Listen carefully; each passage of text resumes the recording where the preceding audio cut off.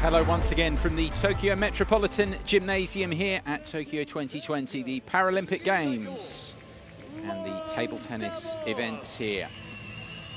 Singles action continuing here at the Tokyo Metropolitan Gymnasium here in the men's singles, the various classes of events, as well as the women's singles here in this session. On table 5, Focus men's and women's singles action across these various classes. Standing action as well as intellectual impairment, class 11, you can see there in terms of our schedule. But we're going to begin here with Pool D qualifying action in the men's singles in class 9 with Japan's flag bearer Iwabuchi Koyo to take on Ukraine's Lev Katz. High-ranking matchup this, of course, with two top 5 players about to go head-to-head. Class 4. Table 8, class 4. Representing People's Republic of China. Players getting introduced here, not just here on table 2, our focus, but across all the match tables here. What a day of action ahead in terms of those matches to decide who makes it through to the knockout stages in the various singles classes, the various medal events here at Tokyo 2020 at these Paralympic Games. On table 6, men's singles, class 4. It's a fantastic venue, this. Spain. Privileged to be here for the test events actually ahead of the Olympic Games and these Paralympic Games. They really do a wonderful job. Beautifully lit indoor arena. It's obviously so important. The lighting is right, and that's something that the athletes often comment on in here, is how good the lighting is set up here. Quality of the conditions, the tables as well, kept bone dry. So important, of course, in these times to, in the pandemic, to observe all those protocols that have been so well observed so far through the Olympic Games and now in the early stages of these Paralympic Games. Ukraine, Lev Katz. Players for our first feature match, on their way out, you can see Iwabuchi and Katz. On table 4, men's singles, class 9. Table 4, 男子シングルスクラス9. Representing Italy. Italia 代表. Khalem Mohammed. Here they come then, Japanese and Ukrainian competitors here ahead of our first match session here on table 2. Iwabuchi Koyo, 26 years of age, from here in Tokyo, up against the 20-year-old catch from Zaporizhia in Ukraine. So, ladies and gentlemen, let's introduce you to this morning's umpires. Coin coming here, and it's Iwabuchi there who's chosen the end. Often when the spin of the coin is won, actually, that's what players choose to do rather than being interested in serving first. They choose a particular end. Now the preparations, final preparations can begin here.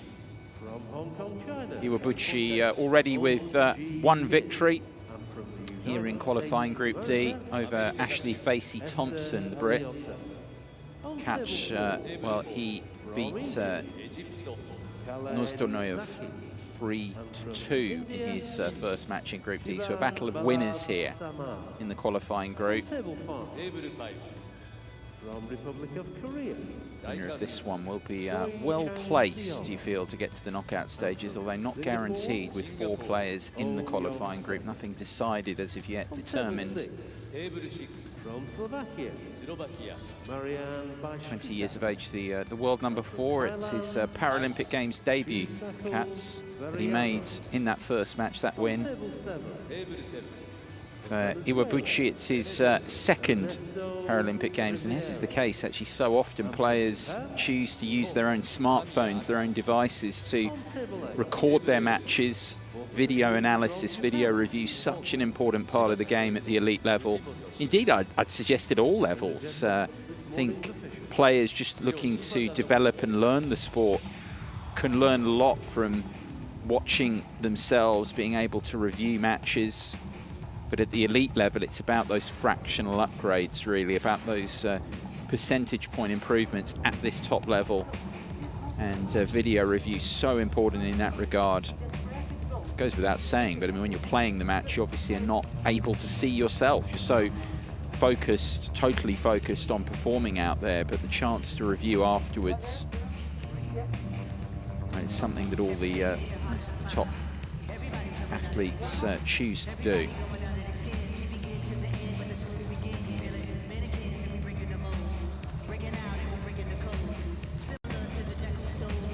Fuck up can begin here then. Into this first match of the session here. Men's singles Class 9 Group D action. Iwabuchi, confirmation of that win so far here in Group D. I mentioned over Great Britain's Ashley Facey-Thompson. He did very well, didn't he, to come through there in the full 5 games. The Japanese flag bearer from the opening ceremony, and Katz of Ukraine, beating Uri Nozdronov of the Russian Paralympic Committee. Again by 3-2, so both of these two coming through full 5 gamers to progress. It's Maria Ferreira of Brazil, our main umpire for this one, while the assistant official from France is Frédéric Fouchard.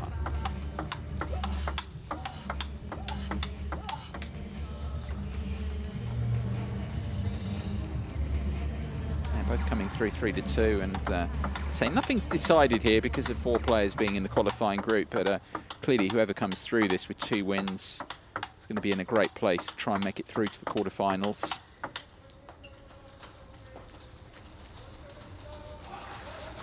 Let's see who will prevail here. Both in good spirits, having won a match already on these match tables. Quite a bit of nerves around, I think, those opening matches. But to get out on the right side of a full 5 gamer, as they both have managed to do, just gives you so much confidence. Really feel that you can start to do something in the tournament.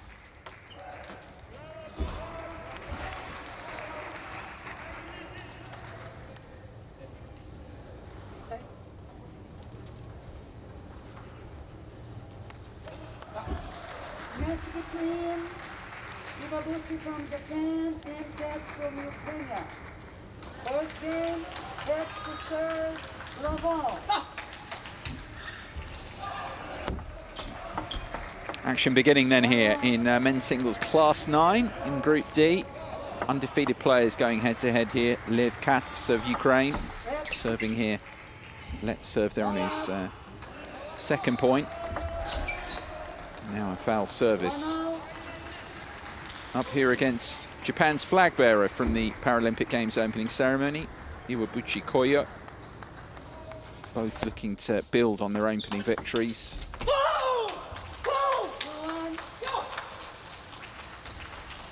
Iwabuchi in particular is opening win. He expended a lot of energy, really pumped up, but of course at home here he can really ride that wave of emotion.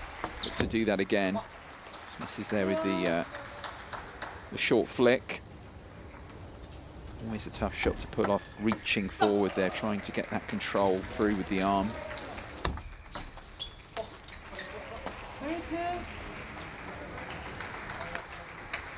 It was a grueling win that over Facey-Thompson, the Brit, as it was for Katz over Nozdronov.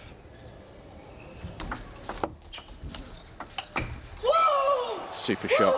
Just dropping short, didn't he, Katz, there in the table, and Iwabuchi was all over that. Pinged that one away.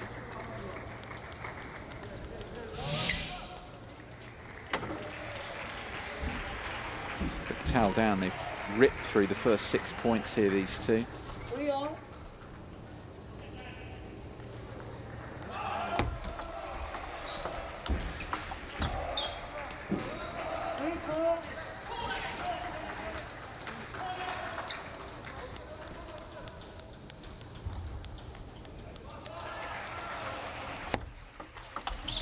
And well read the service there. 5-3.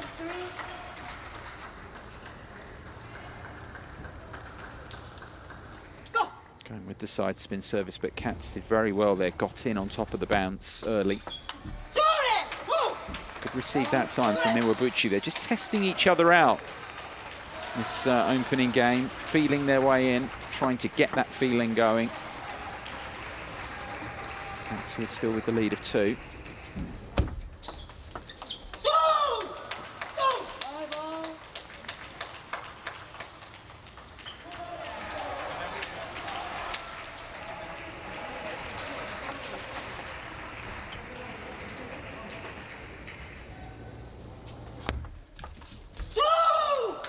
Katz's turn to miss with the short flick receive. It's a difficult shot to execute. And when players do it, to acknowledge the technical difficulty in making that shot. It's his drive right that time, Katz. Back and forth first game, this one.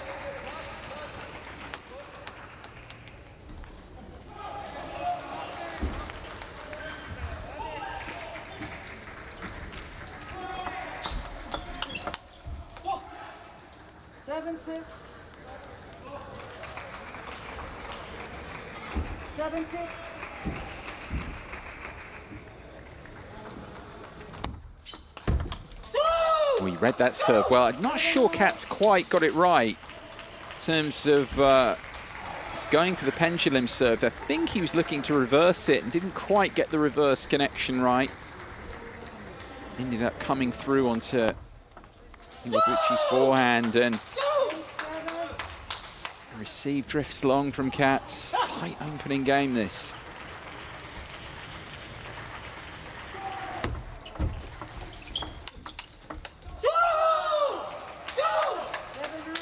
Really getting pumped up, Iwabuchi. Winding up the forehand, but a good counter block in from Iwabuchi there. Surprise Katz.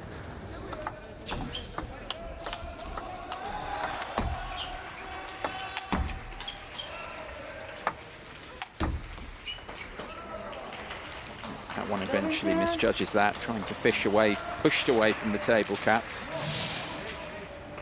Good smashing here, driving from Iwabuchi. Very athletic, getting on top of that bounce. And that's drilled away to save the first of these 3 game points by Katz.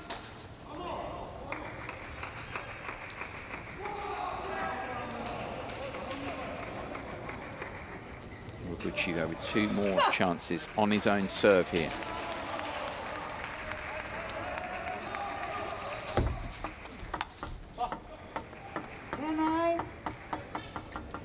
One more opportunity. Service well read that time by Katz.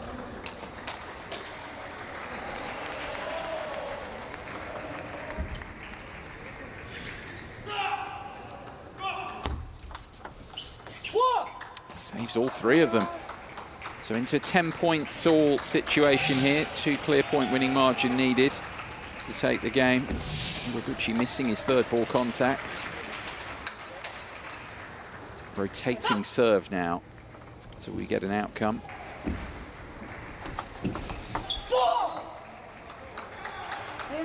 Loaded, wasn't it, with backspin. See there, just a bit back and a bit of overspin as well from Katz. He has a game point now.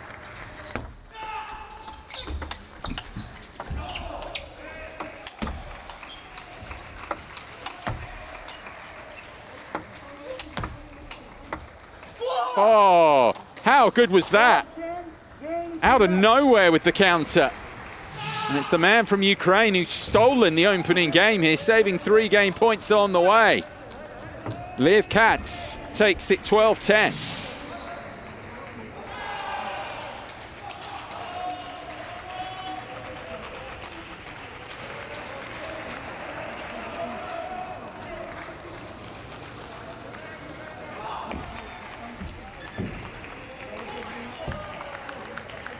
An excellent opening game to steal, really, for Katz. Iwabuchi was there first, 10-7, 2 of those game points he had on his own serve as well at 10-8 and 10-9. That really was an excellent recovery from Katz. 5 points in a row from 10-7 down. And the way he won the opening game will give him huge confidence going forward.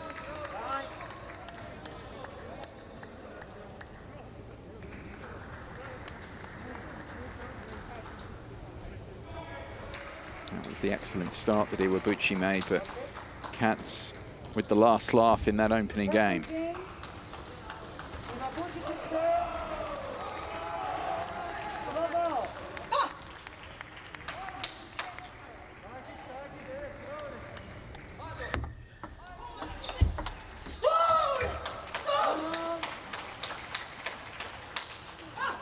Very important here for Iwabuchi, who showed powers of recovery against Facey Thompson, the Brit, in his opening match. He's going to need more of that here because it's a tough first game to have lost. Does need a good start. You feel the early stages of this second game in the best of 5 as it is. All the singles matches here play best of 5 games. It's very important for him, not just that he's lost the first game, but the way he lost it, having had the game points.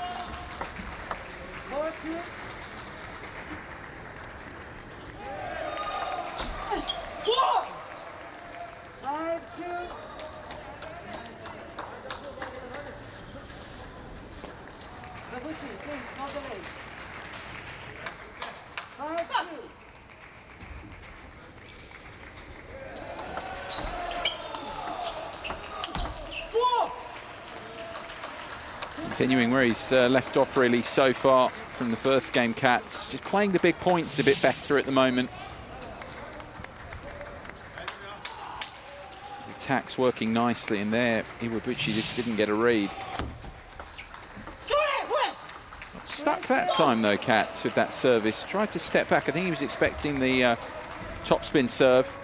Quicker serve deeper, and it didn't end up that way from Iwabuchi. So he got stuck too deep in the table.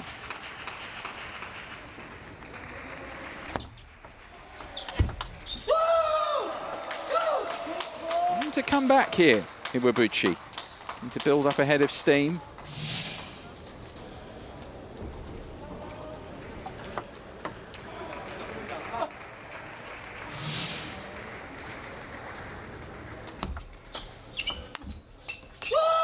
And another one back.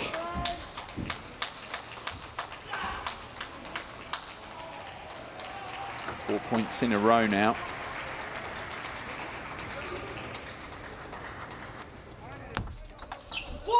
Katz managed a couple for Iwabuchi there. It's Katz who extends the lead back up again now. And the early work was done in this game, of course, putting that 4-point run together. Katz still leading by 2 here, but Iwabuchi has the service back.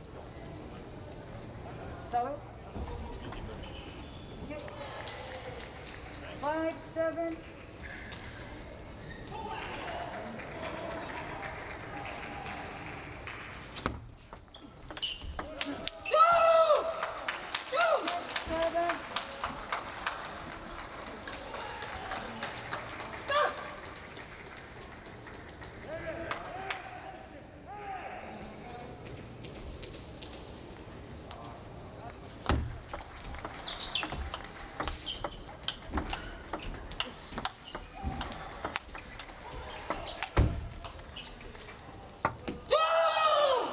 Really good comeback this from forward drift from Iwabuchi, and he needs it.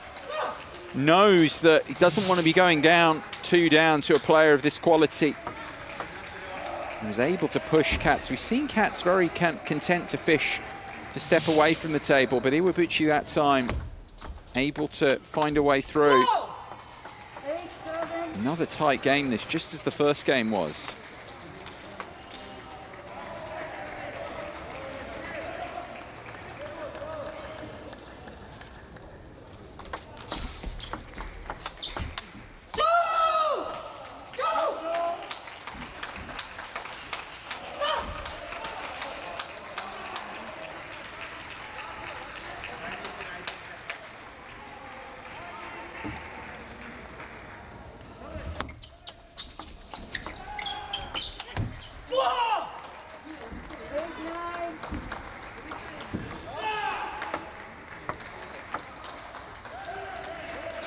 He's got to be solid here. Iwabuchi needs this point desperately.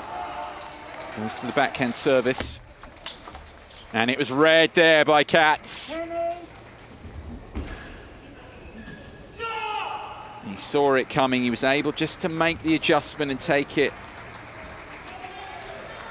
Not have to take it totally out of the pocket, as we call it, out of that area. He was able to drive that forehand just because he made enough space to drive. 2 game points here with the service.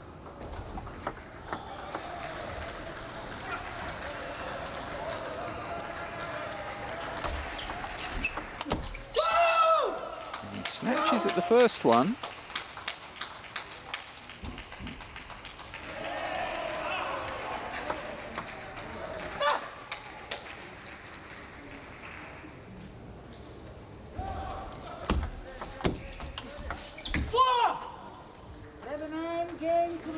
And he does take the game this time.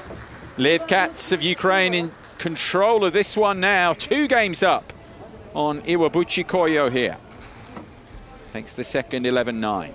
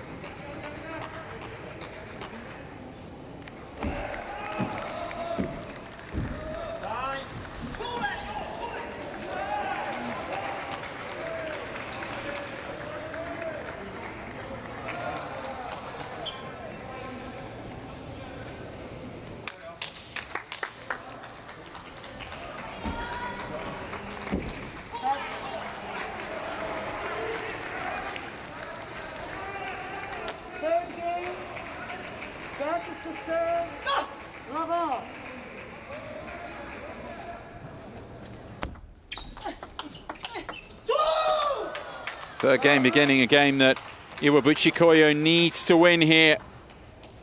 And the Japanese, if he's to stay alive in this match, it's not terminal, of course. This is round-robin qualification, group qualification, but this is clearly a significant match potentially in the outcome of who makes it through here from qualifying Group D in this men's singles Class 9. And Iwabuchi needs this game. He's been in both games, notably the first, of course, with Lev Katz. And from Ukraine had to come from 10-7 down to win the first game 12-10. They're managing to see out the second game 11-9. Put himself in this great position.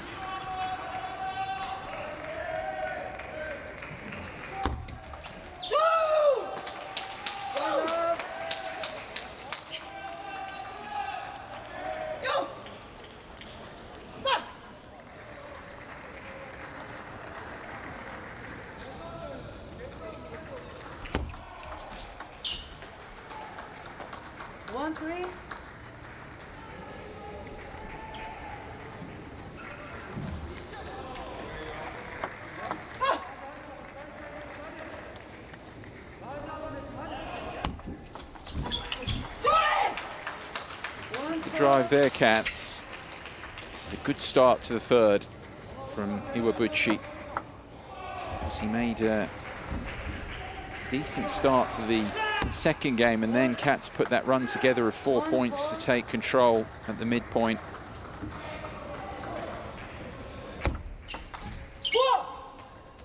So he's shown those powers of resilience, of recovery, Katz, throughout this.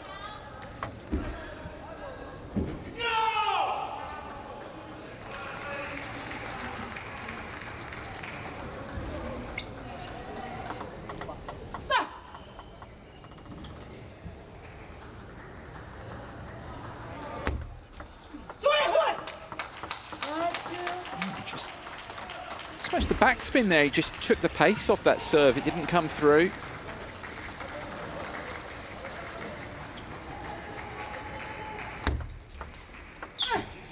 Again, not much pace on that, but what Katz was able to do there was get a good pushed receive in. Fairly hard back at Iwabuchi. Good push receive, but funnily enough, good depth, just not much pace on it. And he had to push, force himself, force too much. The Japanese, and again forces with the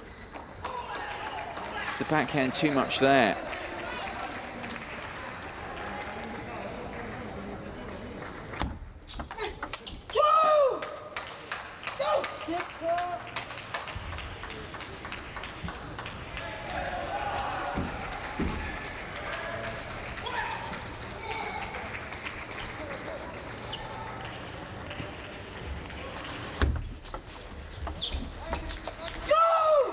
Good adjustment from Iwabuchi. I know Katz there really should have done more with his drive, but very good adjustment with the push from Iwabuchi. Making those little footwork adjustments to make the push. Just felt, lost a little bit of composure there, Katz, to go that big on the receive. Trailing by 4 again.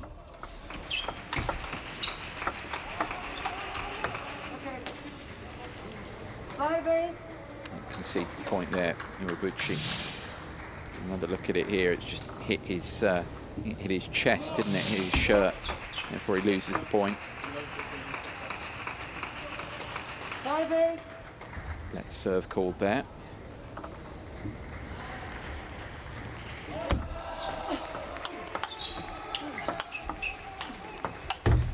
Brilliantly done. Got in trouble, didn't he, Katz? He was getting lower and lower below the height of the table here, having to loop drive up. Iwabuchi able to stay close to the table, be aggressive.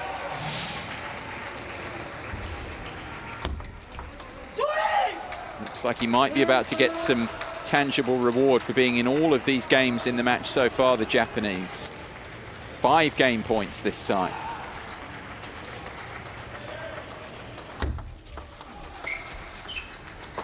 Of course, he did lead 10-7 in the opening game.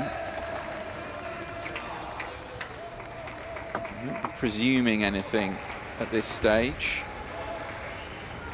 Still 4 more game points. Service back with Katz. And if you can take this next one, Katz, it'll become a bit interesting because of, as I say, what's gone on before in the match. And Iwabuchi gets very lucky there in the end to eventually seal the game. And he's back into this, the Japanese, taking the third here. 11 points to 7.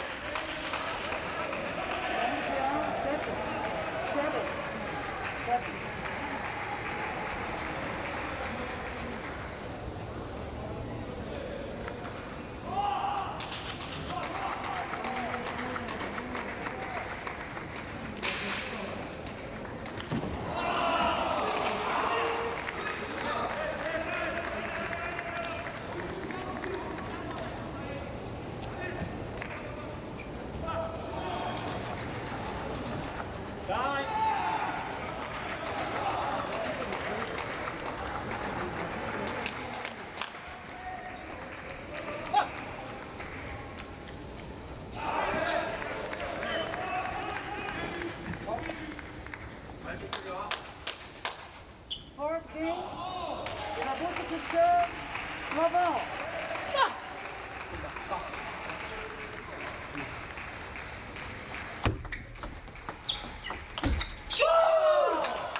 Iwabuchi Koyo here of Japan.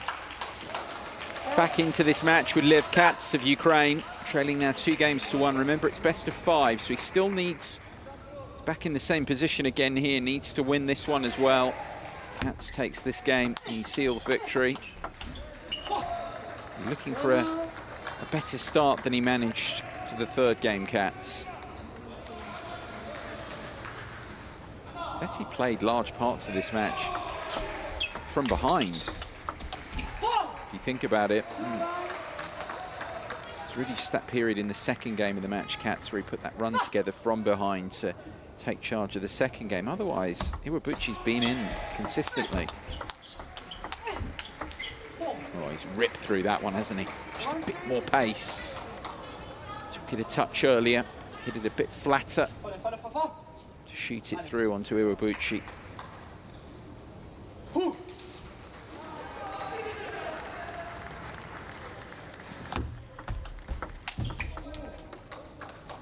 Football wasn't quite right there, was it, for Iwabuchi? He was reaching at that last smash on the forehand side. It's Katz who's opened up the lead, and that's the reason for the timeout. Called by Iwabuchi's coach. Seeing the 4th game, a game that he needs to win. Just getting away from him early on.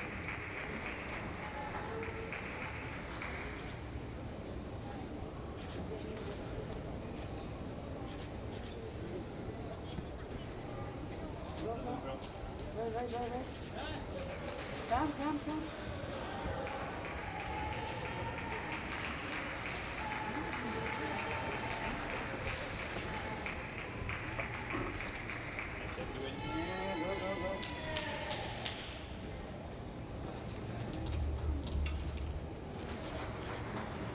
Timeout, of course, so important. The minute, the chances for the coaches, a lot of the focus obviously on the coach. He's called it, Iwabuchi's coach here, to try and break the momentum that Katz was building up early in this 4th game. But for both men, it's the opportunity to just refocus again.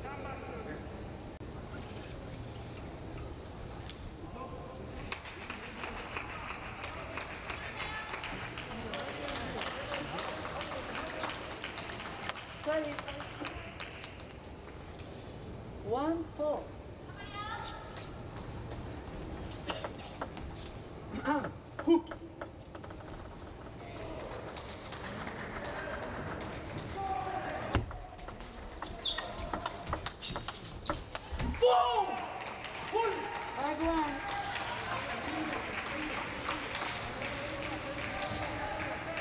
Immediate reward from the timeout for Iwabuchi there. Katz extending the lead. Looking to seal this in 4. He'll know how dangerous Iwabuchi still is at this stage. Won't be wanting to go to a 5th game again, as they both have to do in their first matches of the group. It's a really good serve, isn't it? It's loaded with back and a bit of side spin as well. It's heaping the pressure on Iwabuchi here.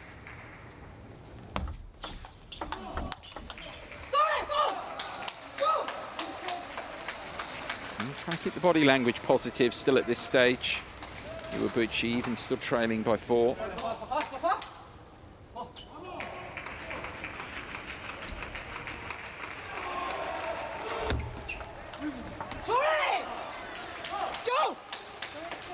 And it all comes down to the execution there, because you could see Katz had seen the serve early. Got enough, laced it with enough spin, and now the timeout call by Katz here, seeing his lead whittled down. It extended it to 5-1, but has lost 2 of the last 3 points, and now deciding here, his coach, to use the timeout, trying to get him over the line in these 4 games. So both only allowed 1 timeout. Both have now used it in quick succession here.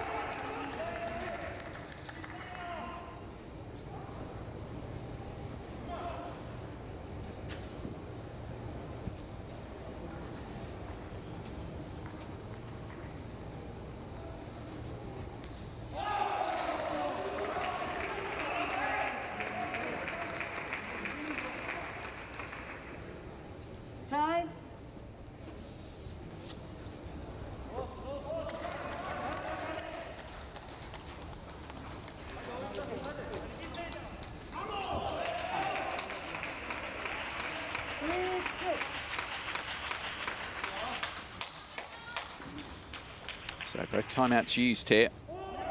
Still here, Iwabuchi needing to continue the recovery. That is another point off the timeout call by Cats' coach. So the lead that was at 4 at one stage, 5-1 up in this game. Now Cats back with the service, but only leading by 2. He needed that, didn't he? Drives that away.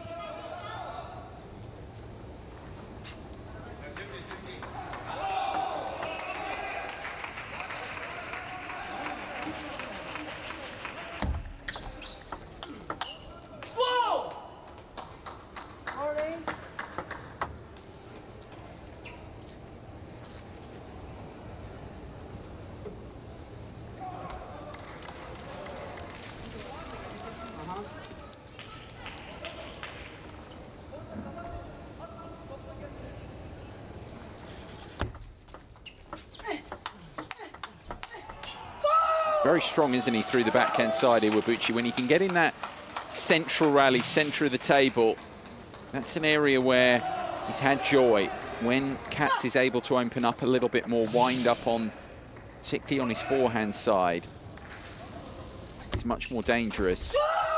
But he's missed out there. That was surprising. As he mentioned, that's really an area where Cats has troubled his opponent. The execution there. And again, what a comeback this is. Trailed by 4 in the game, Iwabuchi. And now just by 1. What a big point this is in the context of the match. One more service to come for Cats. Oh, and he needed that. He really did. Said that a few times in this game for both of them, but oh, that was so important for Cats, just to stay in front. And the pressure now on Iwabuchi here. Goes here, looks like to the pendulum service. Yeah, it's well read. And he gets a bit of fortune. Match points. 3 of them here for Cats to seal the deal.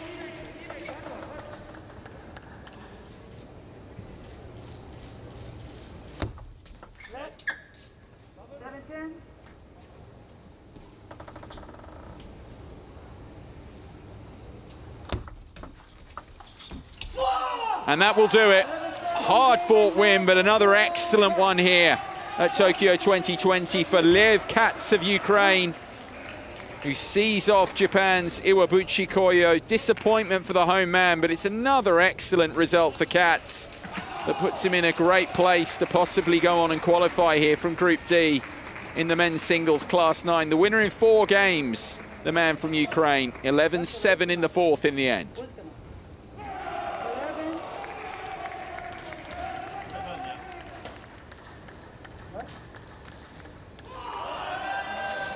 Did very well there because he led by 4 at the midpoint of that 4th game, and then Iwabuchi, to his credit, really dug in.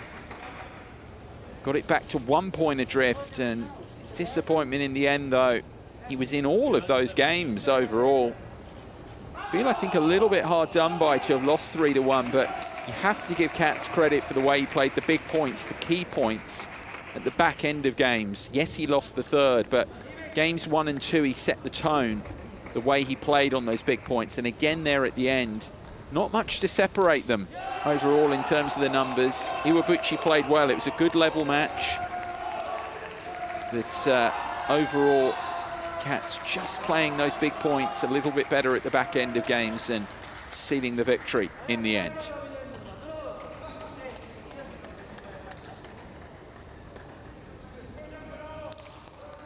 So here's how it looks then in terms of the standings.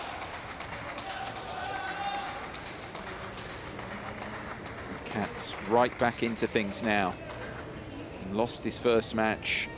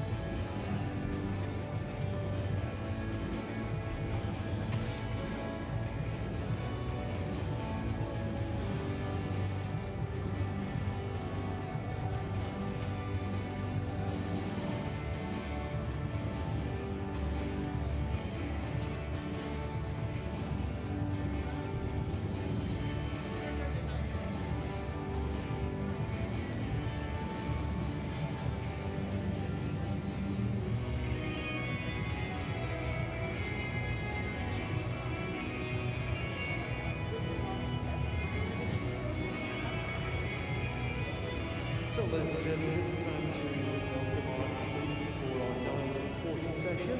And on table 7, men's singles class 4.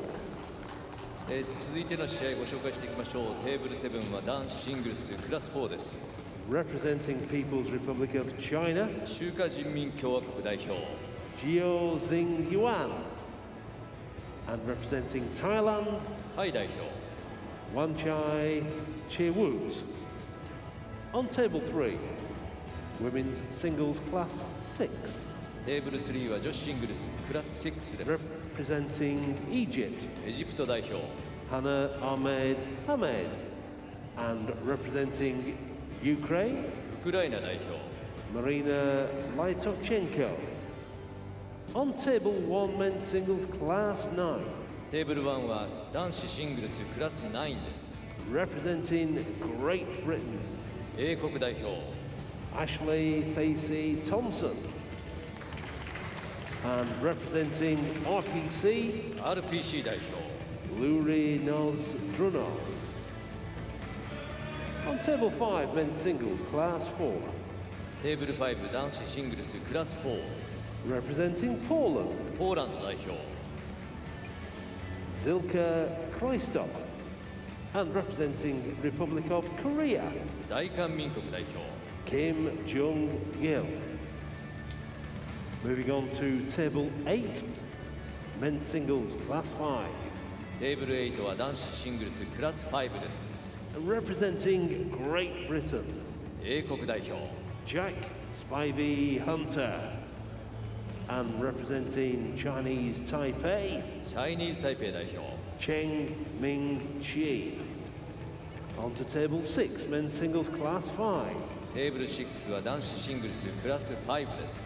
Representing France, フランス代表 Nicholas Savant Hara. And representing People's Republic of China, 中華人民共和国代表 Cao Ning-jing. On table 2, women's singles class 6. テーブル2は女子シングルスクラス6です。 Representing Germany, ドイツ代表 Stephanie Grieb. And representing RPC, RPC 代表 Reza Chibanika. And on table 4, men's singles class 9. テーブル4は男子シングルスクラス9です。 Representing People's Republic of China, 中華人民共和国代表 Zhou Yai King. And representing Ukraine, ウクライナ代表 Ivan Mao.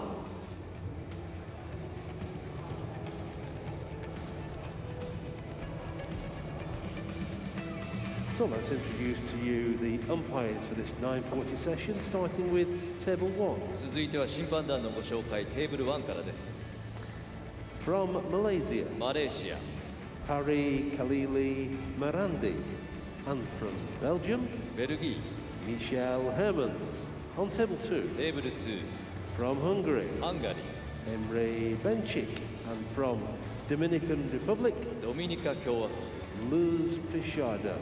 On table テー 3, ブル3 from Canada, カナダ George Joba. And from Russian Federation, ロシア連邦 Ludmila Gryaznova. On table 4, テーブル4 from Slovenia, スロベニア Milana Kreml. And from Denmark, デンマーク Jens Gulberg.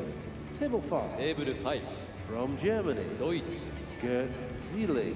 And from Finland, フィンランド Asko Razina. On table 6, テーブル6 from Sweden, スウェーデン Ingrid Brugren. And from Japan, 日本田中玲 on table 7, both Table 7. umpires are from Japan. 子日本山口由美福田智子 And on table 8, テーブル8 once again, both umpires from Japan. 日本平博恵今野和子 Ladies and gentlemen, our officials. 審判団のご紹介でした。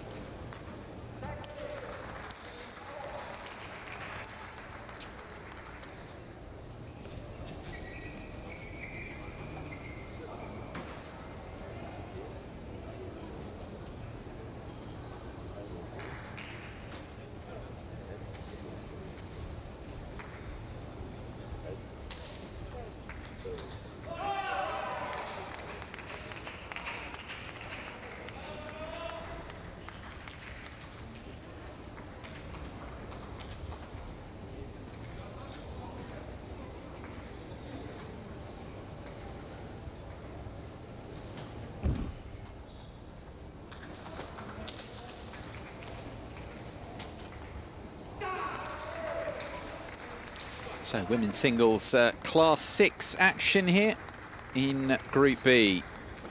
Raisa Chebanica of the Russian Paralympic Committee to take on the silver medalist here in this class from Rio 2016. Chebanica, 57 years of age now. She's up here against the German who won the silver medal in this category, this class, 5 years ago at the previous Paralympic Games. Stefanie Gräber of Germany, 33 years of age now. Gräber, born in Berlin, based in Uletzen.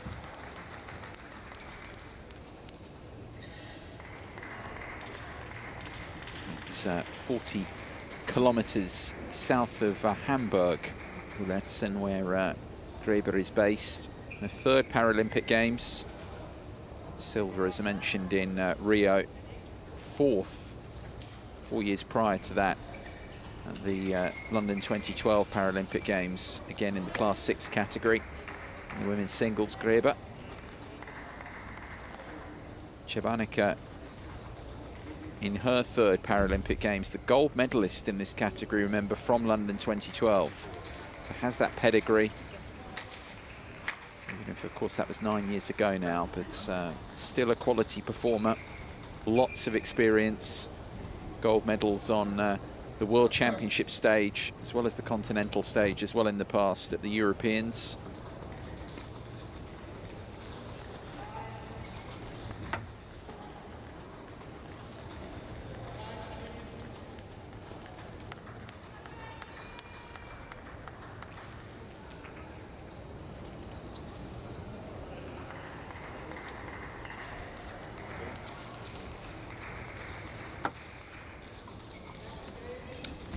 You can see on Gräber's part a limb deficiency that she's got, born without hands and right lower leg, which is why she's got the device that allows her to play on her right arm. Chebanica's impairment, cerebral palsy, congenital. That's the reason they're both classified here in Class 6. Opened up the one result in Group B here so far with the win over Moon of the Republic of Korea. 3-1. This is Gräber's first match of the group. Imre Benchik of Hungary, our main umpire. And Dominican Republic's Luis Pichado is our assistant official.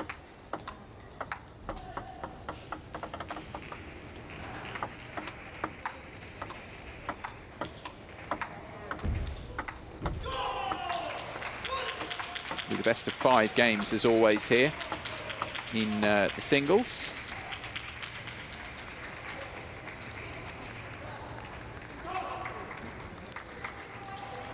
First to 11 points, taking each game here. Both of these two with the pedigree, of course, having done well in this Class 6 event in the past. Gräber with that silver medal 5 years ago, 4 years prior to that. Chebanica winning the gold medal. So both have done well in this category, in this event. Who will prevail here?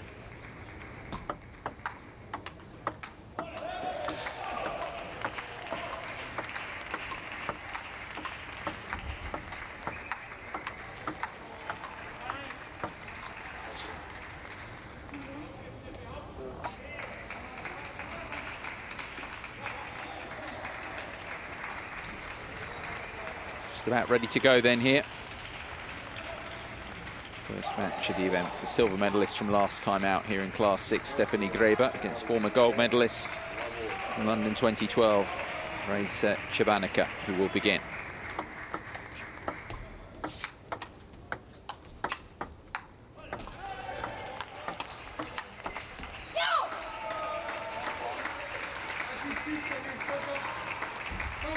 Ready control from Gräber. As a placement officer, Gräber, for the Federal Employment Agency back in Germany, the native country.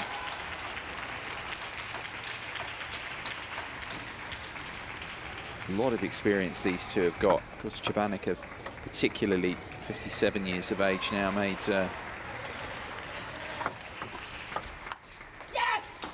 the move, born in the Republic of Moldova, moving in back in 1998 to Moscow, Russian Federation, to continue her development. Because what a career it's been, highlighted by that gold medal at London 2012 in this event.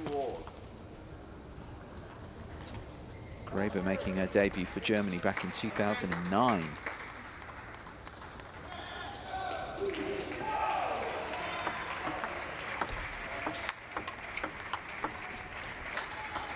Good use of the forehand, the drive again from Graber.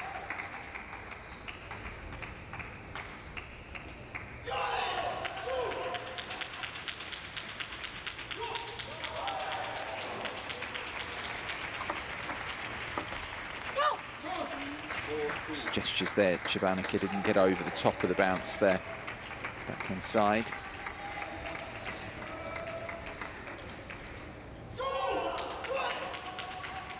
First towel down of the contest, of course permitted after every 6 points.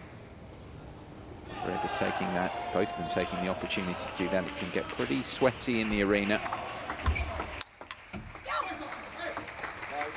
Again, forehand is something that Chabanica is going to be, I think, very mindful of, not giving Graber too many opportunities just to unload on that forehand drive. Try and keep it away from that wing if she can. Opening up an advantage here, Graber.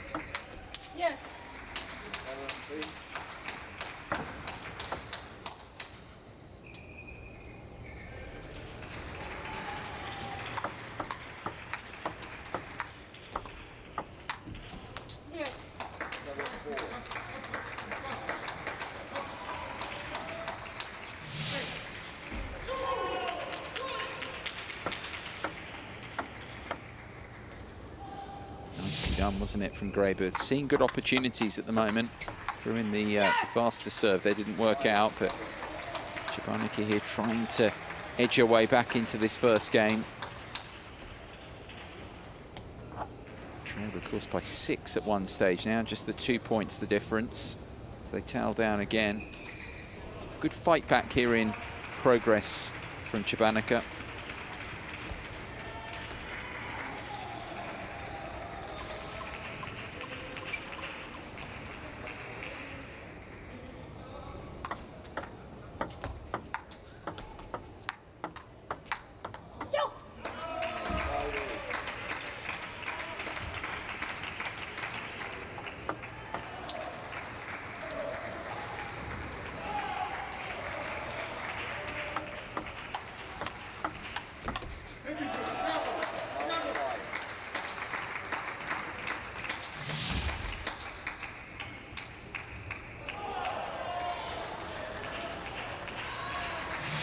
Frustration for Chabanica after foul service from Graber. Just keeps her just about interested here in this first game. She's always been behind. Got that deficit down to 2, having trailed by 6 at one stage. It's 3 again now. But back to 2 now, and with the service again here, just refusing to go away easily, Chabanica.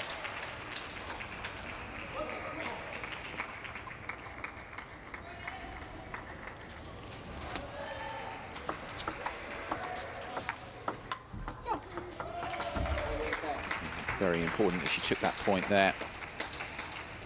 3 game points now for Graber.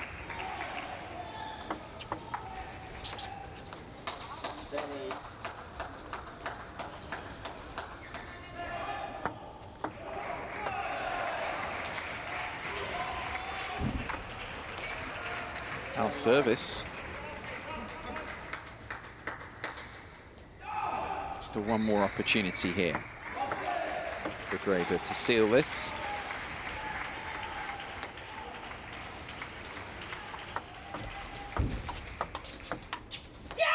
Ah, Chabanica back from 10-7.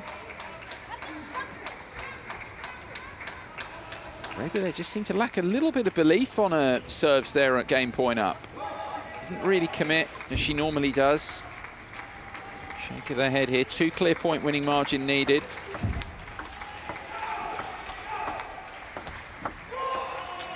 She'll get another chance now.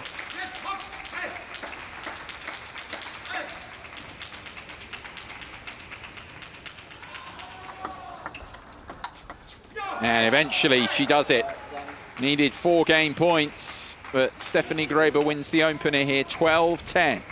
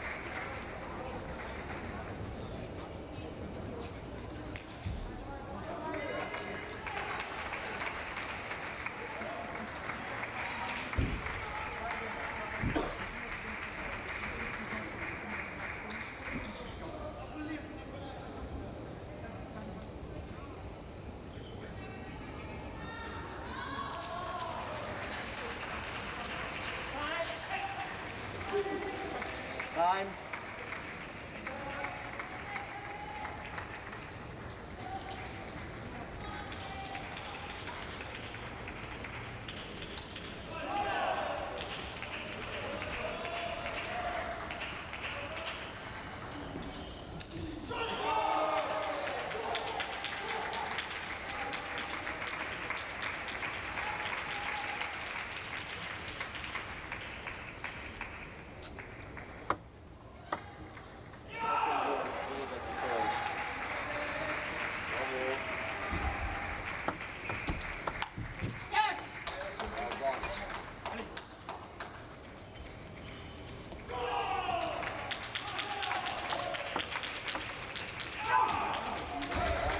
Stephanie Graber here, a game up on Raisa Chabanica in this Class 6 Group B encounter.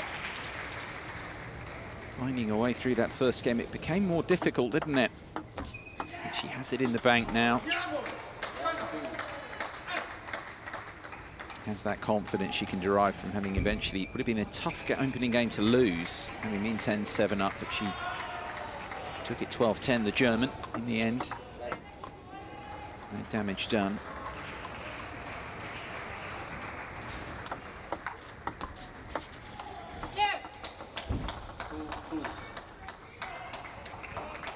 She's got a little bit more, hasn't she, overall? But what Chabanica has got is that wily experience, good control as well, and those sorts of areas just continuing to keep her in it. Graber with a little bit more firepower, especially off the forehand. Chabanica quite crafty in her game style, very experienced. Strong through the backhand, good blocks there. Graber misses her contact point.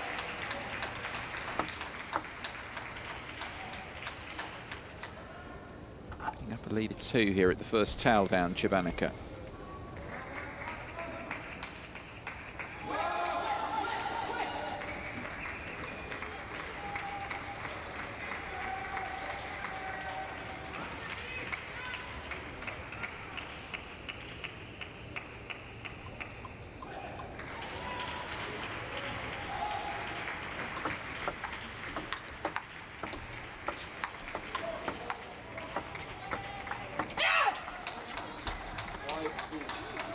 A little bit more steady, isn't she, in the blocking rallies?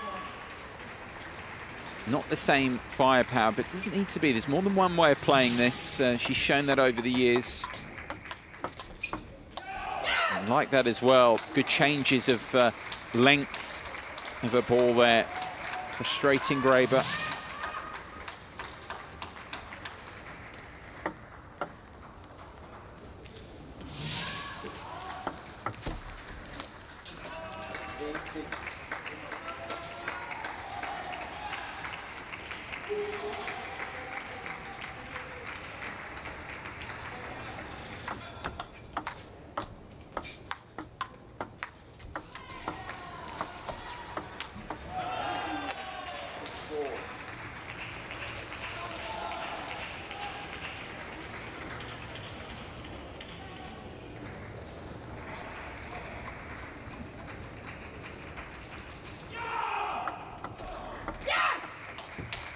Yeah, the cry of delight there. Got that. No pace serve, just right there. Really good contact, good weight of serve from Jabanica. Oh, that one, yeah, no chances there really for Jabanica. One popping up for Graber to pick off.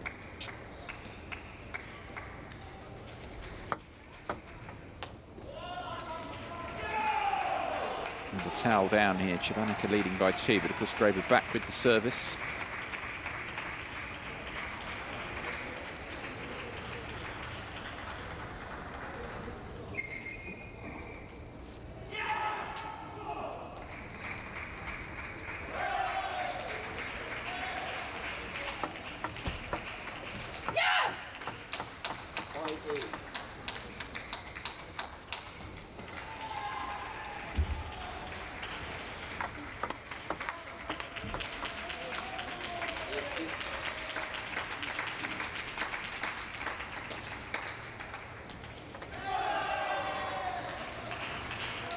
Still in touch here in this second game, Graber.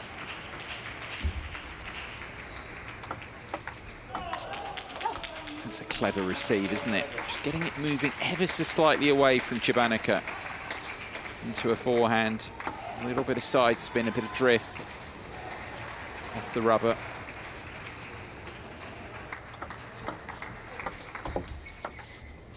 Oh, that's a big miss, though. Having got the luck of the net cord.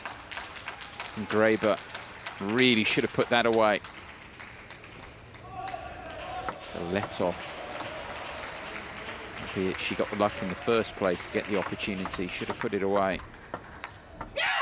And that might be that, really, you feel, for this second game. Error from Graber. Game points. Yeah, fell away there. It's the error, really, that I mentioned off the net cord that caused the issue. She's got to just reset there, Graber. Let that get away from her. And Jabanica levels up, takes the second 11-7.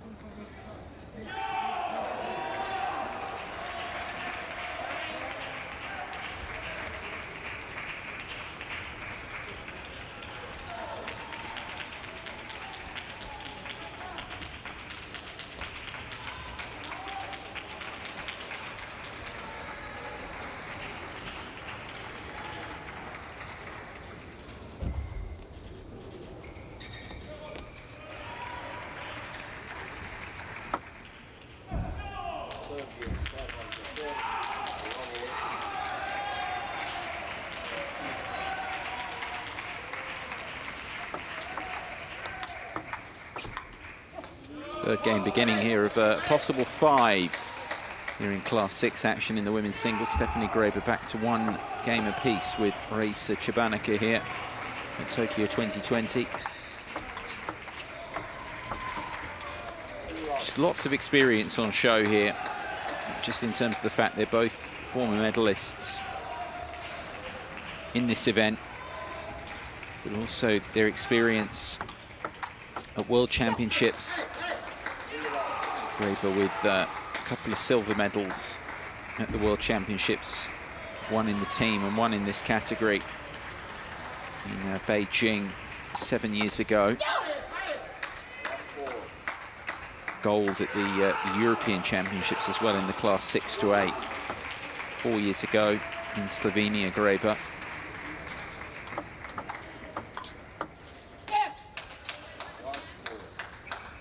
For Cibanica, the former gold medalist in this event from the London Paralympic Games 9 years ago, also gold medalist at the World Championships 4 years ago in the team event, 3 times silver medalist. Might be a 24-year age gap, but in terms of their experiences, they both rank very highly in that regard.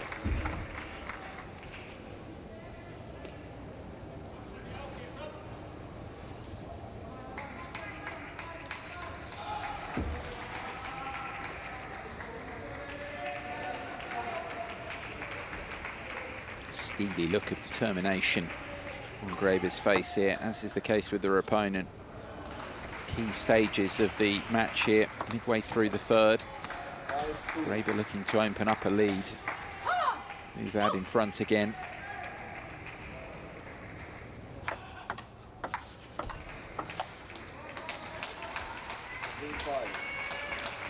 Trying to take that on the half bounce there, Graber. Veering away off the rubber.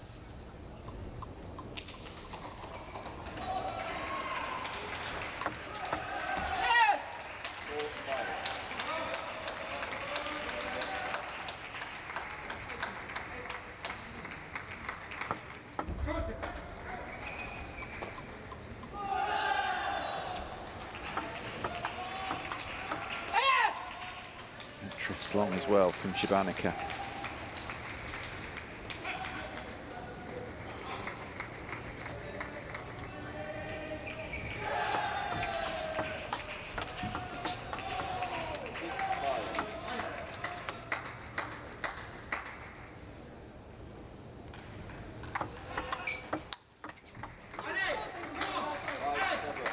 Good stuff from Graber, looking to knuckle down and get herself back in front in the match. Solid point she put together there, just cutting out the errors.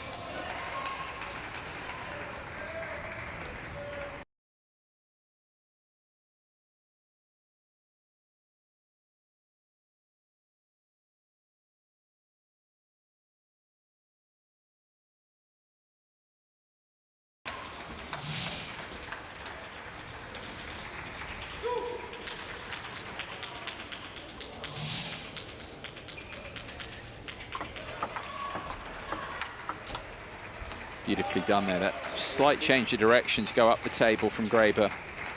Expertly done.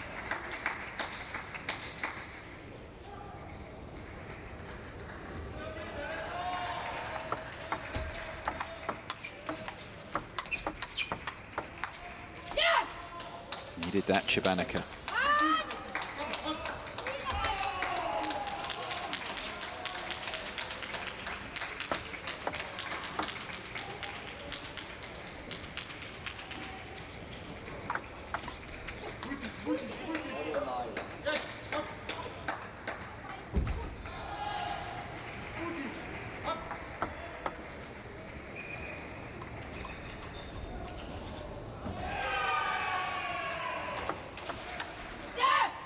Trying to go big on that. Graber, maybe just with a 2-point advantage now. One, that was a bit too expansive. Would have identified, targeted one of these two Cibanica service points here. Yeah, and see what it means to her, though, to take that, because that was surely Cibanica's point.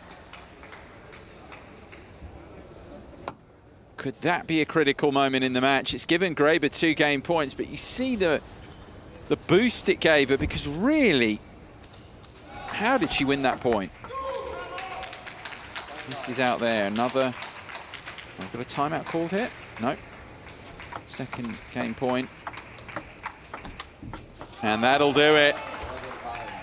She's toughed her way through that third game, Graber. And she's back in front here, the German. 2 games to 1.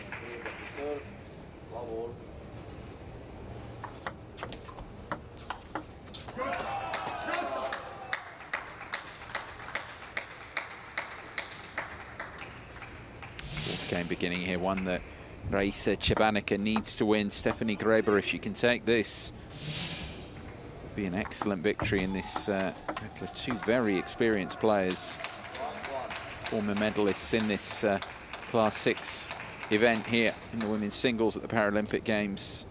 Former gold medalist Raisa Chebanica needing to win this 4th game.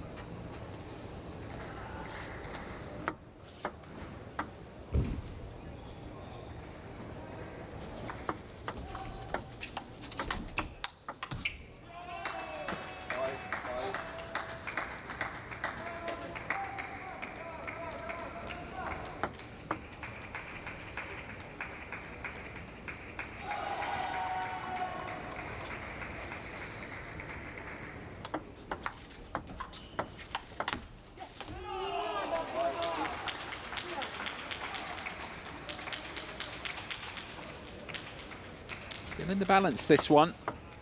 Raisa Chabanek is still in things. Of course, she does need this 4th game to keep the match going. Stephanie Graber will know that. Has the scoreboard in her favour.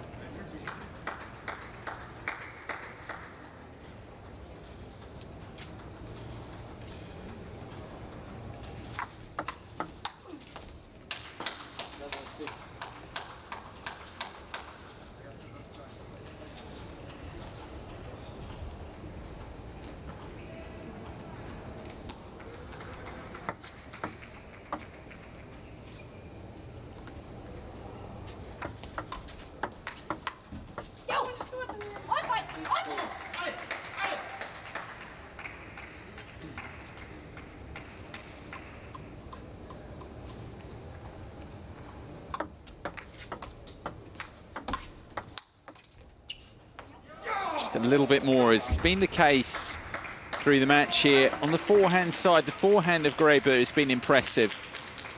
And she's looked to vary it.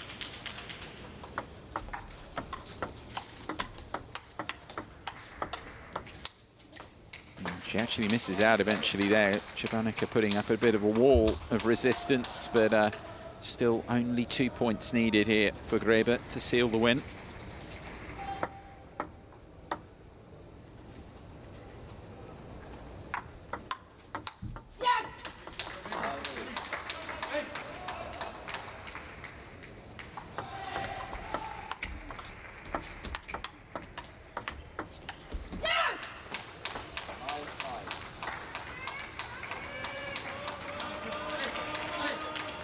Not done yet.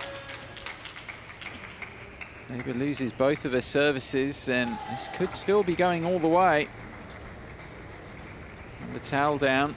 Chabanek with the 2 serves to come here to try and take it into a 5th and deciding game.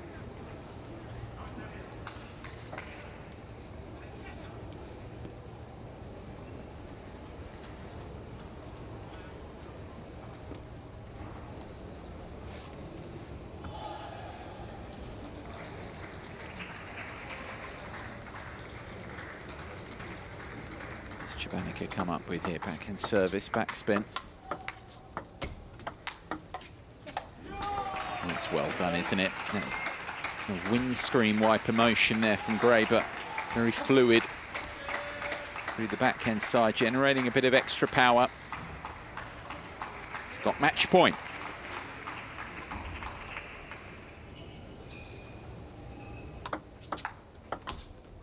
And that will do it. That's a big win for Stephanie Graber here in Class 6 action, beating the former gold medalist in this event, Raisa Chabanek. Graber, of course, the winner of the silver medal in Rio. And she's got her victory here in 4 games over Chabanek. Hard-fought win, 11-9 in the 4th.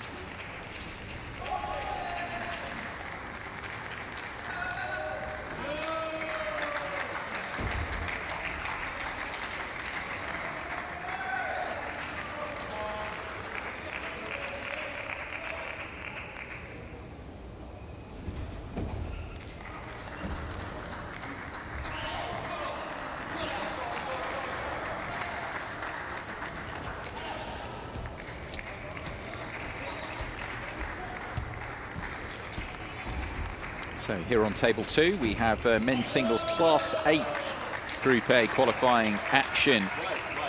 Billy Shilton of Great Britain to take on the #1 ranked player from Ukraine, Viktor Didiuk.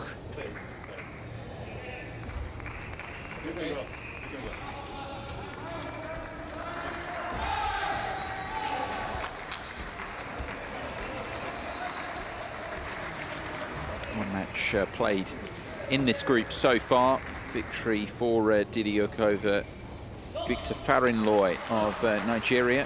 This is Shilton's Paralympic debut.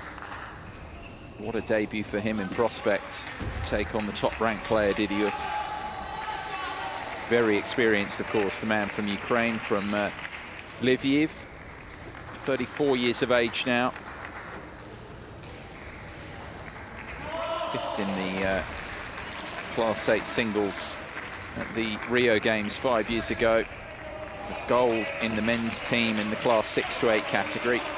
For Ukraine was part of that gold medal winning outfit. For Shilton, well, this Paralympic debut, just such a big opportunity for him, for the man, young man born in Gloucester, based in Stroud, 22 years of age now. Getting a wild card spot into these Tokyo 2020 Paralympic Games. Shilton, after missing out on qualification automatically through the World Qualification event that was staged back in June in Slovenia. Didiuk, of course, getting in directly via his ranking. His impairment, limb deficiency that was acquired after he was diagnosed with cancer. Didiuk in 2008 required amputation of his left leg. A few years later, in November of 2012.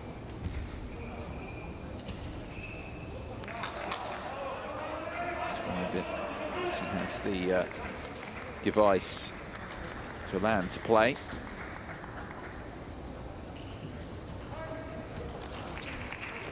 He's extremely experienced, Didiuk. Very tough, put it mildly, first match here for the 22-year-old Shilton, as he looks to embrace the stage. And Didiuk's impairment, Shilton's impairment at 5 years of age. He was diagnosed with Charcot-Marie tooth disease, which damages the peripheral nerves. That's why these two have been classified here in Class 8. Higher the number, of course, within the classes. You've got classes 1 to 5, which are wheelchair classifications, and then classes 6 to 10 are standing para-table tennis.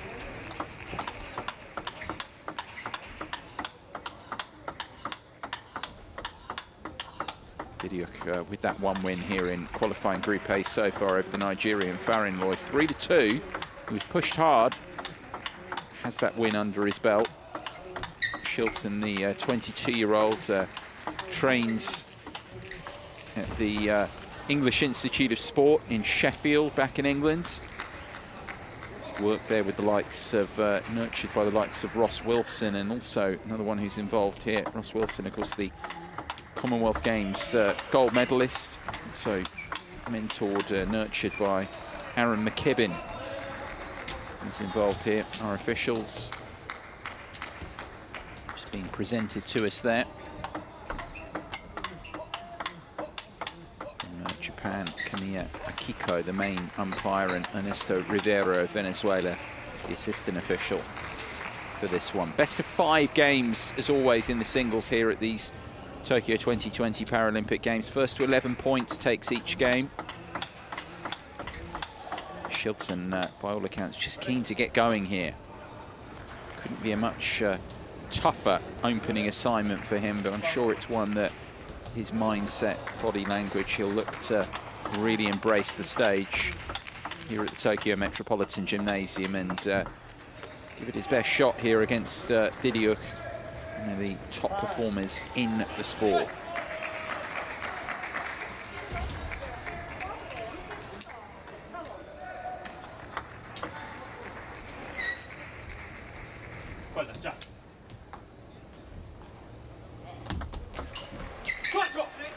Here we go then, Group A action in the men's singles Class 8 here at these Tokyo 2020 Paralympic Games. Billy Shilton making his Paralympic Games debut.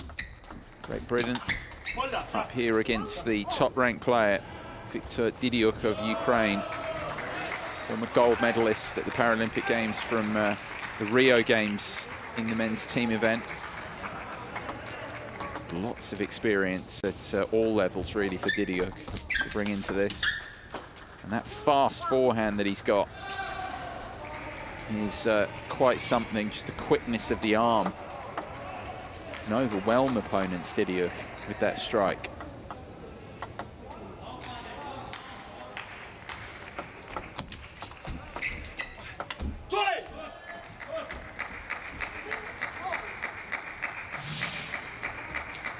Good push receive from Shilton, and then back to take that from below the height of the table. Good point construction. Throws in the quick but see how quickly Didiuk. Yeah, just getting a warning there. Well, warning's a bit strong. Just a word from the umpire, Kamiya, about the toss. Sending that toss up vertically in the correct height. 6 inches up, at least.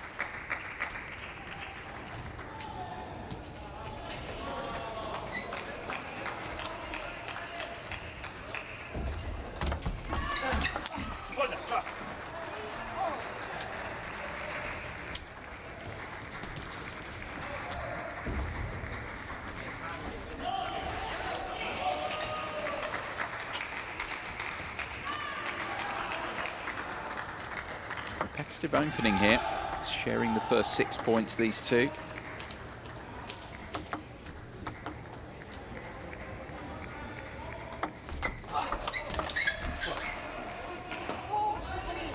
For me, what makes Didiuk so good is his anticipation, especially to his forehand side. You can see there Shilton's got a really good receive, aggressive receiving, but Didiuk's anticipation skills are just first class. Always have been.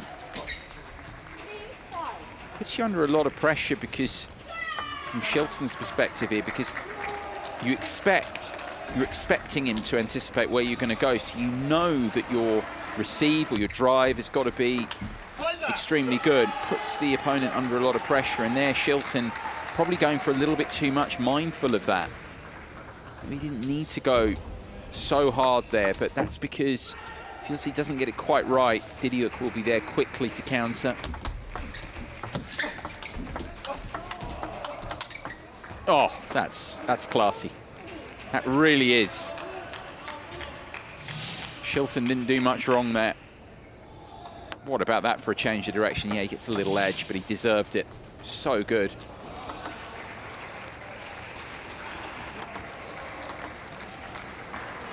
Good run being put together here by Didiuk, taking charge of his first game and winding up the big forehand.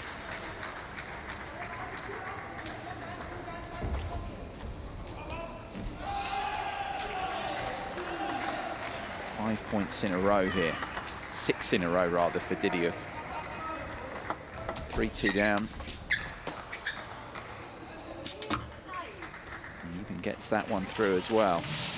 Looking good here in this first game, winding up the forehand again. That caught the, just caught the net cord, didn't it, on the way through.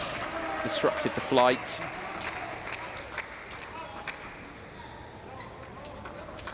Seven successive points, surely the run that will mean that Didiuk takes this first game shortly.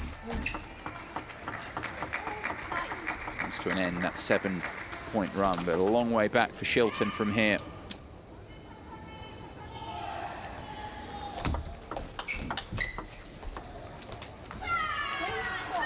Six game points then for the man from Ukraine.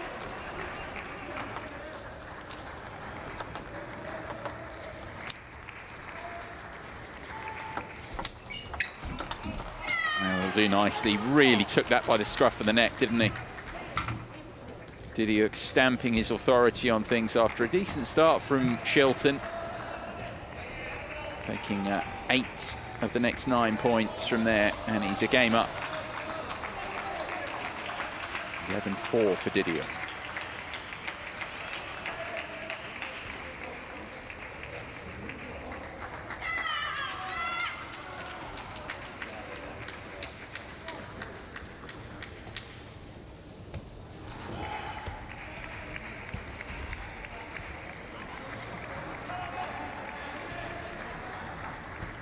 Information of the scoreline at this stage. Didiuk with 8 and 9 points, 7 in a row from 3-2 down in that opening game to take it 11-4. He is a high-class operator, and he showed it there after sparring with Shilton for a few points.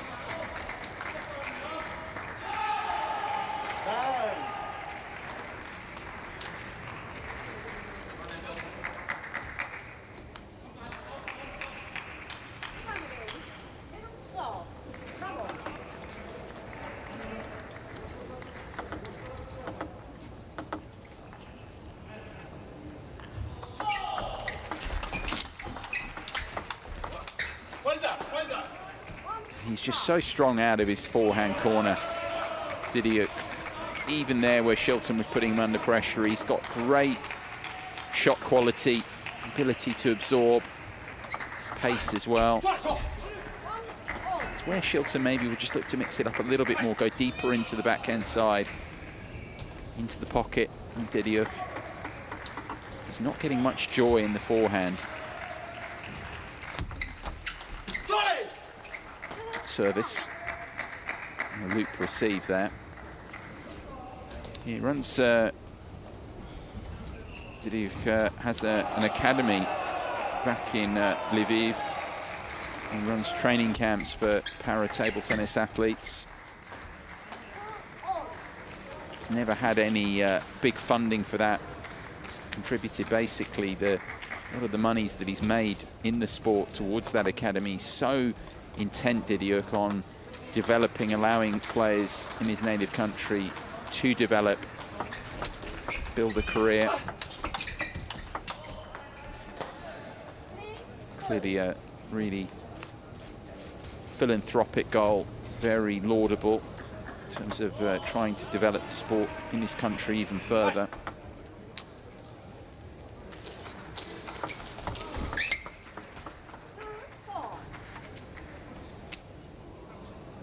Country that Ukraine, of course, has a lot of top players, Didiuk not least, but compared to, for instance, a country like Great Britain that's got excellent facilities there. Mentioned Shilton, of course, benefiting from the top players that Paralympics GB have, the likes of a Ross Wilson and Aaron McKibben, a Will Bailey as well. For Didiuk, of course, country maybe not so established historically in the sport, but he's a top player, of course, and can have that influential role with his academy. He's keen to progress that going forward even further, run more and more training camps, more development projects. Opening up a lead again here, Didiuk. Similar feel, isn't it, at the moment to the opening game, this. So quick, isn't he, to change direction. Yeah, splitting the first series of points with Shilton, and now pulling out to an advantage, a lead of 5 now. It's a tear again from Didiuk. It's well played. I'm expecting that, Didiuk, that change of direction. And it was 6 points in a row again for Didiuk there. 2-1 down.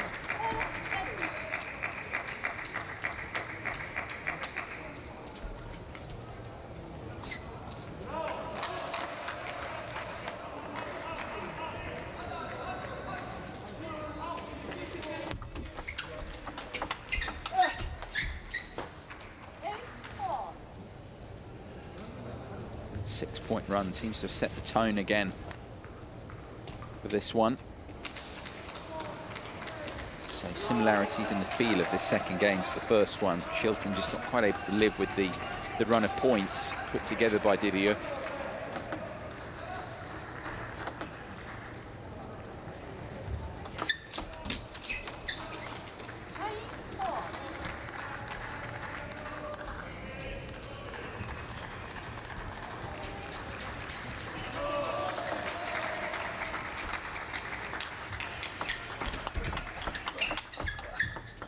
So good, isn't he? I mean, even there where Shilton's gone big cuts, into the backhand side of Didiuk. He stands up so well, doesn't he? 6 game points.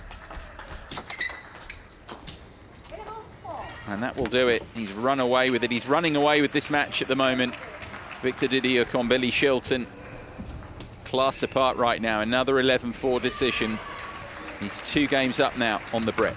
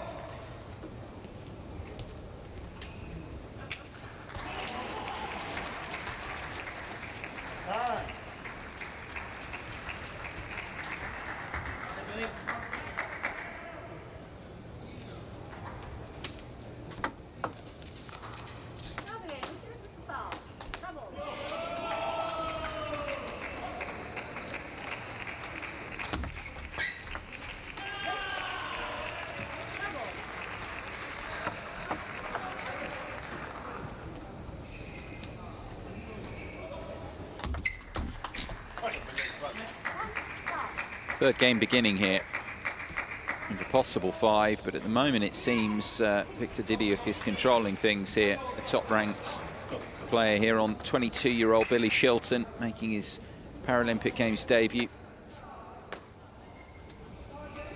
A couple of games so far that have been similar in their progression. Shilton here, good start to this third game. Able to rotate there well. Just got to look to absorb the experience here and just try and make a better start. He's held his own for a few points at the beginning of both of these first 2 games and then seen Didiuk put a tear together.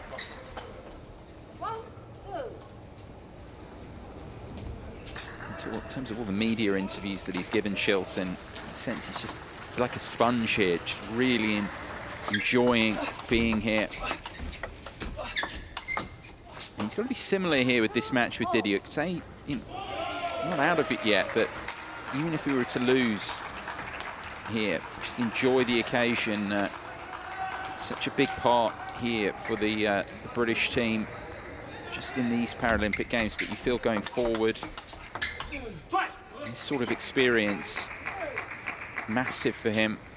Just go back to the previous Paralympic Games in Rio, where he still travelled. Paralympics GB have a very good program, Paralympics inclusion program, which allowed him to travel to Brazil, even though he wasn't at that stage obviously part of the team. He was a bit young at that stage to be qualifying. 17 at that point, but that was, as commented, was absolutely massive for him to just be around, to be training as well, be able to hit with some of the other top athletes, and it stood him in good stead actually for the wildcard opportunity that he's got here.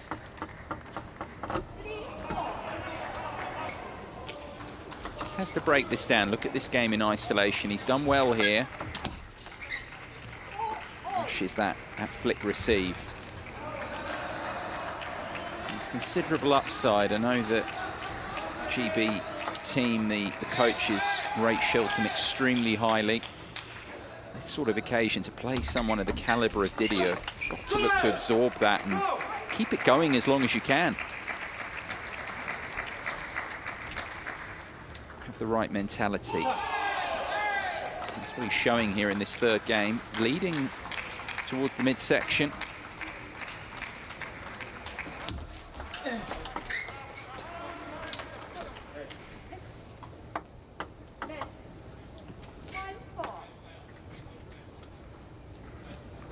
Service called that. Yeah, very good point there from Shilton. definitely more into things here. He crucially hasn't allowed Didiuk to put a run of points together, as was the case in the first 2 games. He's held his own, putting pressure on the man from Ukraine with his serves to come here. And there we go, he's taken the first of them.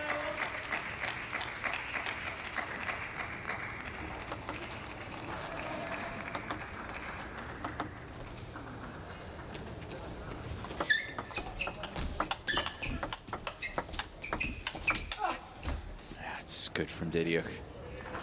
Under a bit of pressure there, Shilton keeping a good length. Again, able to find the bigger cut on the forehand side. Toweling down again here, Shilton back with the service, a lead of 2.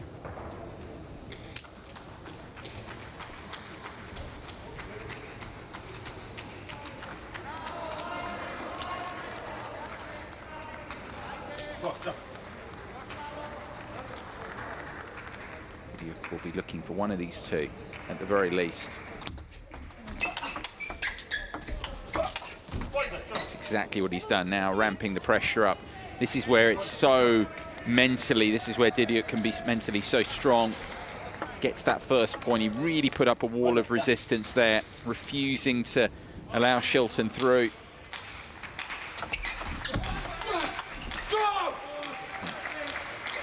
And, the British youngster here has done well there, taken one of the 2 service points.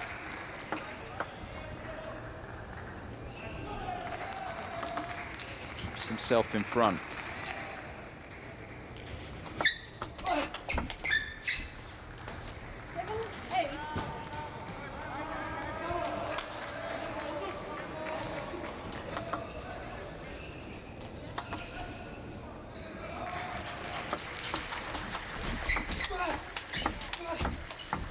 Oh, what a rally. Shilton here really impressing in this 3rd game. That was one that I think Didiuk thought he'd got. Could that be the telling moment in this 3rd game? Talked about Shilton looking to embrace the experience. Maybe there's a bit more to come here. He's not done yet in this match. A couple of points from getting himself on the board.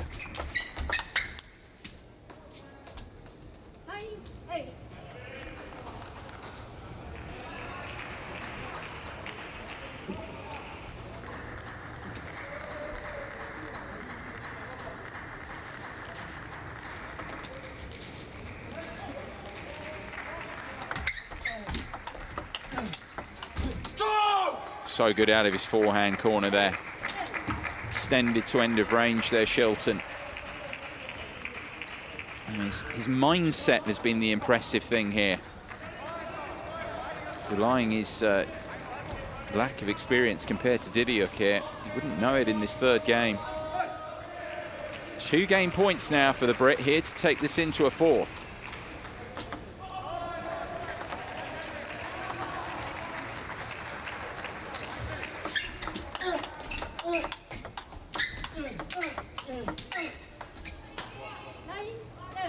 Just felt he had chances there as well in the rally. I think he knows that.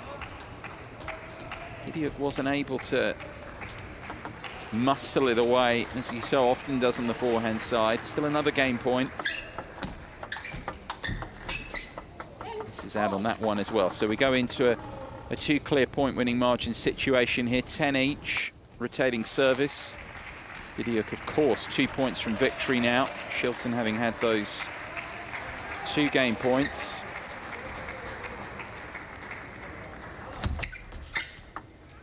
Wet service.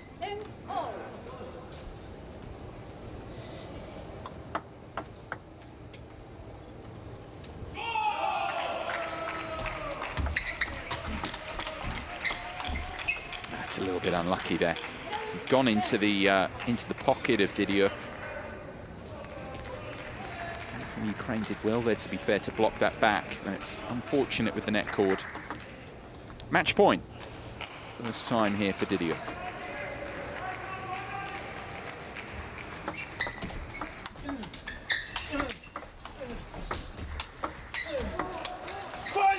He's done it. Had to work hard there in the end to see that off in straight games, but he's done so. The top-ranked man former gold medalist, of course, at the Paralympic Games, and showing his class here. Victor Didiuk seeing off the British youngster, Billy Shilton, who improved in that third game, showed some real shot quality. Shilton, nothing to show for it in the end, really. Didiuk, the winner in straight games in the end, 10, 11-4, 11-4, and 12-10 in the end on his first match point.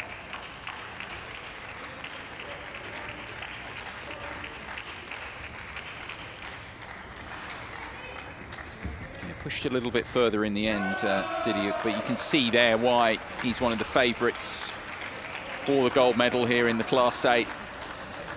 It's those tears of points that he put together in the first couple of games that Shilton couldn't quite live with and set the tone for the match, although it could have easily gone into a fourth. Shilton had those 2 game points at 10-8 in the third, but it's Didiuk who responds, sees him off 3-0. Really in a good place, of course, now. They're Didiuk here in the standings.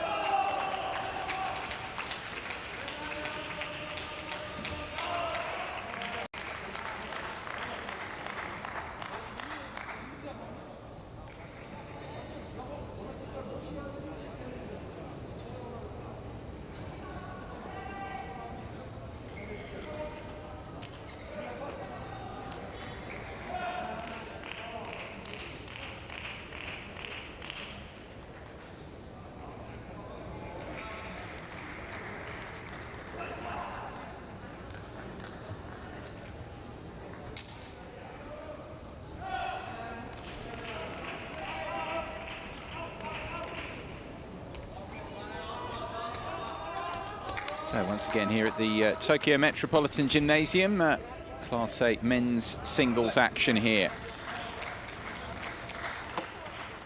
Qualifying Group F.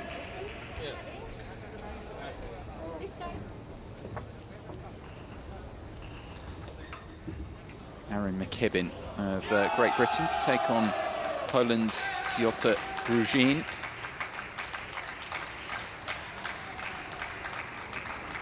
Matches, of course, played in this qualifying group. McKibbin with a victory over the Australian Nathan Pelissier, 3-0 in his first match. The 29-year-old, of course, two-time Paralympic Games medalist, part of the Great Britain bronze medal winning teams in this category, in this class, both London 2012 and Rio 2016. His opponent here, Gruzin, 29 years of age, though, is a multiple Paralympic Games medalist himself, appearing in his 4th Paralympic Games. Gold in the men's team at London 2012. I think the highlight for him overall in terms of the colour of the medal, but actually his victory right the way through to the gold medal matches, wins through to winning the silver medal in this Class 8 at Beijing 2008. He considers his best individual achievement of his career. Did that as a 16-year-old, Gruzin. Giving confirmation of his win here in qualifying Group F over Pelissier, the Australian. Played very nicely, actually, McKibbin. Very watchable style of play. Commentated that one and took care of the Australian. Can be dangerous. He's Pelissier, very streaky style of play. Good feeling as well in his shot quality, and McKibbin handled him well. Mentioned Gruzin, though, who's won medals, gold medalist in the men's team at the World Championships back in 2010, because, of course, Poland is a nation in para-sport. Over the years, para-table tennis have been excellent at the big events, continental stage at the European Championships, but also, as mentioned, at the World Championships and here at the Paralympic Games. So he's regularly picked up medals. And do you feel here with this qualifying Group F, the winner of this one would be the favourite to make it through to the knockout stages? Tanaka Rieko is our main umpire from Japan. And it's Ingrid Berggren of Sweden will take care of the score system and also any edge balls. Of course, as the assistant official, well as both of them, and I know the official's very, very hot on this, checking the legality of the serve as well, with the ball toss and relative position to the table.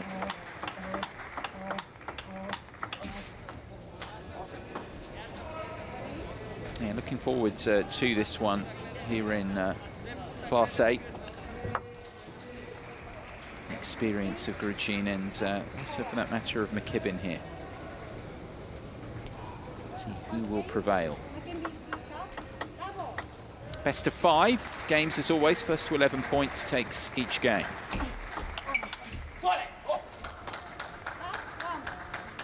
And this Class 8 action here. In terms of impairments, of course, Gruzin, leg length difference, the key congenital difference for him. Right leg is shorter by about 10 centimetres, and his left arm shorter than his right.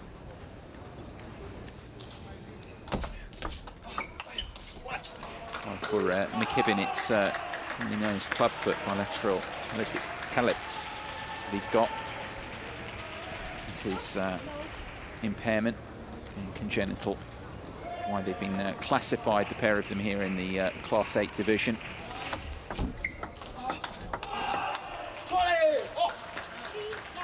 Two excellent athletes who really, I think, Grucin and McKibbin exhibit their body language very well. Positive body language around the table. Seen that already from the pole. These early stages, the start he's made here. McKibbin as well will build into this. Real positive energy around the table. That's so important at this level. And in this sort of format as well, best of 5, the importance of that good start. These early points can really set the tone.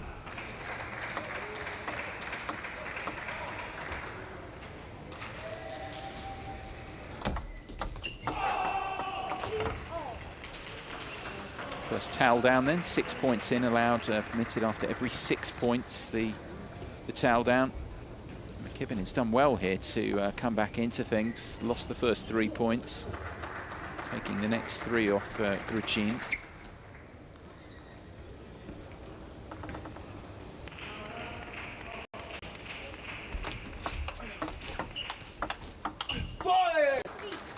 See quite a bit of that as well. Backhand to backhand trade. They're both very strong out of that corner in their game styles.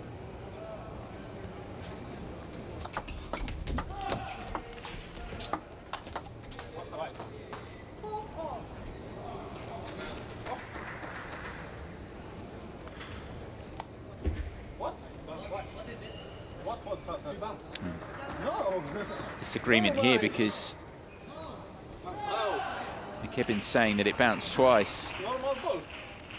No 2 times, 1 time. 5-3. What you doing? It was not on ball. Look. I take this one. It was not. It just one. Take another look at it here. The disagreement. This is the ball from Grucin that. It's the one before where McKibbin says that's bounced twice.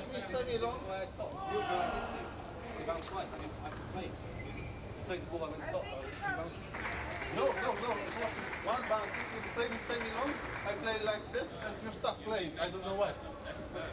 3-5. Oh, well, it's gone against McKibbin here. Overall from the umpire, Tanaka, in favour of Grucin there.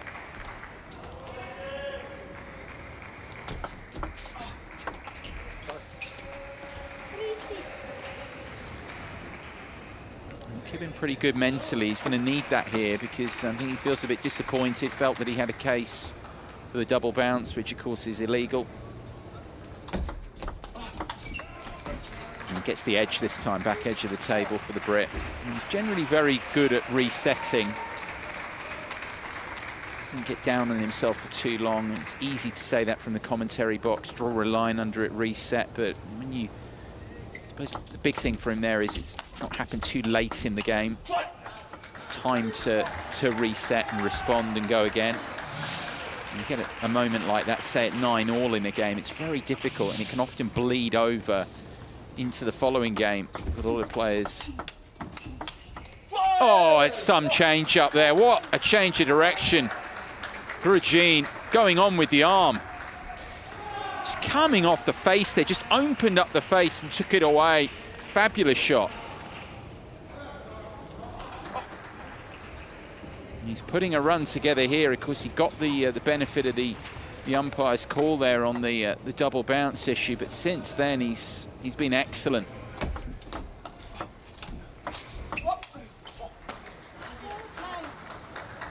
He's taken charge here of this first game, the pole.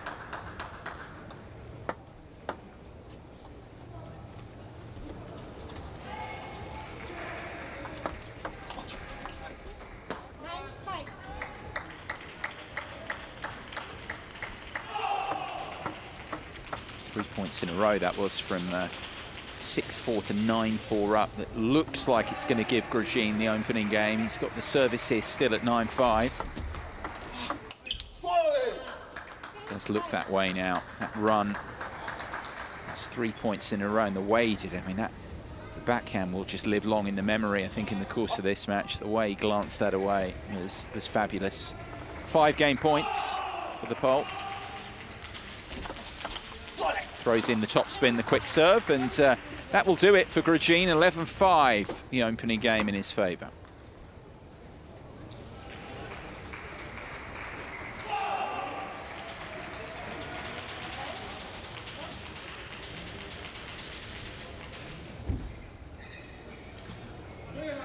Difference really where he went from got that contentious call in his favour, but then from 6-4 to 9-4 played a trio of really good points.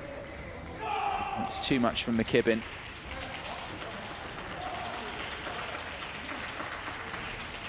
The Londoner with a bit of work to do here.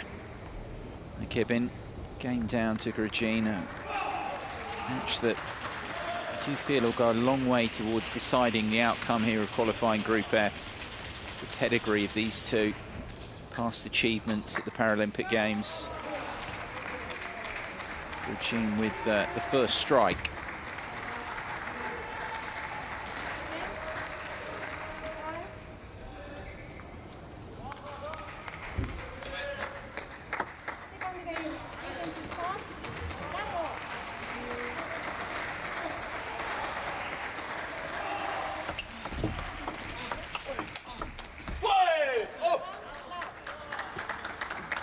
Continue the intensity that he showed for large parts of that opening game. Piotr Grugin here of Poland. Game up on Aaron McKibbin of Great Britain. That service there.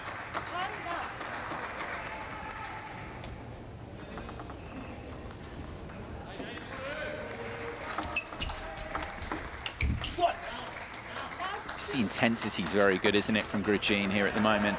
Knows when to throw in the top spin, the quickest serve. He's mixing things up well, but what he's doing is he's staying very, very close to the table. Not giving any ground.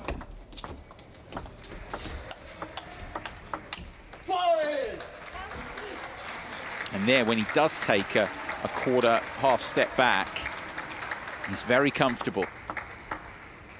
Good timing on his rally ball.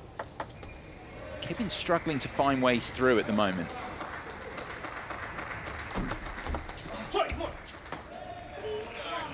Plays in there. It's a good pendulum serve from McKibbin. Just getting himself on the board.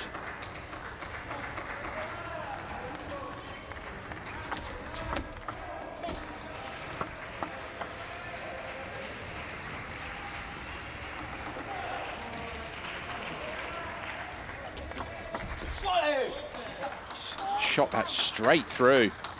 Again, going with the fast topspin serve there. McKibbin's got plenty to think about here. Just wonder whether he might just look to change the pace a little bit here.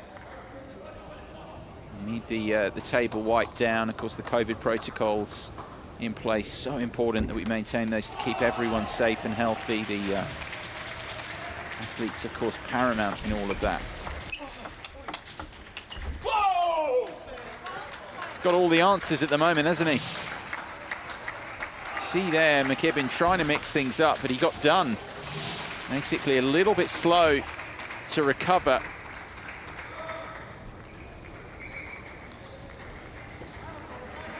Being outplayed at the moment.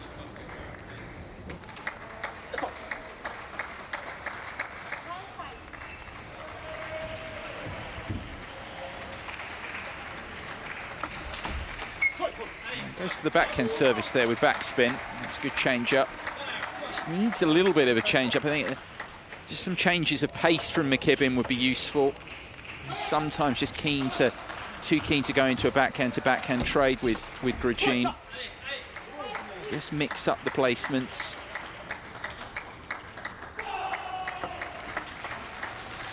And build his way back into this second game.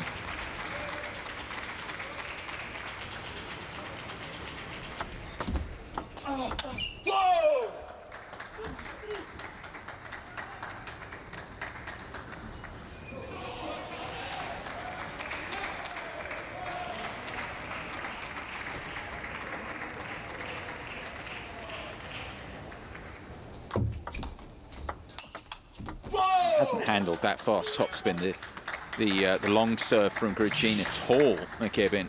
Again there, he's able to get on top with his third ball attack. Seen that numerous times already here.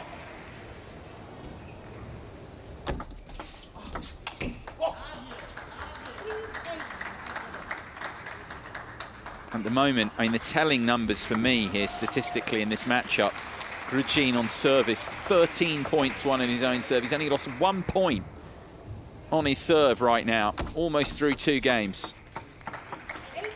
And look at McKibben's numbers, 8 points won on his own service, 6 lost. And he's basically where the match is being won and lost right now. Can't make any sort of impression really on the receive. See if that can continue here for Grugin.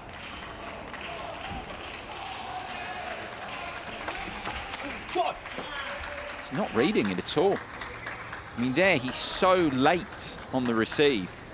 That all comes from misjudging the placement of the serve as much as the spin. This is with his third ball push for once, Grugin. So he's lost another point on serve, but that's only the second. It's a healthy advantage that he enjoys here at this stage.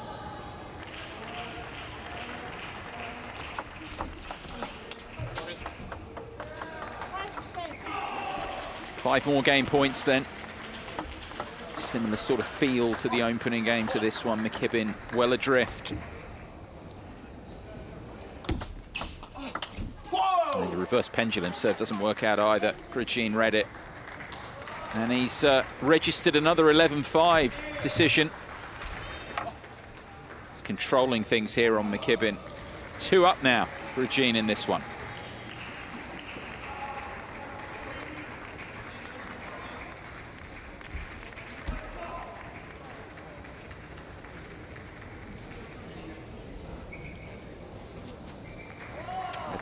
And 11-5 then for the pole.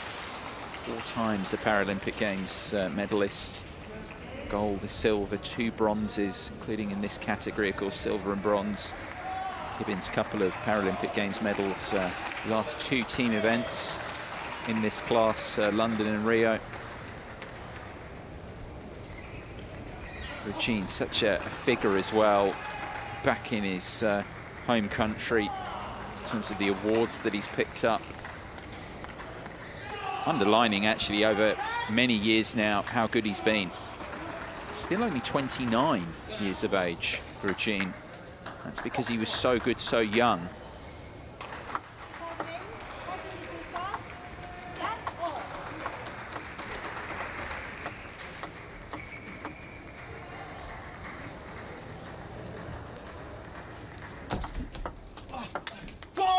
Third game beginning here, and Aaron McKibben of Great Britain just simply needs a better start here. First 2 games have been similar in their feel. Grugin still only lost 2 points on serve in the match. I mean, he's such a big star in his home country, Grugin. He's won the Gold Cross merit back in 2008. That was after he won that silver medal at the Beijing Paralympics as a 16-year-old. It was huge in his development because, talk about him only being 29 now, it's because he was winning a Paralympic Games medal, a silver medal, as a teenager. If you like, that's an ultimate fast track on your development.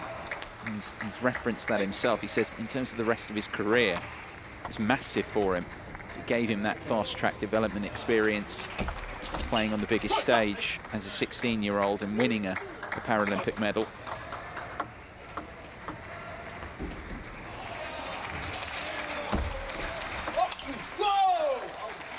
You feel the pressure there on McKibben as well on that drive. Started this third game well enough, but that's the sort of forehand. He set the point up well enough for his attack, but he's just feeling the pressure there. Because he hasn't been able to make the impressions on the receive, when he's serving, even when he's delivered a good serve there, third ball attack, you can feel the pressure on that drive. Almost feels like he's got to make it better than maybe sometimes it needs to be. It's that fast, that topspin serve again, deep. Cannot get an effective receive on that, try as he might. Gracini is getting so many cheap points off that service. Oh, and that's fabulous again. I mean, how good was this from the pole? Short arm whip away. No surprises, we've got the timeout called here. They just need to try and break the momentum of the pole here. Somehow, using the timeout, of course, 1 allowed per player, per athlete, per match. Do you feel that was the right time for McKibbin's coach to go and call it there? I mean, he has played a couple of highlight reel moments here in this this matchup, Gracini. That was another one there, whipping that away.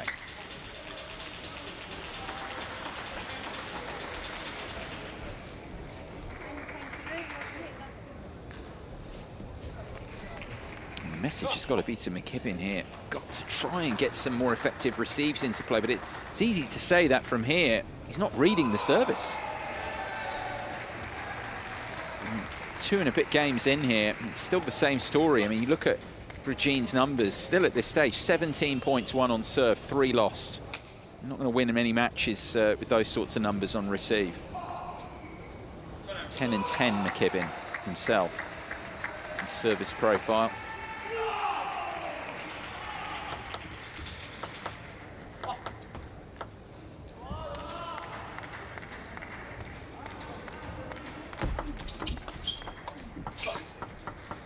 By contrast, Gracini reading the service there, reading the spin, and able to get a forceful receive into play, stretching the lead to 3. You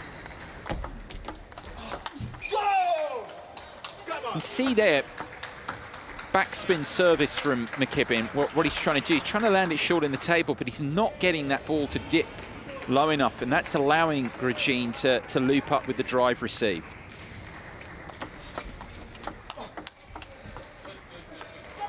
Rare point for McKibbin against the service. Desperately needs this next one as well.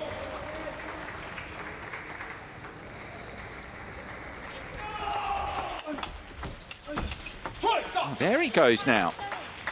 Maybe one time too many from Gracini with the fast deep service there, top spin. McKibbin read it that time. Was able to get into the point.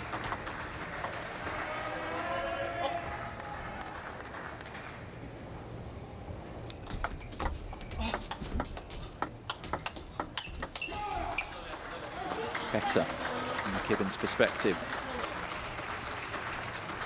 A little bit more patience, something I was suggesting early in the second game about just the need to change the pace sometimes as well as the direction. It's something that he did there, just potential to push with length. And again there, change direction, not much, just to give Gracini a little bit of a different look, rather than just playing cross table all the time. Good fight back here. 4 points in a row for McKibbin to level up the scores in this third game.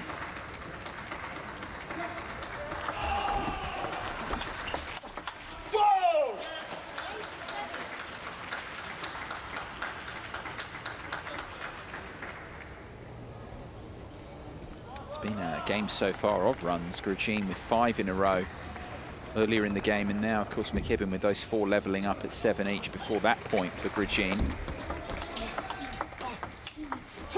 Yeah, he's made it. Bit more here from McKibbin now.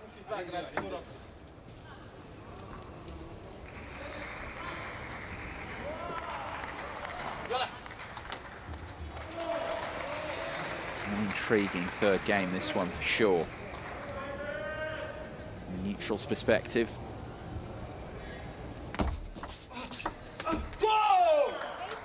That's highly disappointing for McKibbin.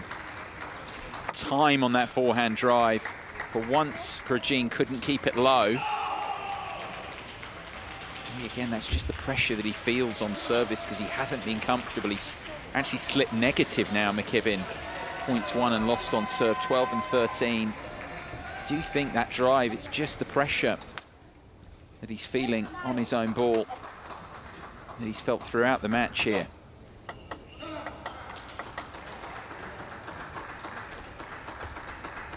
Two points from defeat, the Brit. Yeah, he got lucky there. Keeps him in it. That was the net cord that allowed him to drive through, and too much for Grudjean. He's got the service back here. The pole, 2 serves, can take both of these. This will be over.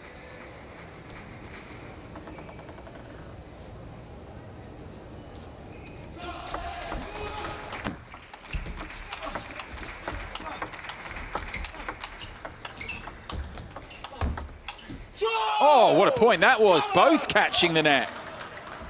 Excellent adjustments from both. Really high quality. That adjustment from Grudjean.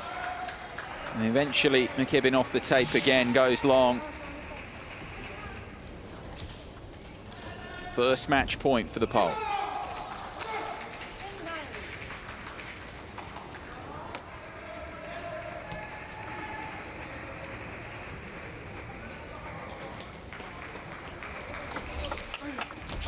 Yeah, he's maybe going there too often now. McKibbin saw it. Fast, deep serve that served Grudjean so well through the match. A couple of times now in this third game, McKibbin has seen it early, been able to pivot and drive the receive rather than just push it. So 2 clear points needed here to take the game. 10 each. And he goes. That's a good change up from McKibbin this time, going to the backhand service there with backspin. And he now has a game point, having saved the match point.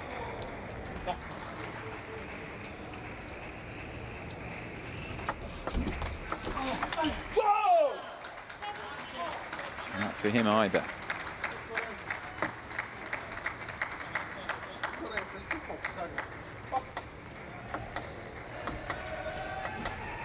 Service rotating, remember here, it's not 2 serves each in the 10-all situation and beyond, 1 each.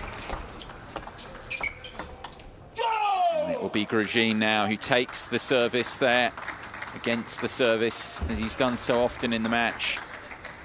And he's got the service now here and a second match point opportunity for the pole.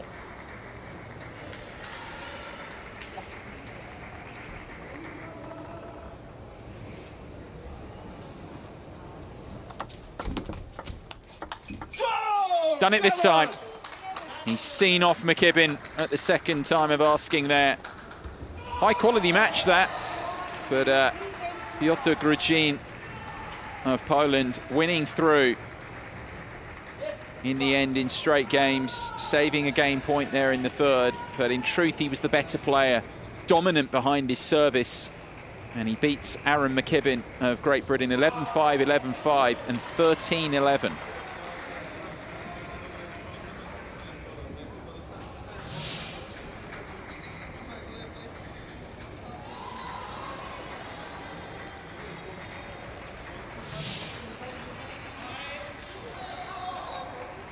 He played extremely well. He needed a bit more to get it done, to be fair. That could have easily gone into a fourth, but overall, the better player, Grudjean. So starting his Group F qualification bid in fine style with the win over the Brit McKibbin.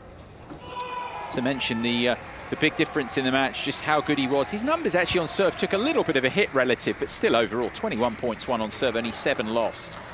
It was the backbone of the performance, really. McKibbin only able to get a read on a couple of serves very late on in the match. In terms of the standings then, Grudjean with a win from his first match-up. McKibbin takes his first loss of Group F here to the pole.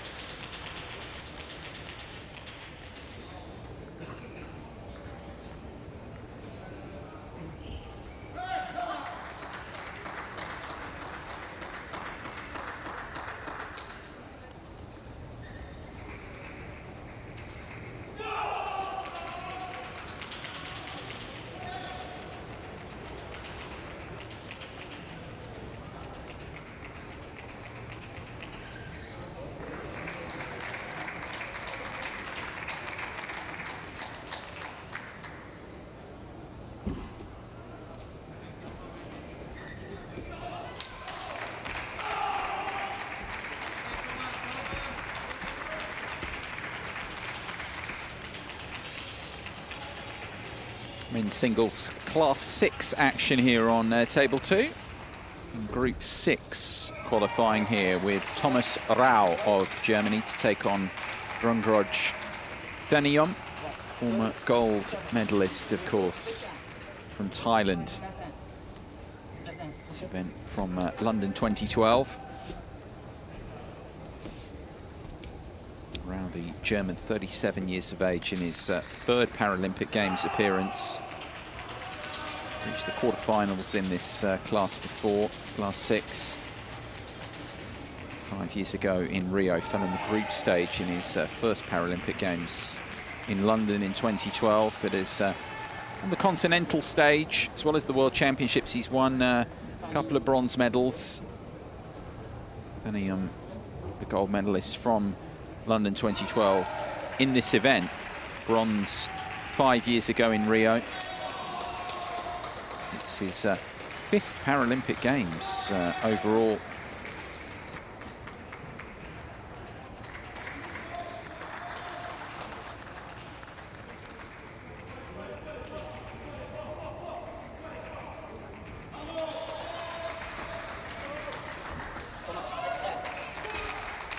It's in Group C here, where we've had the one result so far. That was for Thaniom, who's opened up with a victory. This is Rau's first match of these Paralympic Games. He's knocking up now here. Thaniom, confirmation of that victory over Haris Eminovic, Bosnia and Herzegovina, in this Group C, 3-0 for the former gold medalist. His impairment, the result of being born 6 months premature. He actually needed ankle surgery, Thaniom, to be able to walk at that point. It's a congenital impairment. For Rau, the 2 times bronze medalist at the World Championships in 2010, in this event, equivalent event, the Para World Championships and the Para European Championships a couple of years ago, where he won the bronze medal. His impairment, he was born with an underdeveloped left hand. It's known as tibial aplasia syndrome. He's also missing the lower part of his right arm. Umpires there, you saw one of Hong Kong, China, and Esther Aliotta of the United States of America, our assistant official. Those impairments, the reasoning for the classification of these two in Class 6 of the men's singles. Volker Ziegler, coach of the national coach for Rau here.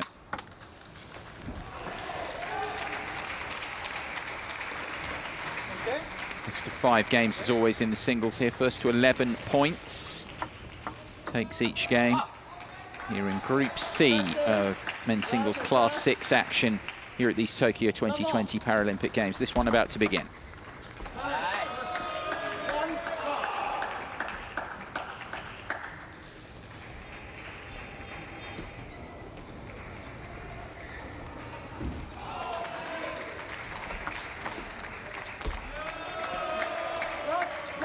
Just throwing in a no-pace effort there early on, and Thaniom, I think, a little bit surprised with himself that he couldn't make the receive. Sometimes for all the quality you can find on service, a simple serve actually can be a good change-up. Thaniom here, these first few points struggling for his range on his forehand side. His feeling that will come. Now with the first 3 points here.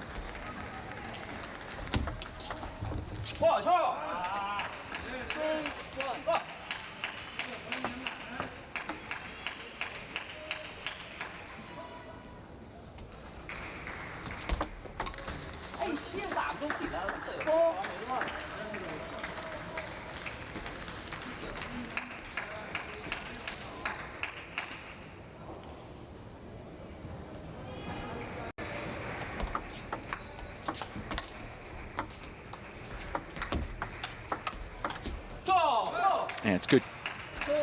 variety of placement there from Thanium. Losing the first 3 points, taking 2 of the next 3 here, the tie.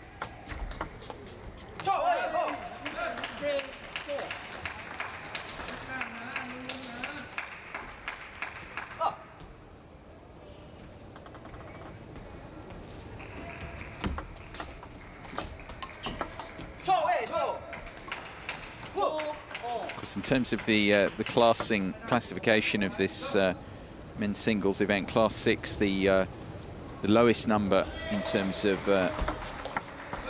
standing table tennis here, these Paralympic Games, in terms of the classification. It's where the athletes involved, the highest degree of impairment.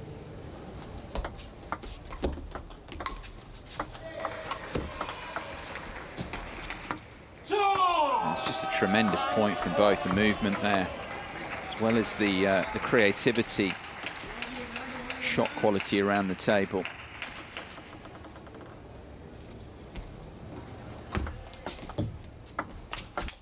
Oh, and how good was that from Rao? Just saw it in a flash.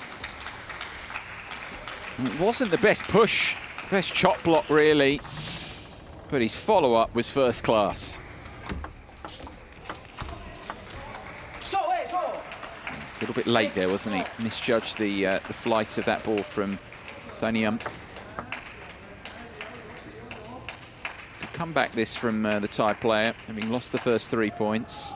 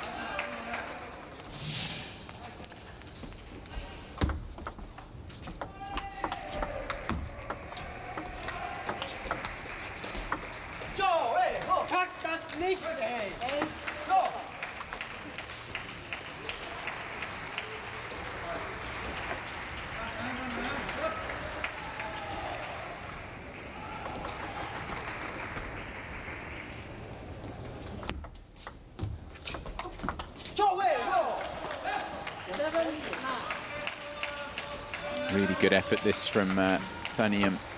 Start that he made to open up the 2-point lead.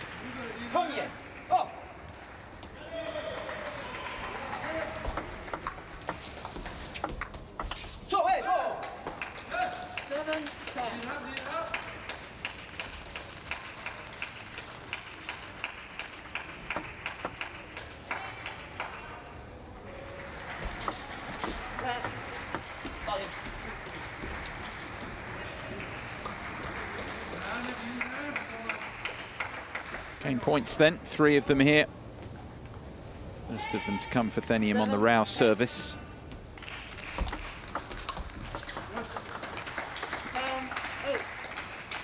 Now with the service here, Thanium look to get this done.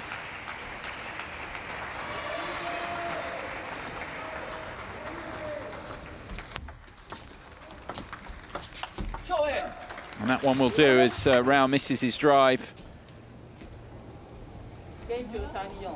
Second game point, the one. 11-8 for Thanium, the opening game.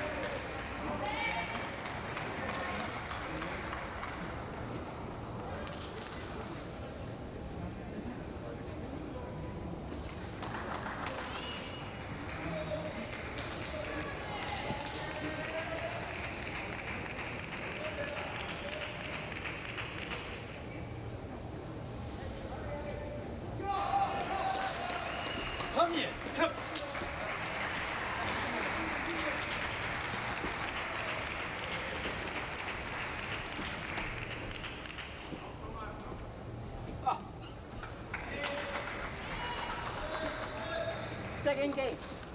94 to serve. Level.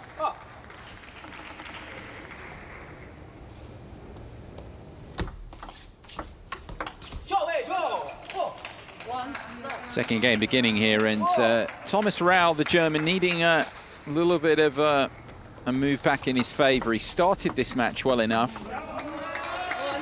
Now a game down here to Rungroj Thanium. Can't afford those. Foul service. Sending it long.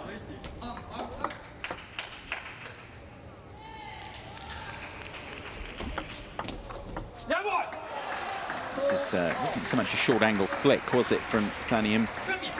Just trying to go with the arm there, cross table. You can see the idea, but it's a tough shot to pull off. That's super from Rau, moving his opponent around the table, around the angles. It's one of the things he does really well, the German, those angles, because of his feeling on his pushes. Oh, that's outrageous.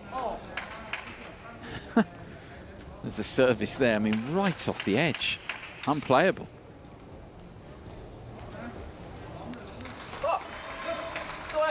And one of those where you acknowledge your good fortune. I feel like you should do it 2 or 3 times.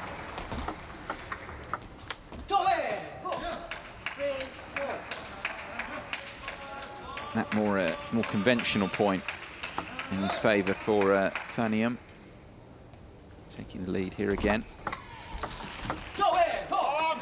Read the flatter, quicker serve from Rau there. Got a good block back in play on the receive.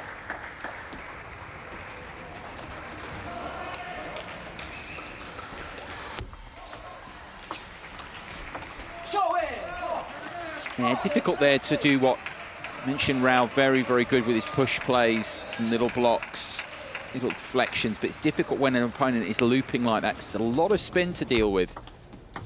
Thanium there. And again, they're really difficult. A bit more of a chop block attempted from Rau there, but it's difficult with the amount of loop, the amount of top spin. You're actually almost better off there countering with top spin in that situation. Oh, and he finds a way. This is a good run from Thanium. The run of points now here, up to 6.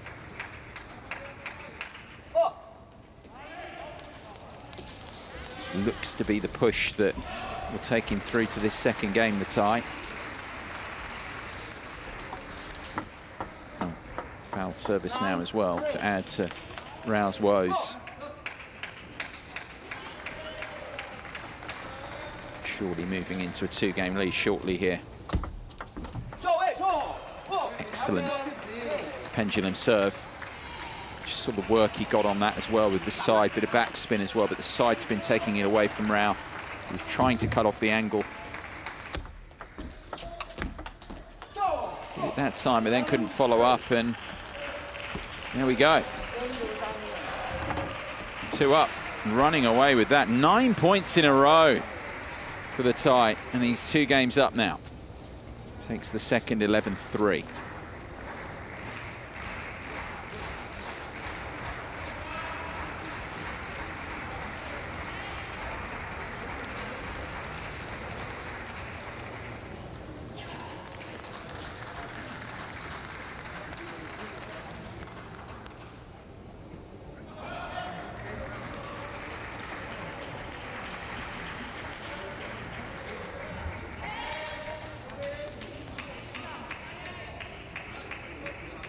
Plenty for Rau to ponder then.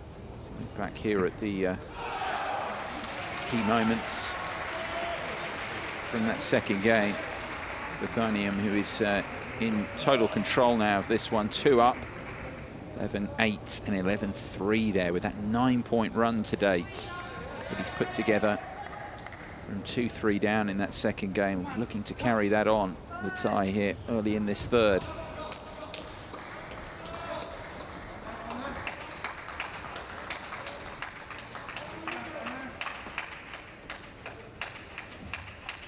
Second, right to serve, level.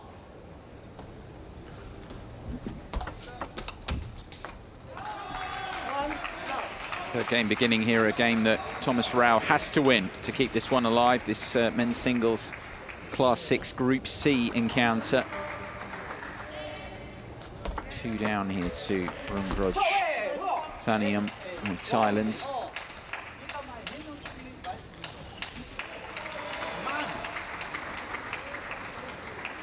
You can hear the frustration with Rau there. Missing his forehand again that time. Gets it there. Just floats that through with a touch of backspin. And it was the flight that did for Thanium there. Super, but it's another edge, isn't it? Again, second time in the match. He's found the edge directly off the service. Shooting that one through. And again, it's unplayable.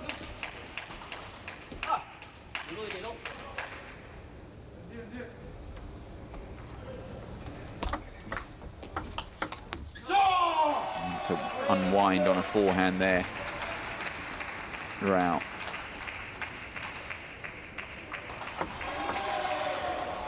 A lot more time there. We haven't seen him wind up on the forehand too often. He's mainly been deflecting just like that to the net here this time. Thanium's a very interesting case actually, just through his career. 34 years of age now. Former gold medalist in this event from the London 2012 Paralympic Games, but just how many times actually in his career he's thought about quitting.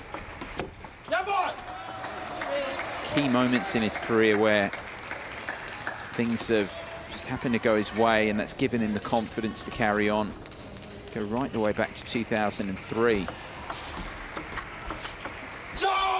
Oh, he's pushed that away, Rau.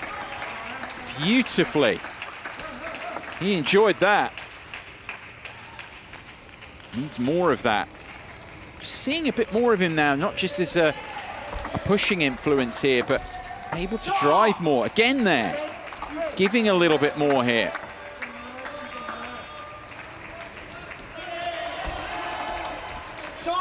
And here's the run of points, this time for Rau. 4 now in a row.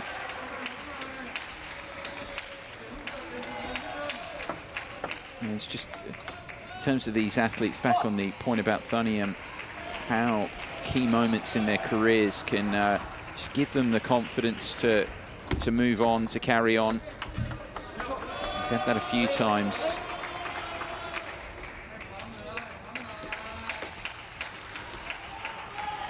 Facing a position of adversity here in the scoreline. This time really in the match. Trading still by 4 here. 5-point run for Rau's given him real hope.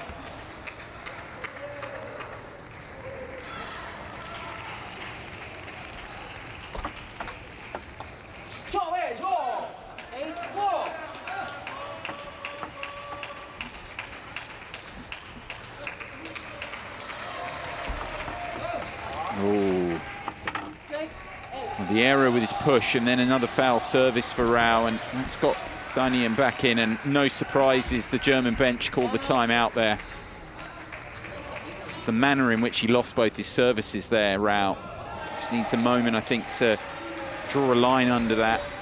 Thanium will resume with the service, just 2 adrift now. I think it's a good use of a timeout here, potentially for Rau. Seemed to, out of nowhere, really got a little bit flustered. The error, the push previously, because we've seen him open up this lead in this third game. It's because he's been able to drive through the contact point a bit more. I mean, he's got very good touch, but we've actually seen him more driving through his forehand. He seemed to be threatening there to lose it a bit mentally, and I think that's why the timeout was called, just to allow him to calm down reset again here.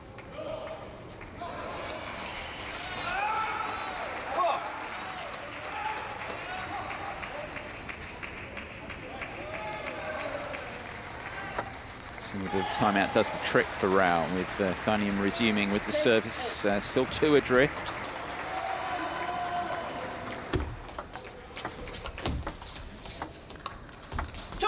Oh, excellent control on the loop there. And he's taking that from well below the height of the table, Thanium. He gets good shape. Just see there as well with the wrist.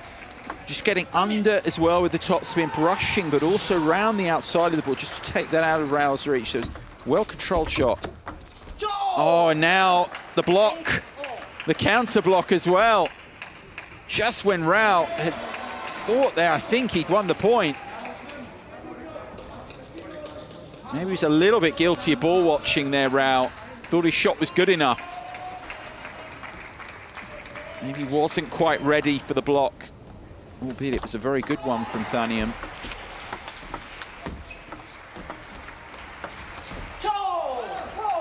More frustration for the German. 6 points in a row now for Thanium. He put 9 together, didn't he, on his way to the second game. 6 here puts him almost to the victory now. 2 match points for the tie.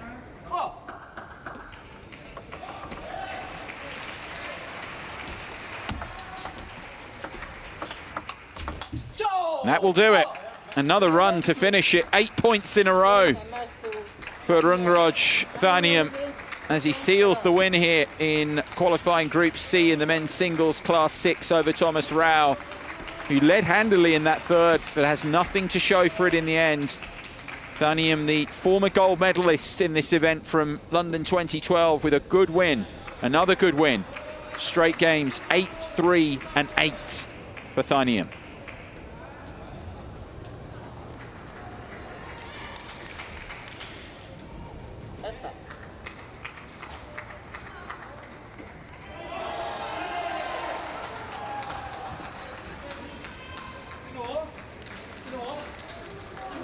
Disappointment for Rao there, who had that lead, of course, of 5 in that third game. Looked at that stage that he'd be on to take it at least into a fourth, but Thanium with another run, this time 8 points in a row. He produced 9, of course, on his way to the second game.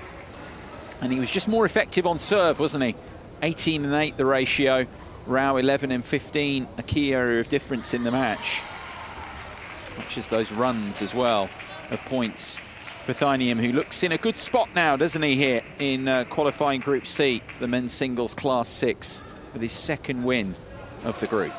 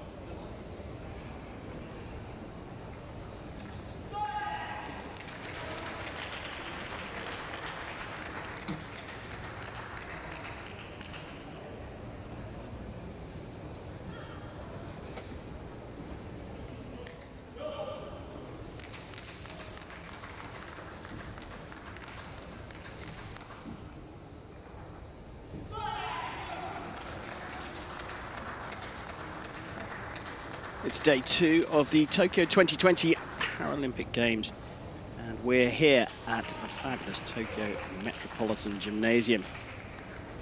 It's round robin on the second day of the table tennis tournament, and the match coming up is Group A +6 men's singles encounter between Christian Ditoni of Chile and the Spaniard Alvaro Valero.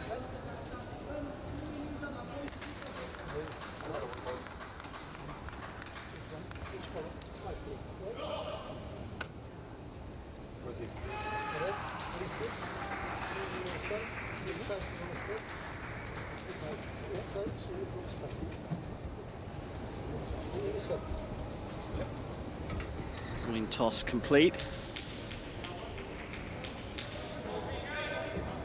Choosing who serves first and which side they want to start on. Winners of the group stages go through to the knockout rounds along with the runners-up. Matches best of 5 games. Christian Ditoni had his 3rd Olympic Games and finished 11th in the singles at the Rio de Janeiro Paralympic Games and 7th in London. Valero is a 5-time Paralympic medalist, attending his 6th Games here in Tokyo. Got a gold way back in Sydney 2000, 3 silvers, team silver and singles silver at London 2012, and singles silver in Rio, and didn't miss out in Beijing either at the 2008 Paralympic Games, taking the bronze medal. He's also reigning European champion. So Christian Ditoni has got a lot on his hands. It's his first match in the group. Valera has already won his first match. It's the Greek athlete, Riakos, taking it 3-2. A bit tighter than perhaps he would have liked, but he's already got that 1 match victory in the bag. So matches are won over the best of 5 games. Players need to win 11 points to win a game. It must be 2 points clear. Serves alternate every 2 points. Athletes get to towel off every 6 points.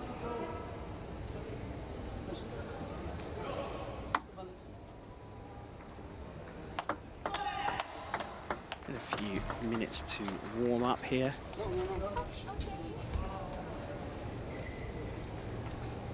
Wrong side.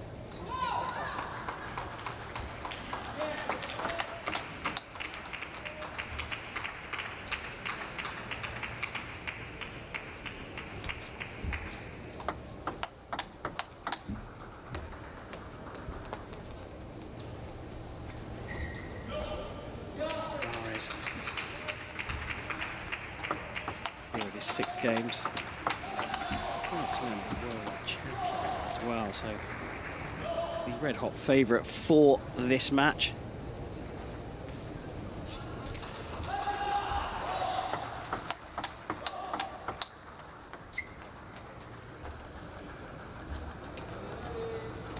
He made his debut, the Spaniard, in 1997 at the European Championships in Stockholm.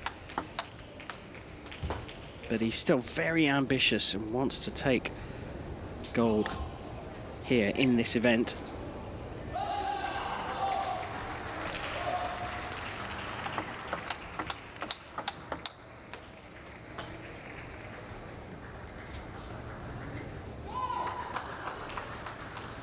There's confirmation of that victory over the Greek athlete in this group, group of 3.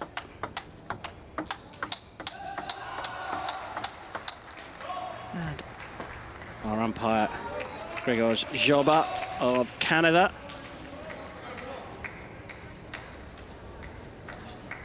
On the other side, it's Ludmila Gryaznova from Russia.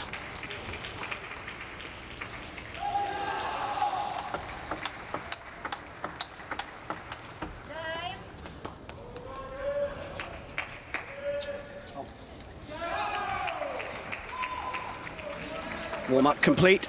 It's time to start this match. First game, Valera from Spain to serve, level.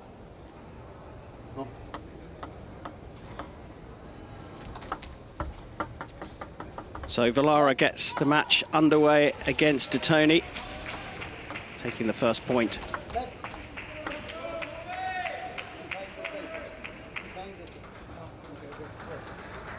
Let called there, maybe a little lucky.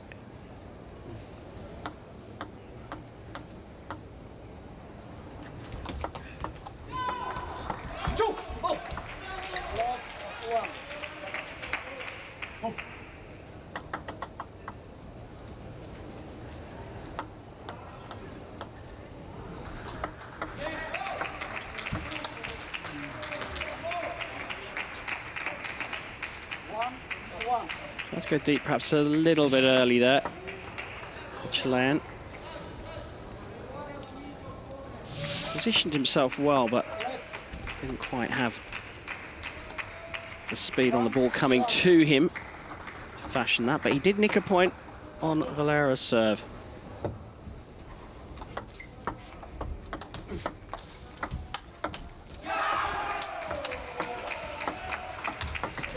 Well, two great defensive forehands from Valera.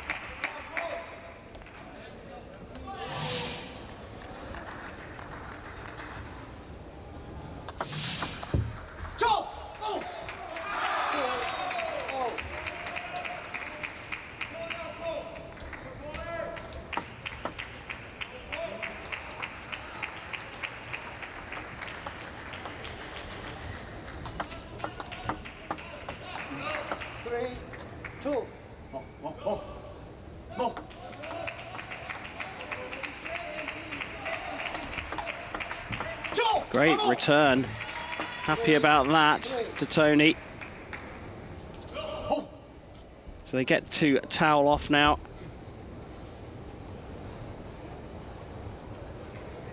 It's very hot and sticky today here in Tokyo. And whilst the venue here, beautiful venue it is as well, is air conditioned, right next to the Olympic Stadium as well. Just being outside for 5 minutes, it takes about half an hour to recover. 3, 4, 2.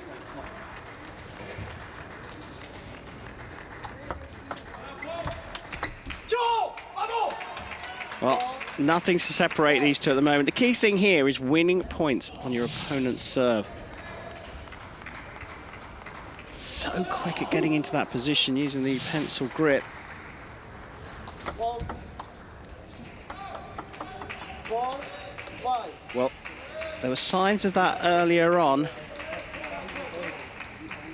Valera just sneaking in front of the end of the table, which gives him too much of an advantage, and that time gave a point to De Toni. 4, 5.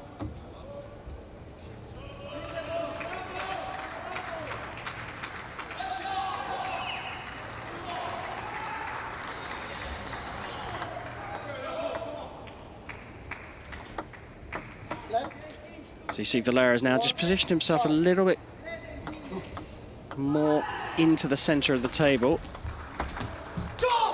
Great return from De Toni. And it's not the turnaround.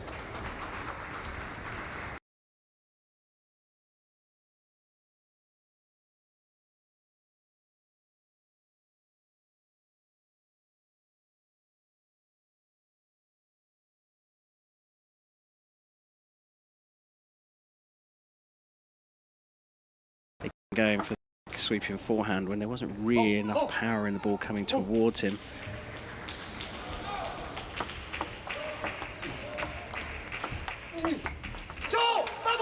And I think Valera teased him up there, tried to set him up for the forehand. This time De Toni going cross court and has an advantage now in this first game. Remember, first to 11 to take the game.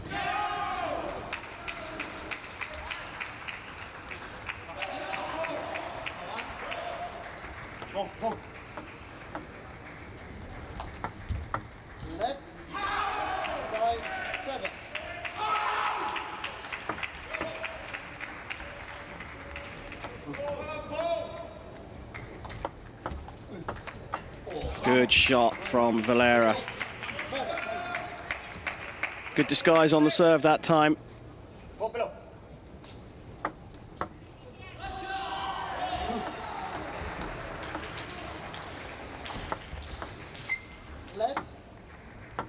Sitting the top of the net.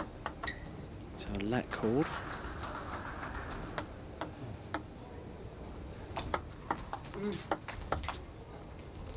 Again, it's the serve that's been the tell there. Valera disguising it a little bit better than he had done before, so back to evens here.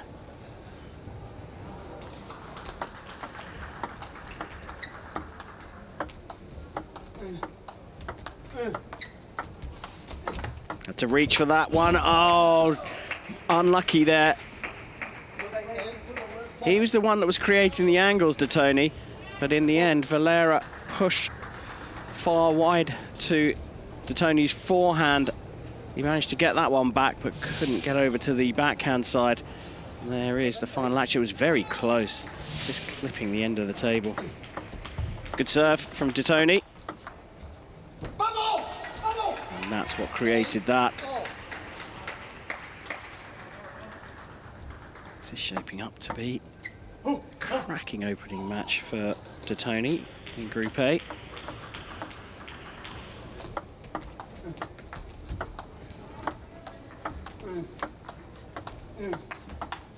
Great recovery from Detoni. Got himself on the front foot, turned a defense into attack that time, the Chilean.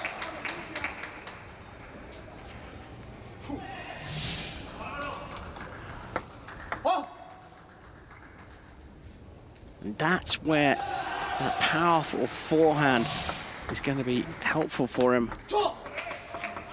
And Valera puts in one himself. Lefty versus righty.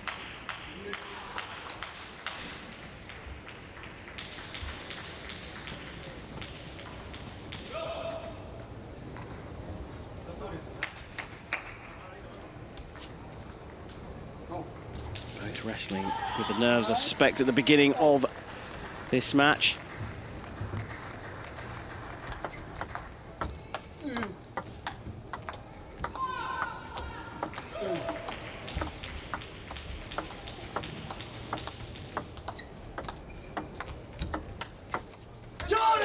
Got it onto the forehand side again. Detoni has a game point now.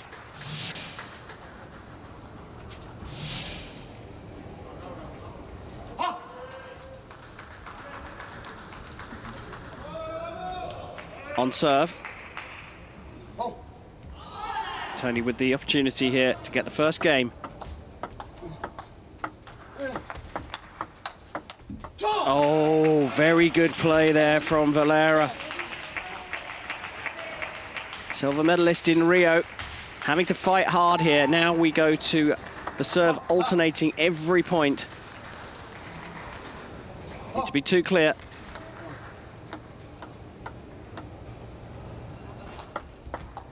Good disguise again on the serve, but again, Valera trying to fashion more power, inject more power into a ball that wasn't ready for it. So again, another game point for the Chilean on serve.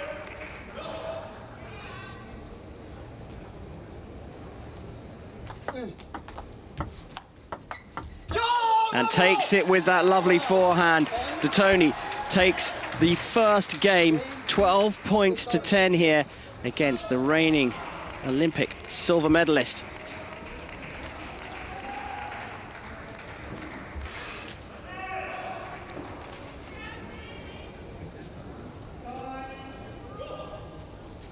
Gets an opportunity to talk with his coach, but there we have it. First game going to Cristian Detoni of Chile against the Spaniard Alvaro Valera.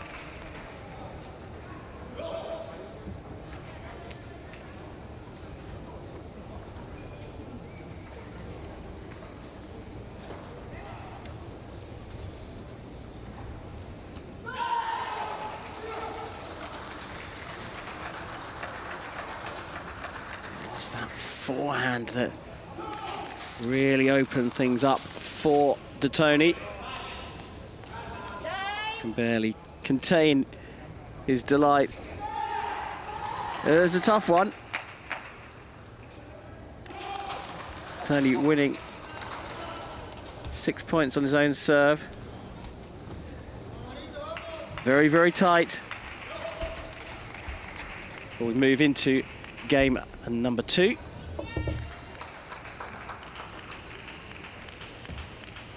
Chance for Alvaro Valera to fight back. It will be Christian De Toni to serve first. De Toni to serve. Level.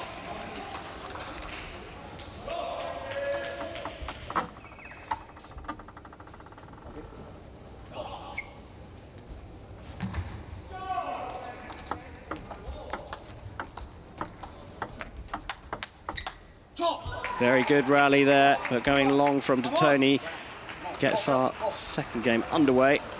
And De Toni leads by a game to 1.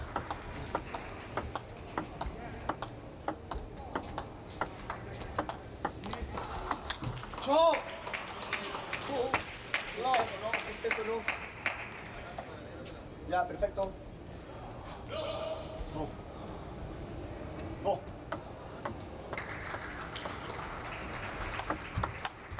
Sky serve here, and just came off the end of the table there and caught Valera unawares. That's why De Toni put his hand up, but gets one of the lost points on serve back. And there's a second one, an unforced error on the serve from Valera.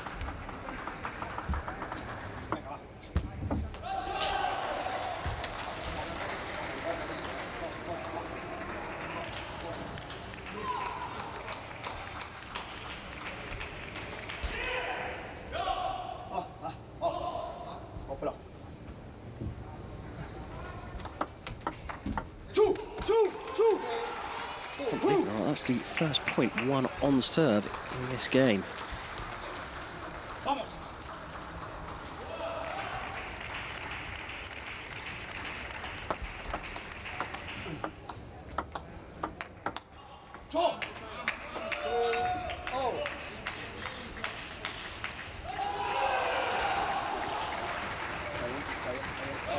They go to the towel off, and Valera electing not to. He wants to stay out there.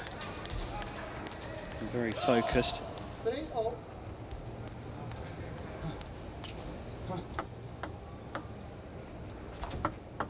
Again, the disguise from Valera on the serve. Push De Toni out to his right.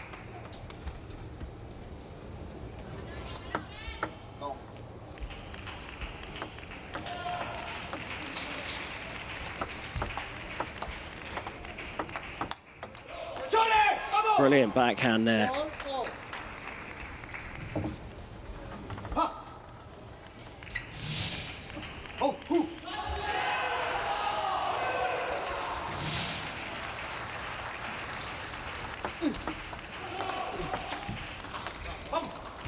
Just clipping the top of the net, and that's what carried it long for Valera.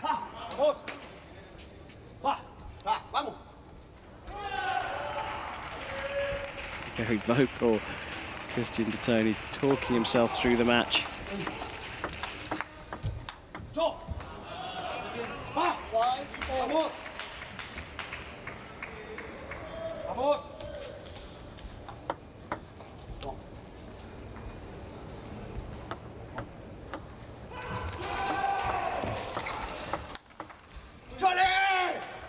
Again, forehand coming out for De Toni.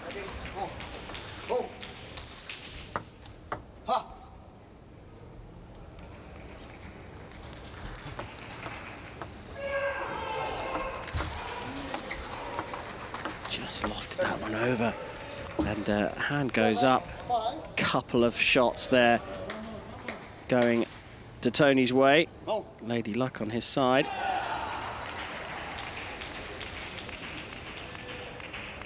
Again, he finds himself 2 points up in this second game. as he did in the first, and we know what happened there.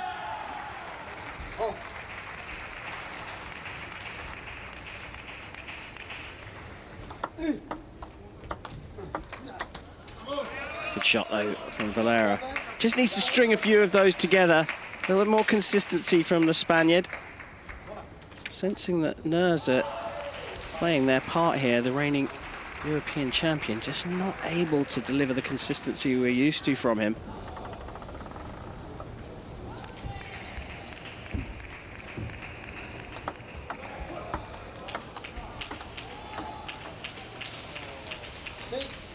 Another one coming off the end of the table. Very, very difficult.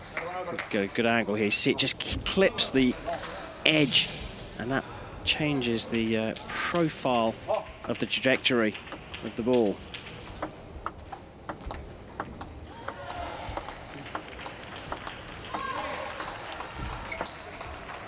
In the net there, another bit of luck. Onto the forehand, but well defended from Valera. Tries to turn defense into attack. It didn't work out for him this time. And all of a sudden, Tony finds himself with the potential of going 2-0 up against the reigning Paralympic silver medalist. 2 points away from the game here, but Valera with serve.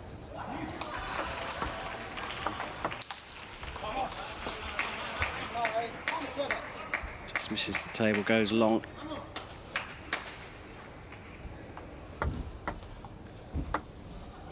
It's Tony with the serve here. He wins both. He will be in a very good spot.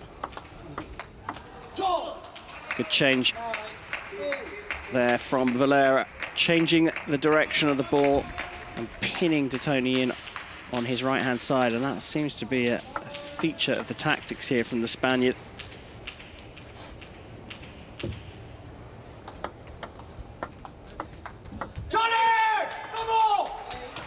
So now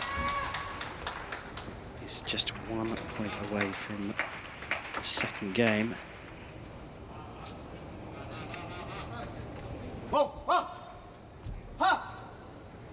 Two game points on the Valera serve. Tony just needs to convert one of them. Sky serve again. And there it is. Valera trying to pick up the intensity of the game, but hits the ball into the net. And Christian Tony from Chile is 2 games to love up against Alvaro Valera, the Rio 2016 Paralympics silver medalist. Fabulous. More convincing win in the second game as well. Can Tony do this in straight games?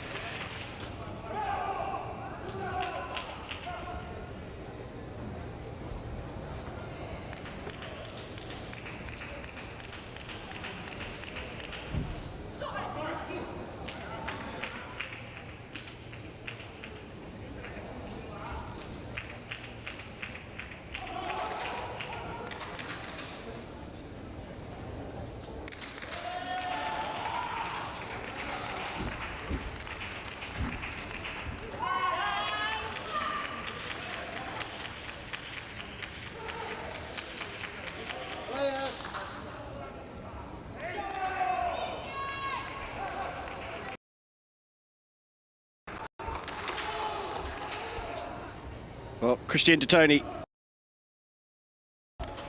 has put down a marker here.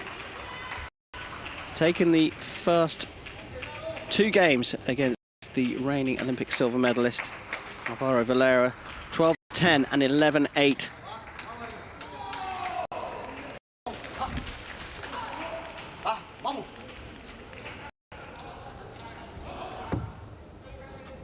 Time for game 3. And it will be Valera to serve first. Took his time coming out of the box, the Spaniard. What a second call. Steady the game. Valera on Spain to serve. Level.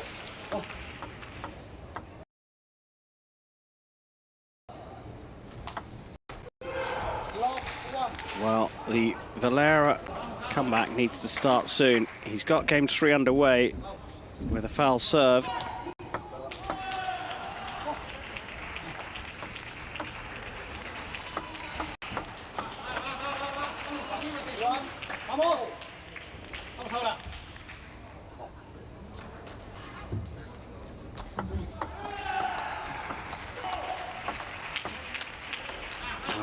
Did try that, lifted it in to the backhand court of Valera, forcing the cross-court backhand out, but Tony was able to convert his topspin forehand.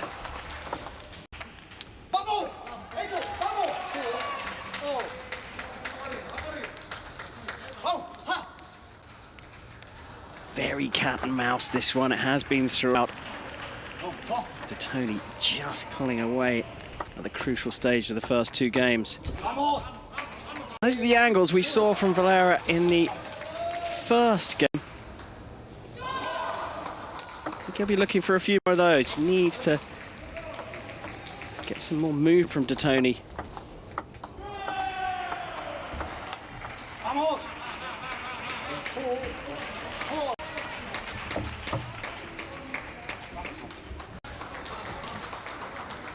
Taking the advantage here, and again electing not to go to the tower, keeping his focus on the table.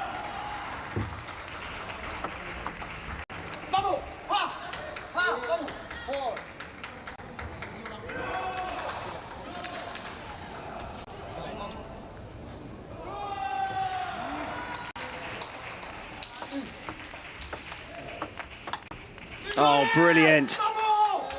Lovely counter backhand there. Straight down the line to draw level. This is a great shot. This is the one.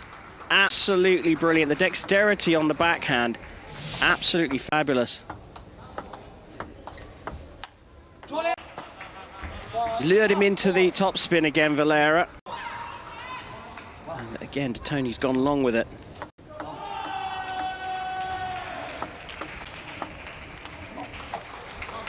This time it's Valera going long. I think if Tony wants to push out the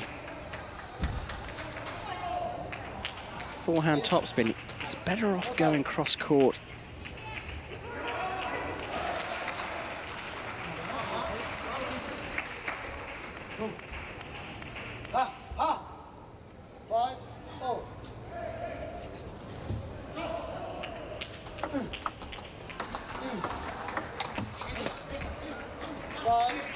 Again, forcing Tony over to his right. In earlier games he was going for the body shot. This time he went to the forehand court of Tony. There's the cross-court forehand, and Valera just hits the net. Frustration shown on the face there as well. And talking to the net. Why are you being so hard on me today? Got 2 points up, Valera.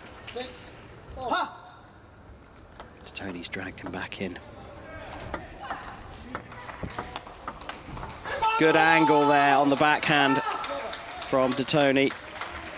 A little bit of injection of speed. There you go.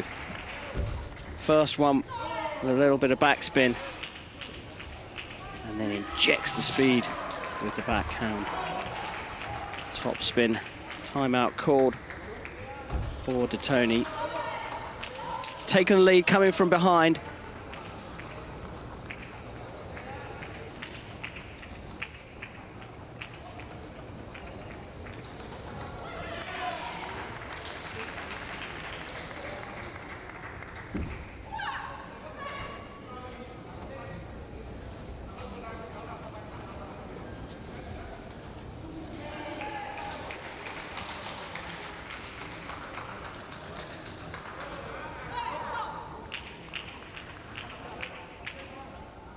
Timeout called by Tony. Getting words of encouragement, but it's actually Alvaro Valera who needs to get his mind straight. He's getting frustrated. He's hit the net a couple of times. It's got to be fair to him. the luck has gone to Tony's way, but that is sport. Some days it's kind, other days not so much.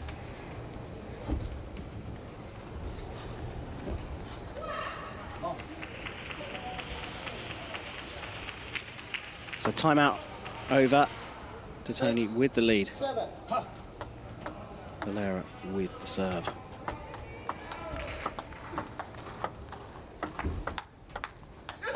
Brilliant stuff there.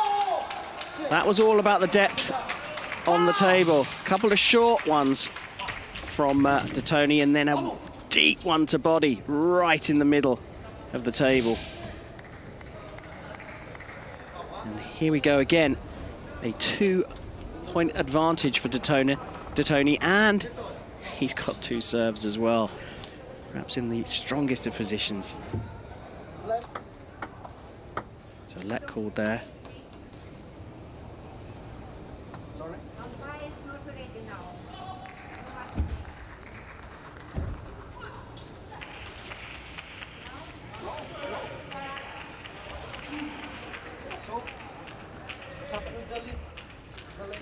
Yes, okay. 6, 7. No. 6, 8. 6, 8. I'm sorry. Yes. 6, 8. So let call because there was an issue with the score.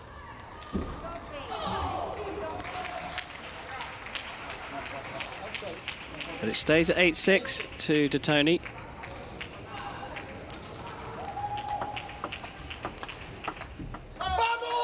Created from the serve again. Slice spin serve from De Tony. Big pressure on Alvaro Valera.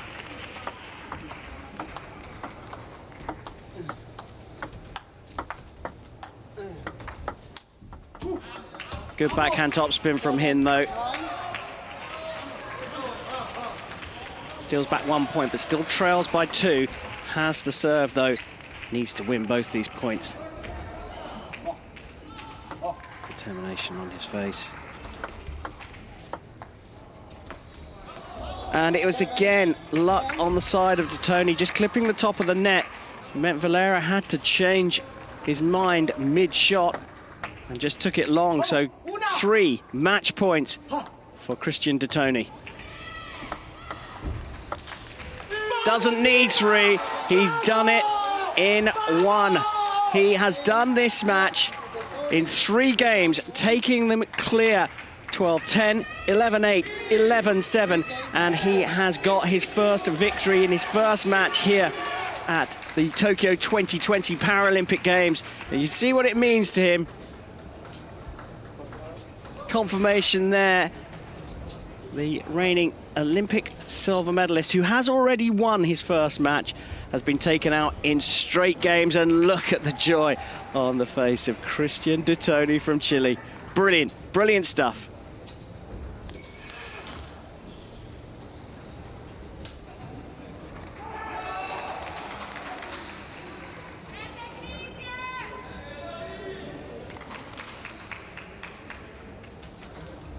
We take a look at the statistics there. Well, clear lead in the points overall. The second game and third were his biggest, taking them 11-8 and 11-7. Longest rally of 20 strokes, but look at that. He's done this in just under half an hour. Brilliant stuff from Christian De Tony. He has gone second of the group with 1 win out of 1.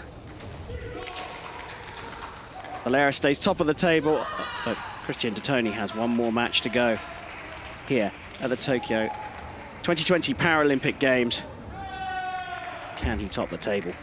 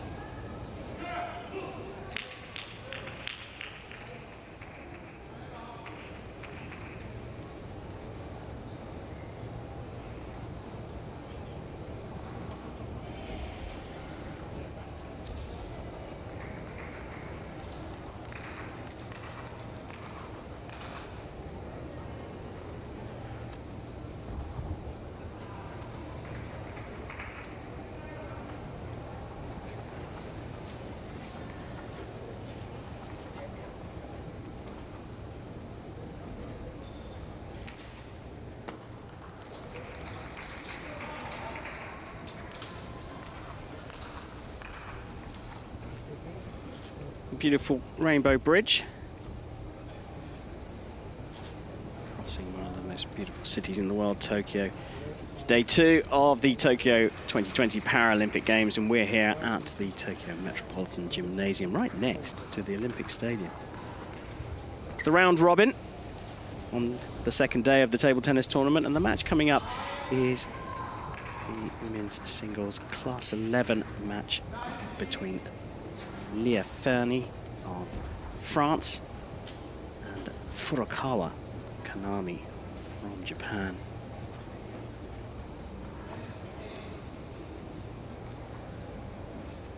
Category class 11 is for athletes with an intellectual impairment.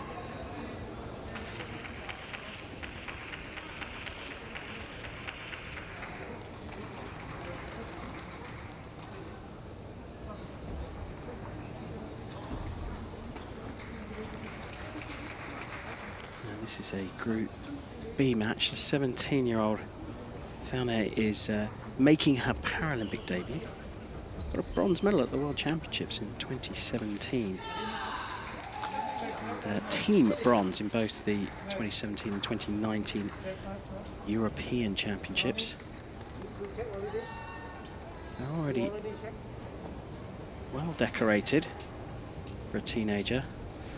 Furukawa, also making her Paralympic debut, was a bronze medalist at the 2018 World Championships. In fact, became Japan's first para table tennis player in her class to win a world medal.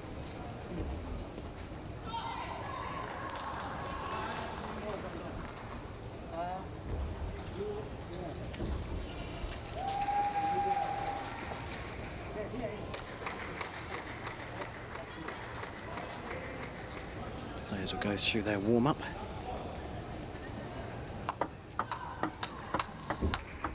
As they go through to the knockout stages. They both won their first matches. Fernie taking out Hong Kong's Wong. Sorry, losing against Hong Kong's Wong 3-1 in her first match. So it really does need a win here, the French athlete.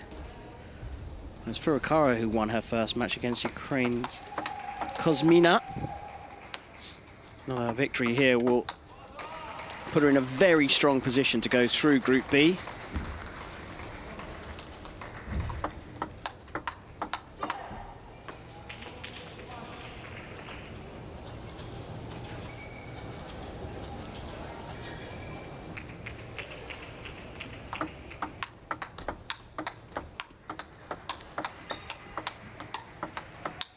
The umpires from Thailand and Slovakia, Narayanan and Bistrikan.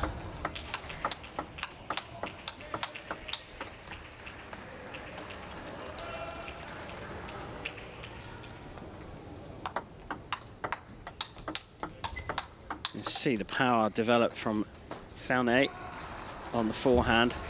Furukawa is going to have to keep the angles either very wide or very tight to defend against that. Dangerous left-hander.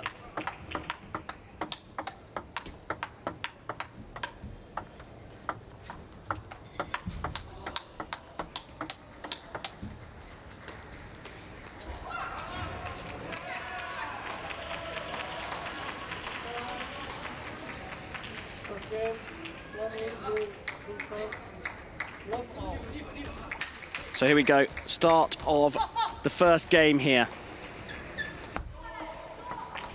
Group B matchup between Fernie and Furukawa.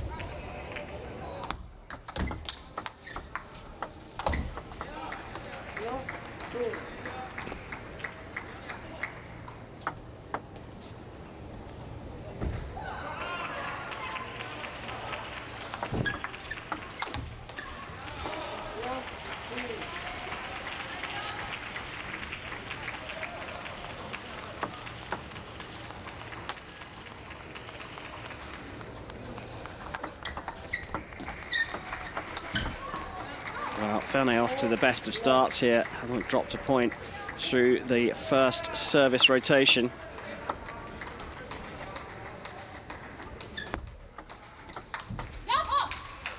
Furukawa off the mark.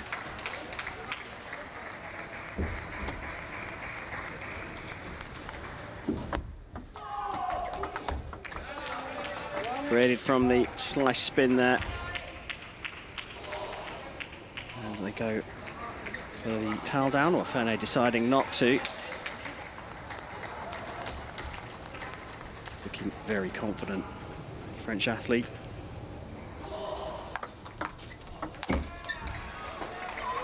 Almost, not quite, from Furukawa. Bag of energy.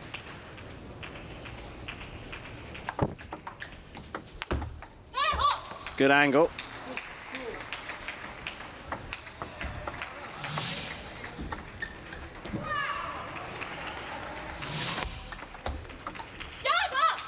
So power turns to spin play from Furukawa.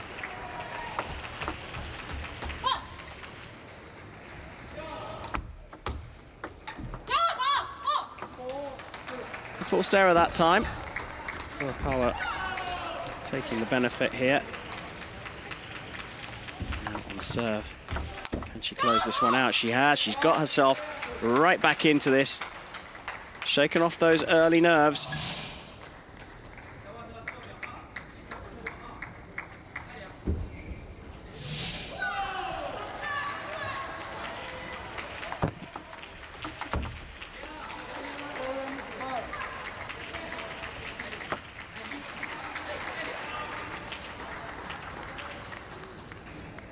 Still with a 2-point advantage. Oh, that's a very tricky spin serve she's got there.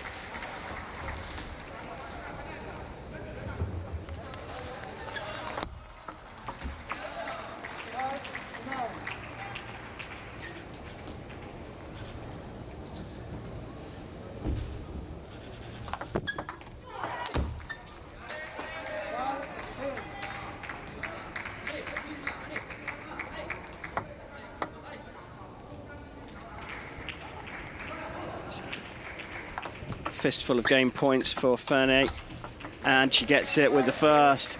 That's a confident victory in the first game for Léa Ferney, taking the first game 11-5. A dominant performance from her to win by 6. Furukawa's got to sort out the point she lost on her own serve.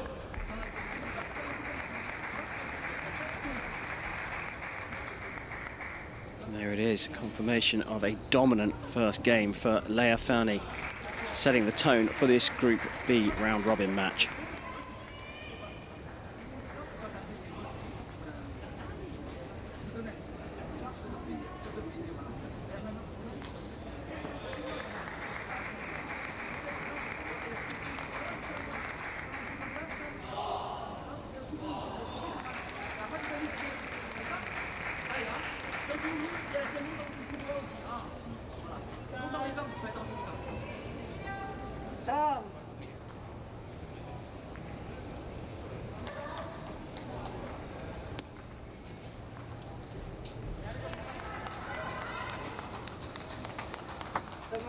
So here we go, it's time for game 2 here. Furukawa on serve.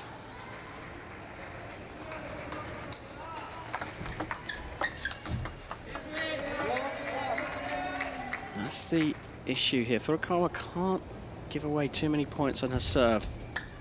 Ferney just too strong.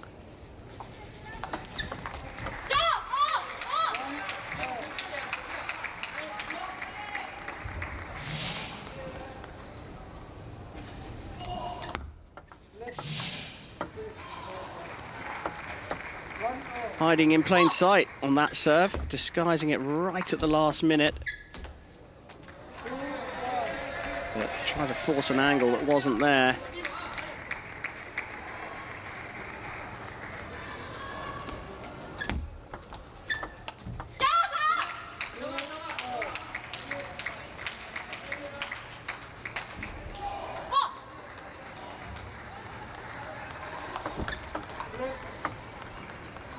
So let called there, just clipping the top of the net.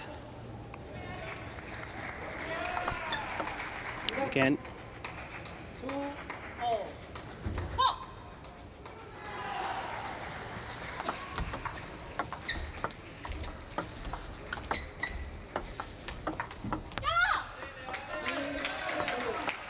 Playing the percentages that time. Furukawa taking the lead for the first time.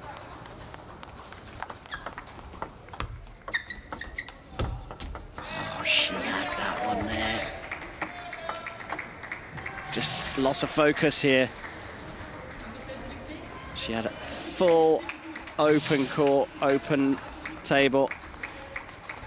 That's a little nervy that she was going on to Leah Ferne's very strong forehand. Unforced error though from the French athlete. That's the angle that she was looking for.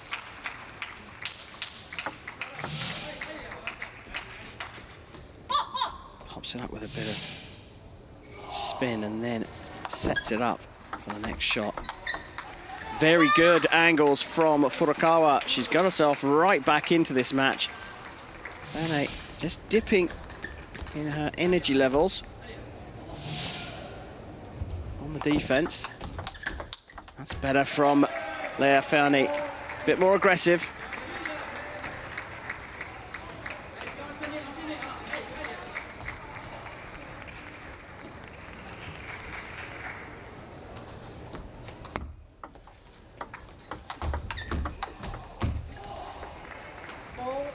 Just coming off the end of the table there, caught Ferne out.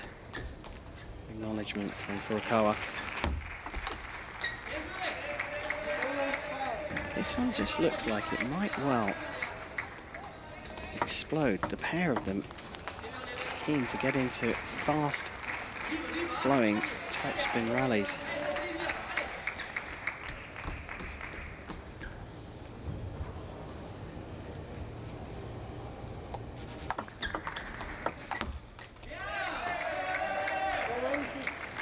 Forcing that one a little bit.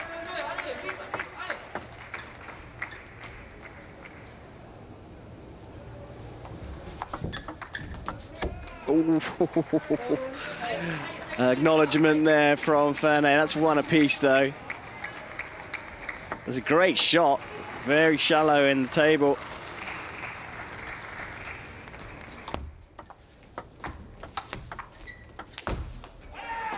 On the defense this time, it's Leah Ferne who draws level. That defensive shot lured Furukawa out into her forehand topspin. She went long. Ferne back in the driving seat here.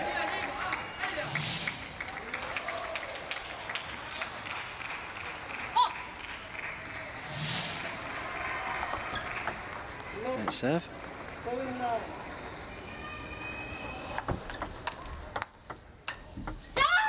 That's the depth there from Furukawa. Closes to within one.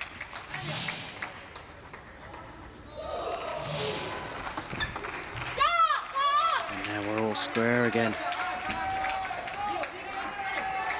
Momentum shifting from one side of the table to the other in this second game.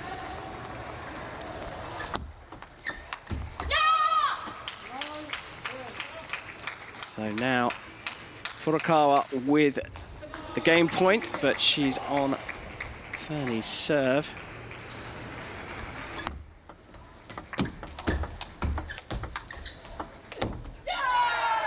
And that aggression that we were expecting started to come out, and Furukawa just drives it into the net.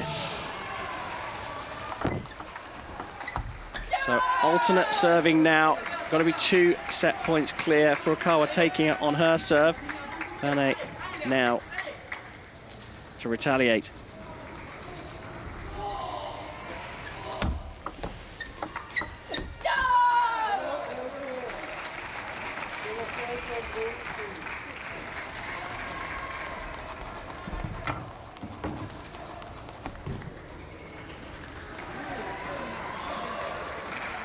get towel off break. 11 apiece. Fernie has taken the first game here. She took it in just 4 minutes. 11-5.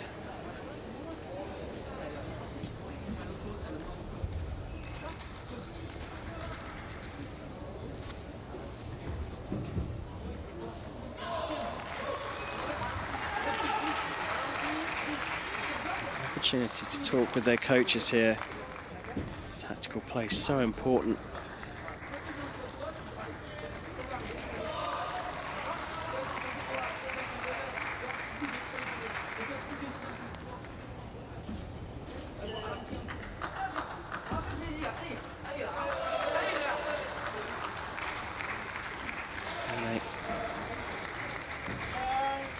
Taking it in the end, 12-10, and is in an incredibly strong position now. She had to fight back from behind in that second game, but 11-5, 12-10, and they return to the table. Furukawa Kanami needs to take this. She'll lose the match.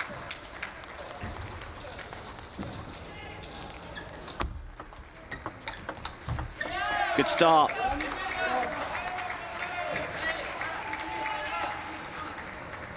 Fernie on serve at the beginning of game 3. 2 games to love up.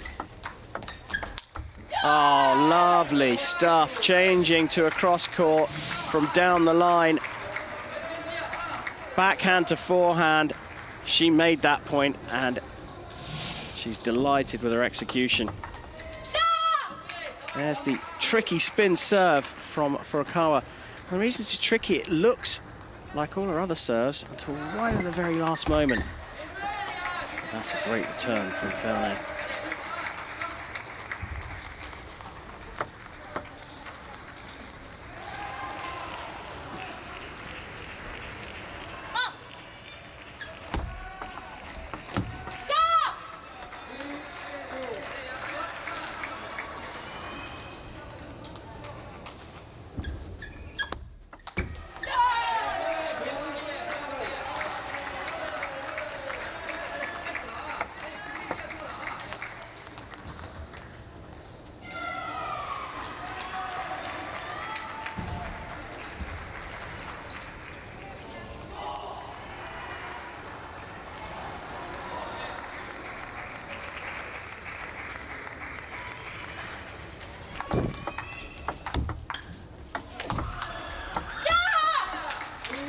Determination there from Furukawa,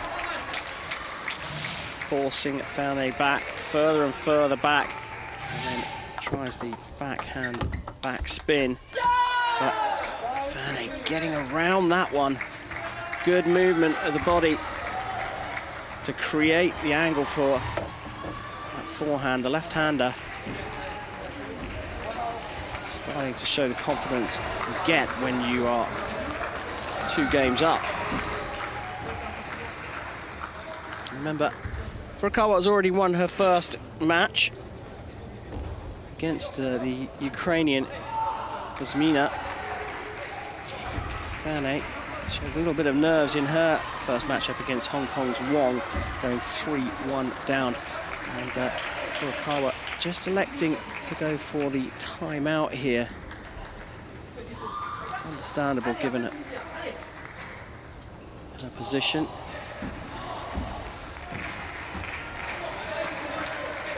Satoshi Kawahara being called in to assist with Furukawa.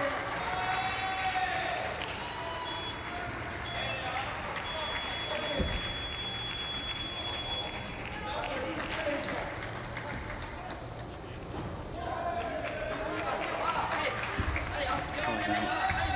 It's done here in this Group B match. Pulse 11.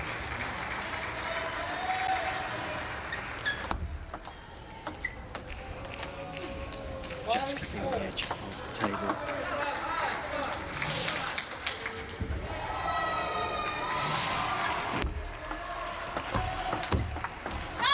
And Furukawa, just like that, has fought straight back. The timeout working out for her straight away.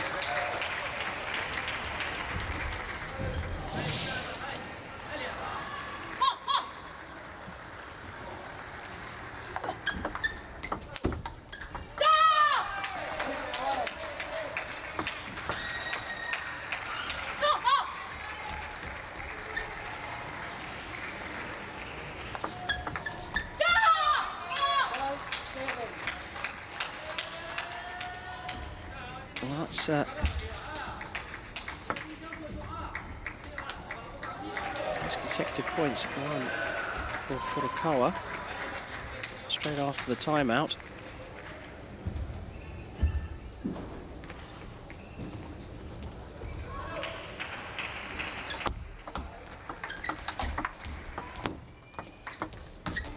Well, Ferney benefited from just clipping the top of the net on her penultimate shot. That created a defensive reply from Furukawa. Made the opening for Ferney. Back within one. There's the spin serve, and it creates the opportunity for that backhand cross court, cross table.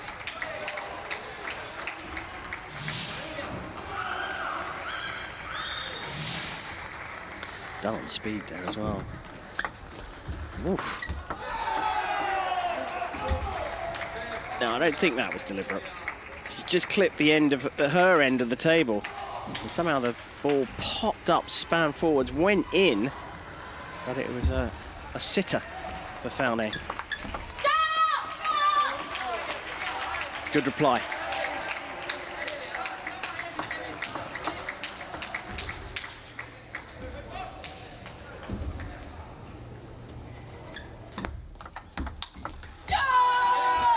Dangerous.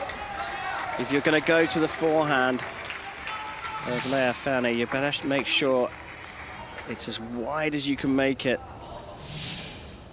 She's got a big reach.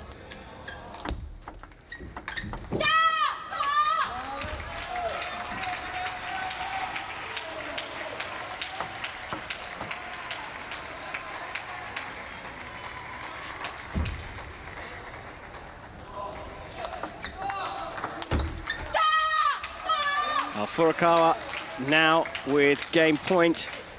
It's her first one of the match. How's Leah Ferney going to handle this?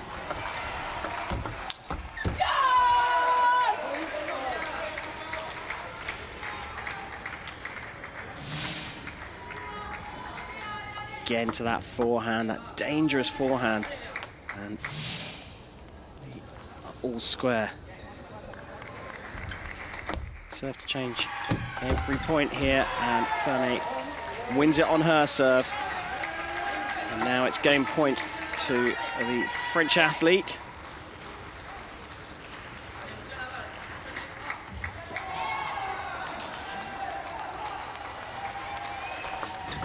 Spin serve. And Ferney thought she had a chance there. Good play from Furukawa. So back to all square and back to Leah Ferney for the serve. Got to win one on your own serve and one on your opponent's to take this game. Having to go defensive that time, Ferney, and now it's Furukawa with game point, and she's on her own serve. Can she fight back here at the Tokyo 2020 Paralympic Games, day 2 of the table tennis tournament?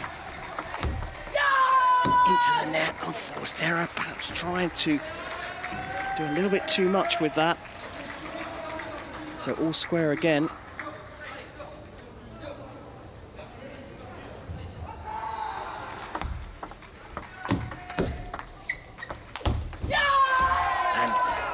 Did have an opportunity there for Furukawa, but perhaps just put a little bit too much into that one. And now it's game point to Ferney. Furukawa with the serve.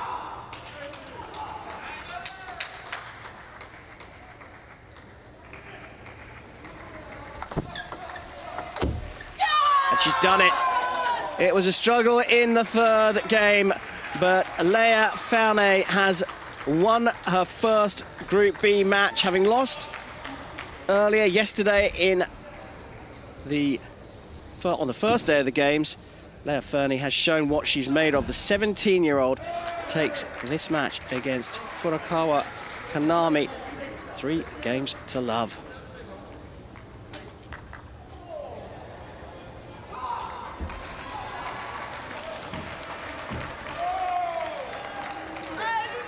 So it's a win and a loss for Furukawa.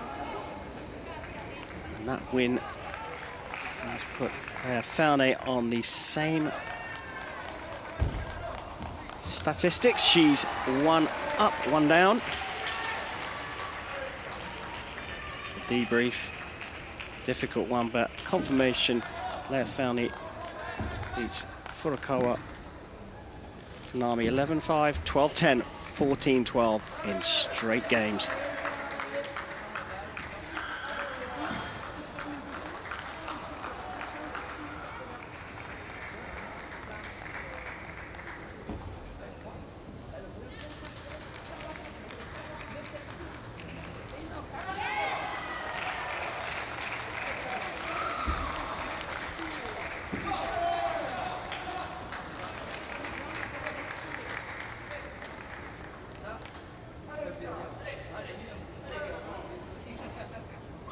So here are the match statistics. Faune dominating. It's a bit of a struggle in the last game, but the points lost on serve for Furukawa, 18. And really, against someone so strong as Leah Faune, despite her tender age of 17, that strong forehand from the left-hander took her through this Group B match. And here are the standings. Wong sitting at the top of the table with 2 wins. Faune and Furukawa equal on points. Here, Faune placing second as things stand.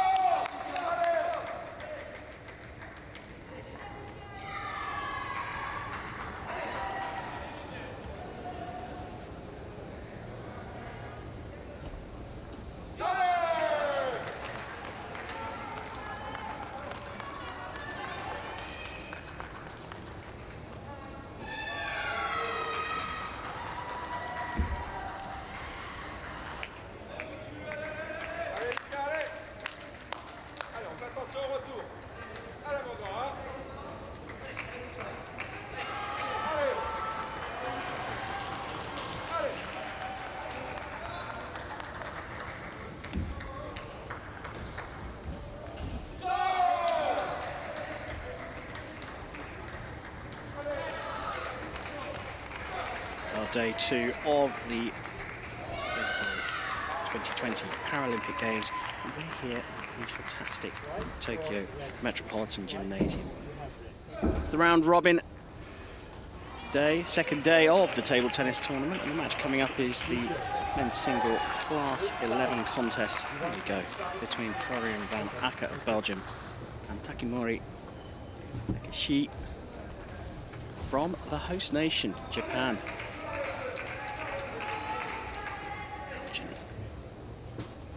Warming up the rubber on his racket. Bat, I should say. Second Paralympics, and he's the reigning Paralympic champion. So the 2018 world champion, the reigning European champion. 24-year-old, is that not? In his trophy cabinet.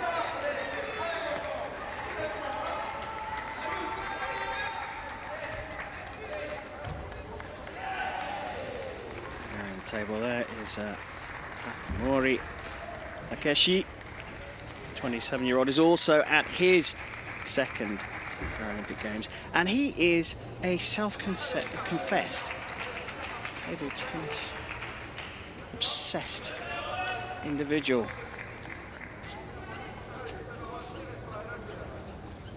It's Marca's second match. He beat Martinez Barreto of Venezuela 3-0 on the opening day of the tournament, day 1. We're on day 2 today.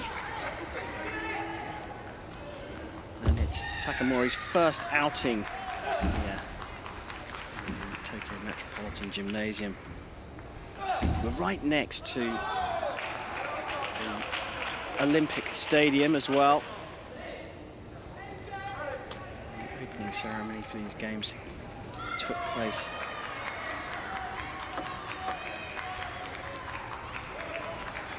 Fabulous part of the town. There's 2 athletes doing their warm-up. It's a fabulous part of the town. It's a bit wacky and trendy in places, a bit of a hippie vibe going on around this area. North of Tokyo main station, there's the confirmation of that Group B win for Florian van Akker against the Venezuelan. And this part of Tokyo has a great little nightlife. There's lots of bars, restaurants. So we meet our umpire, the Finnish Asko Asinen. And on the other side of the table, he'll be supported by Gert Selig. They're just east of Shinjuku, which is a fabulous district here in Tokyo, bustling. A picture that you most get from Tokyo of these skyscrapers and neon lights. Well, that's Shinjuku. It's absolutely teeming. Not perhaps as much as it would be in normal times, of course.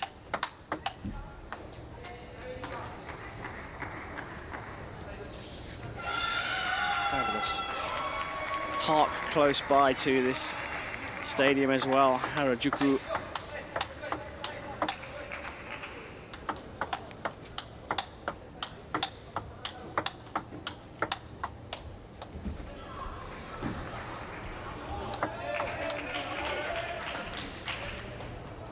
So this Group B encounter, the first for the home nations,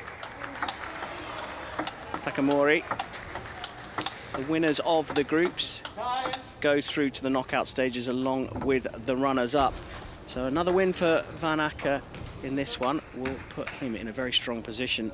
Matches the best of 5 games. Players need to win 11 points to win a game, but must be 2 points clear. Serves alternate every 2 points. Athletes get to towel off, should they choose to, every 6 points.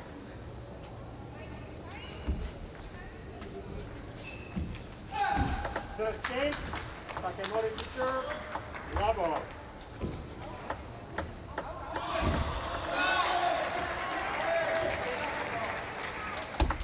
So Takamori gets the first game underway, but it's Van Acker creating the first point.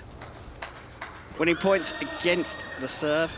That's the key to taking matches, as well as keeping all your points on the serve, of course.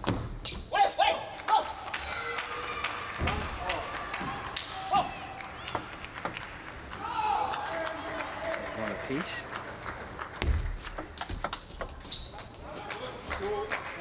Well, it's bag of energy this end of the table from Takamori. Smooth, calm serenity at the other end at the start of this match. Just clicking the top of the net and going long as a result.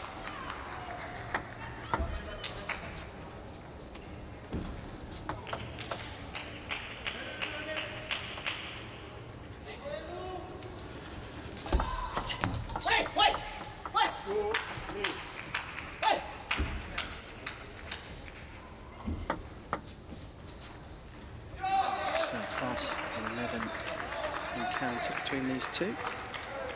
That's 11. Para table tennis is for athletes with an intellectual impairment.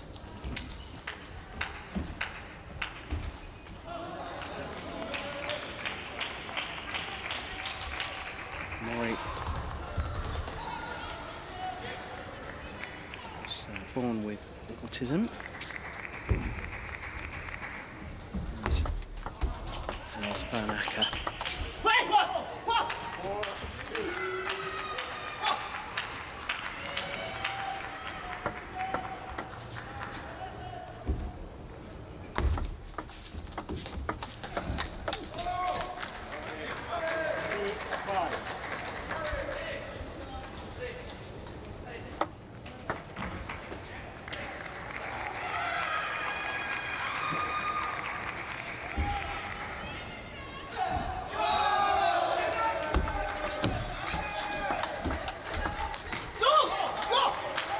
Trying to force that one a little bit there.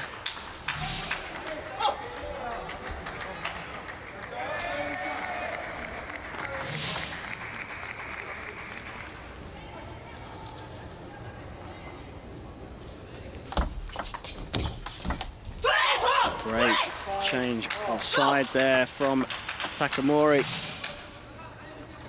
Puts it out to the backhand and then switches over to Van Acker's forehand side.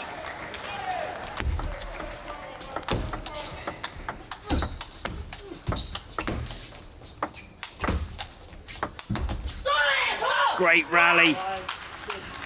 Van Acker taking a look at his bat. And look at the energy from Takamori, leaping from side to side.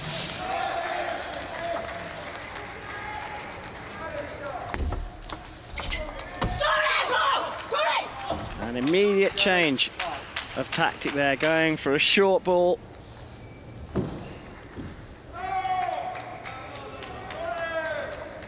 (7-5) for Takamori. Taking the towel off. Back into action.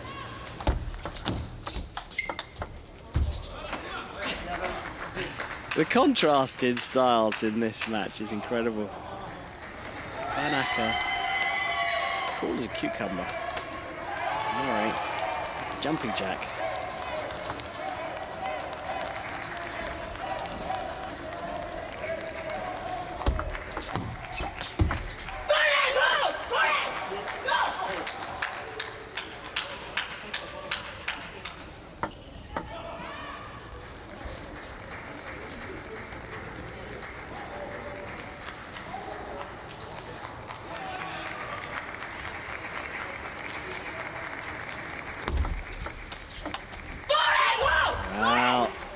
Focus and concentration coming out here from Takamori.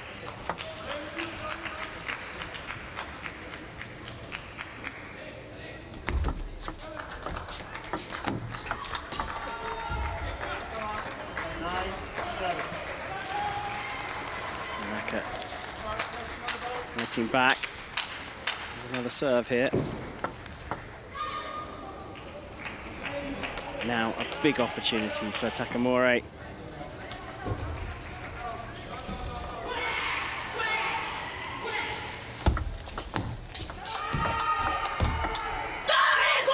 Now has the serve on game point in the first game of this Group B encounter.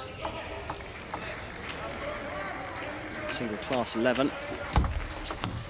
Round robin, and that's called as a let.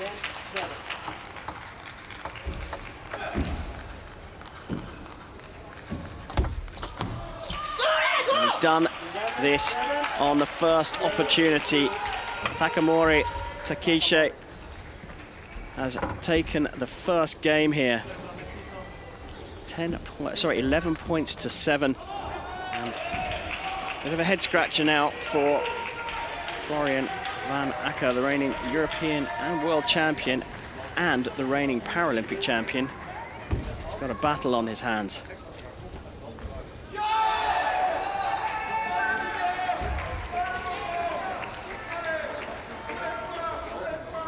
And Steen Kist, the coach, Florian Van Acker, winning his Euros. Confirmation of that first game score.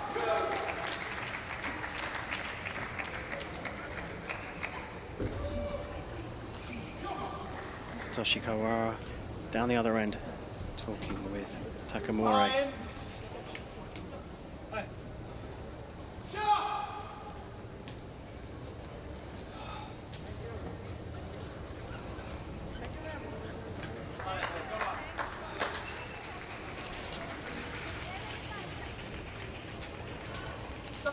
So time for game 2 in this group match.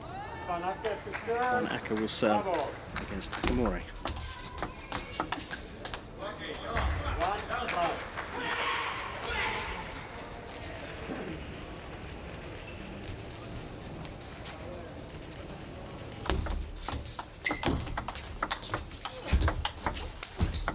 Oh.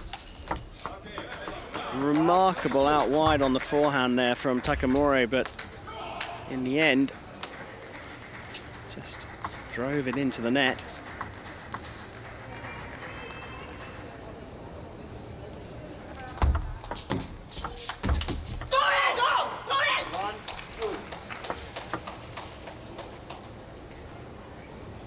Well, the outright aggression, aggressive play. What's doing it here for Takamori. Naka unable to find an answer at the moment.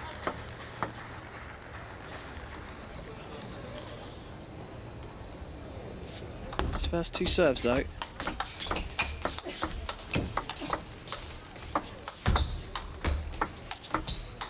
Both gone long here, but it's Takamori on the attack. And it was only a matter of time there as Van Acker was just getting pushed further and further back.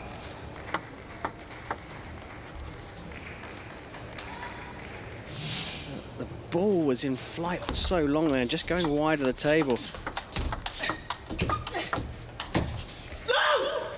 And even on the defense, Takamori, super dangerous. Time for the towel off. And this is looking very good for Takamori Takeshe. He's all out attack. He's looking good against a more relaxed Van Acker.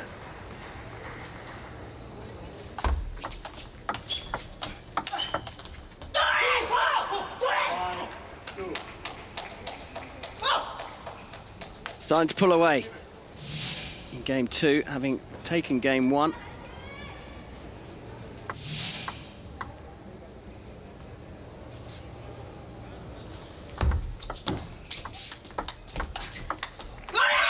Six points in a row now.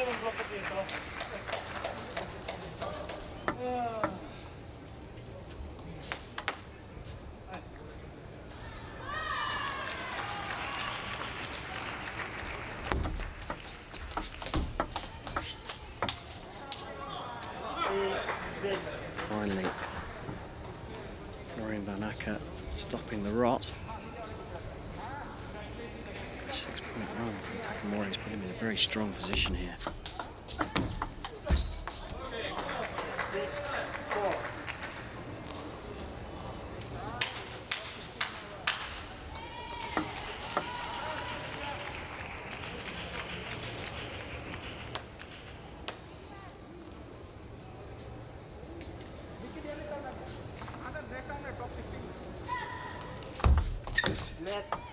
Just clipping the top of the net that time.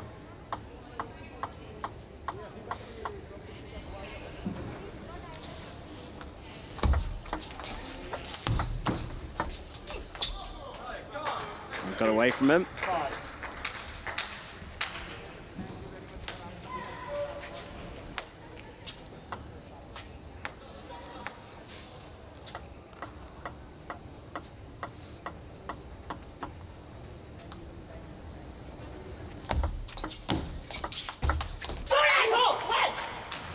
Well, a 3-point run from Van Acker is halted by Takamori.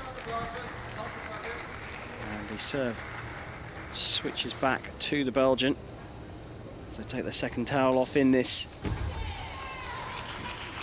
enticing match here. Takamori leading by 1 game to love. Certainly the more aggressive attacking of the two.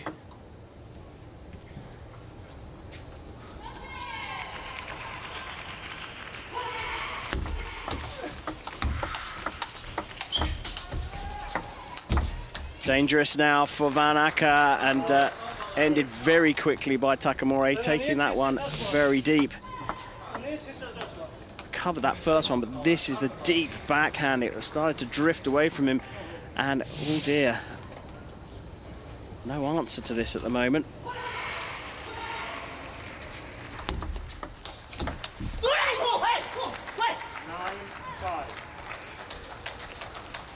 Got to pull himself together, Florian Van Acker.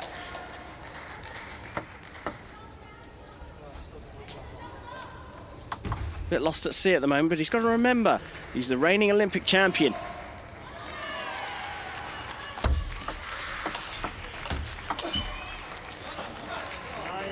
A little burst of energy there from Van Acker. That helped change his mindset. Takamori can win both of these serves. He will be 2 games to love up.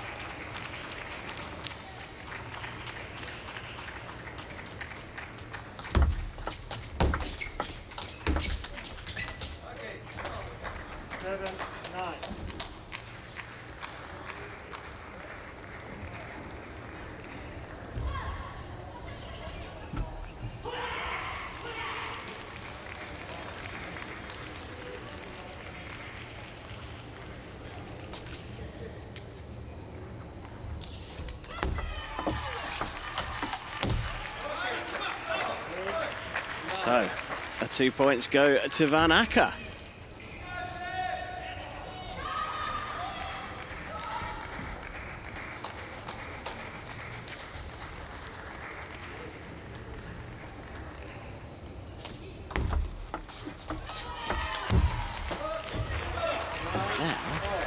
Square. That's just getting a little bit overexcited. Takamura, he was on the brink of taking this one, and now Van Acker has drawn level.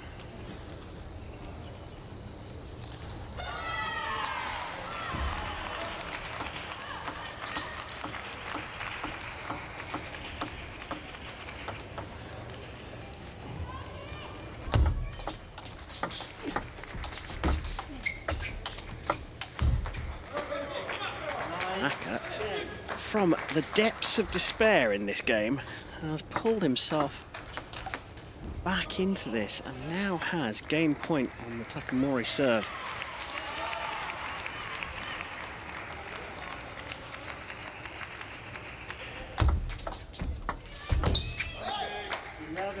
Has taken it 11-9.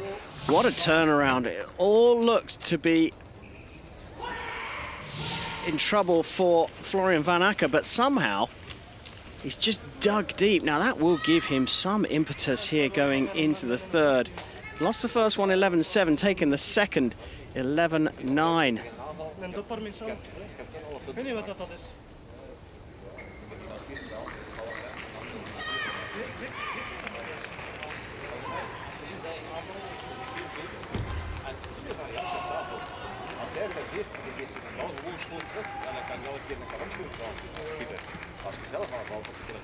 There we have it, the turnaround coming from behind. A long way behind. Florian Van Acker has taken the second game to level up this Group B round-robin encounter against Takamori.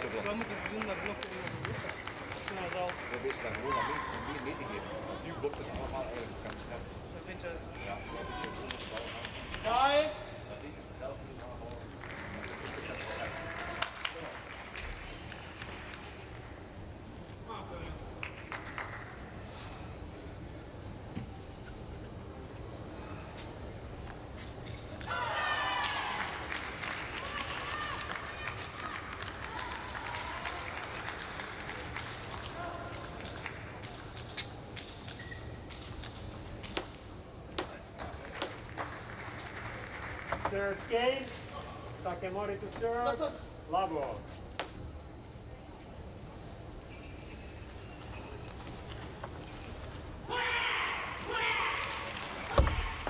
So all square in this Group B encounter. Takamori, Takishe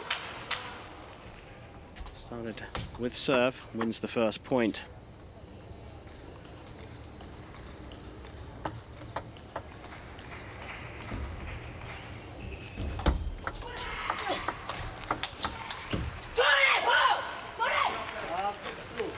To the all-out attack here from Takamori.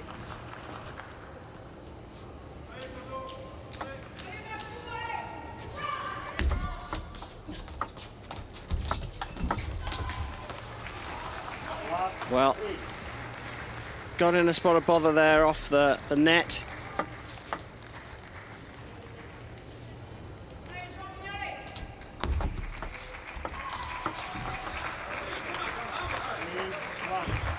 It's 3-1 now.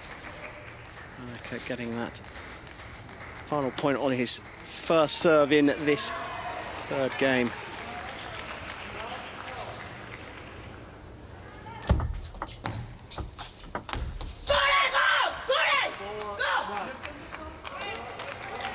This looks to be getting a little rattled now.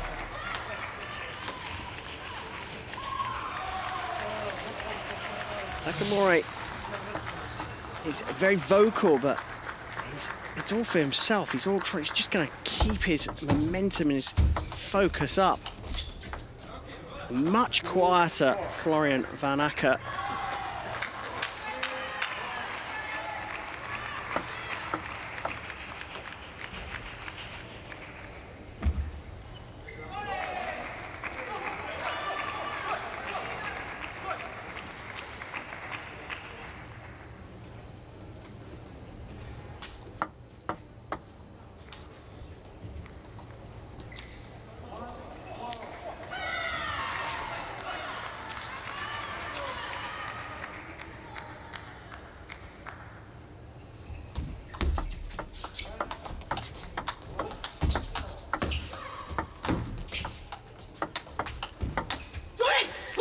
Well, a little unlucky there for Van Acker.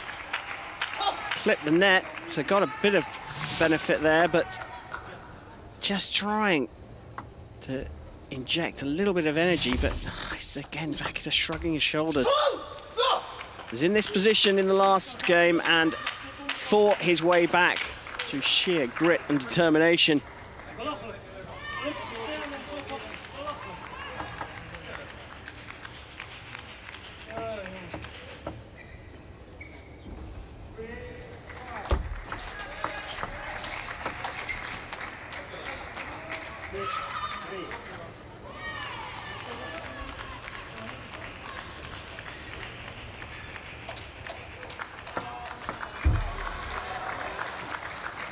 Commanding lead.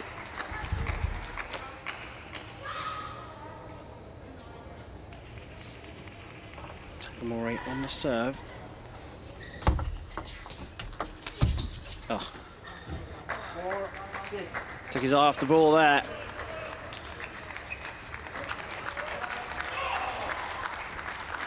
So Van Acker now with 2 serves to get himself back on level terms here.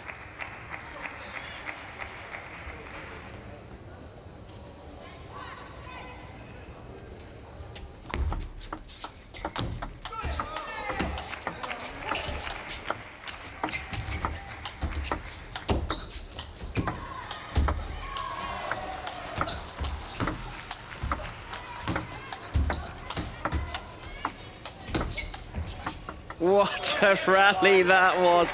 The best one of the game. The two of them far wide on their forehands, smashing it back and forth between them. Takamori took the risk with a sliced backhand, and that created the opportunity. Brilliant.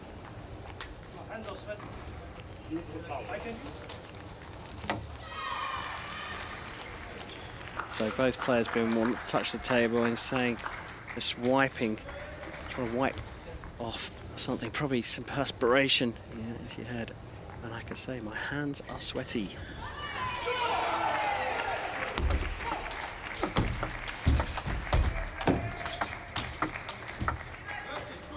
And just like that, Van Acker has drawn level with Takamori. We know what happened in the last game. It came from a difficult position to win. In the end, taking it straight 11-9.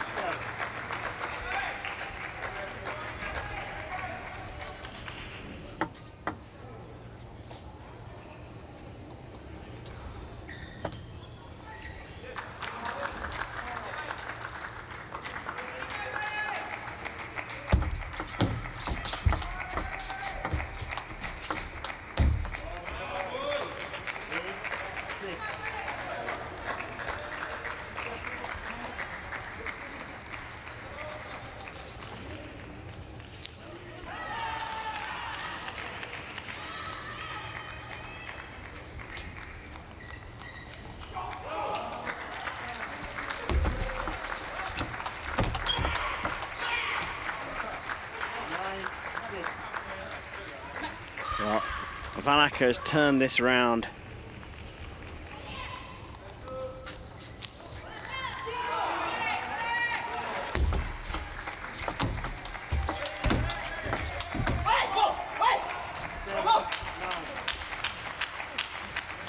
Still trying to pep himself up here.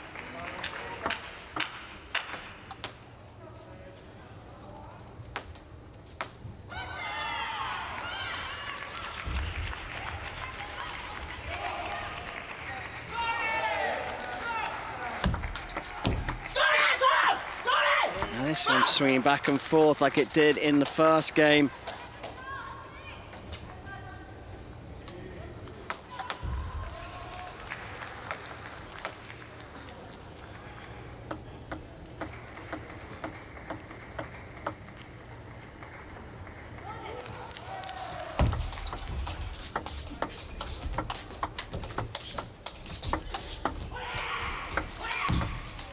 put it onto the forehand now. Van Acker on the defence. Oh, a chance for Takamori there. He didn't take it. He got himself into that position. Good defence from Van Acker. Got himself back in the middle, ready for what was going to come at him, but an unforced error from Takamori, and it's 2 game points for Van Acker on his serve.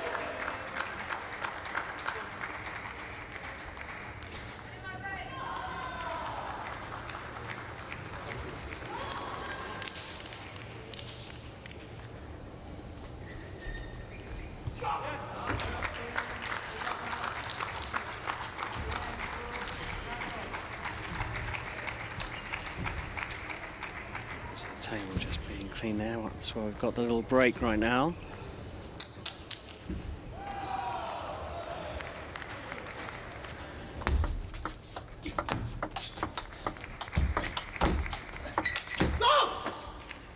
So gone long this time, Van Acker.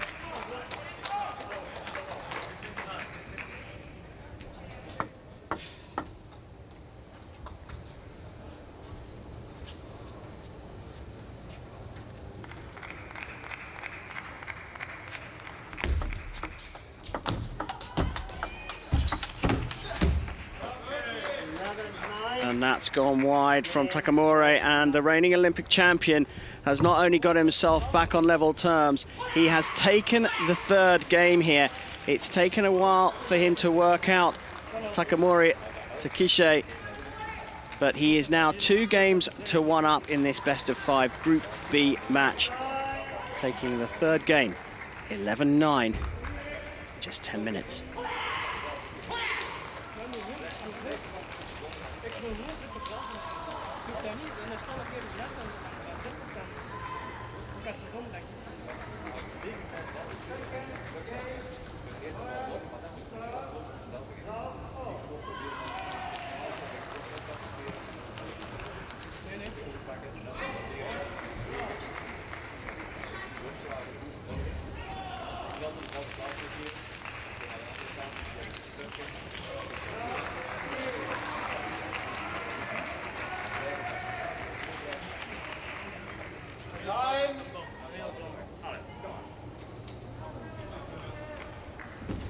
Time, please.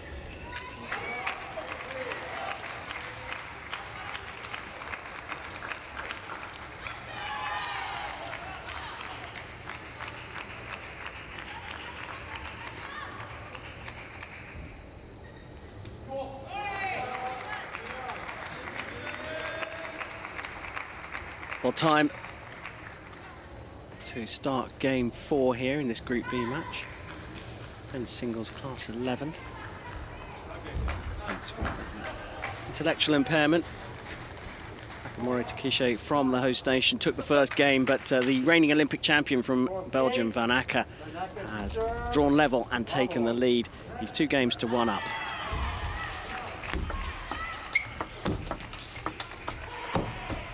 Clips the edge of the table, puts his hand up in acknowledgement.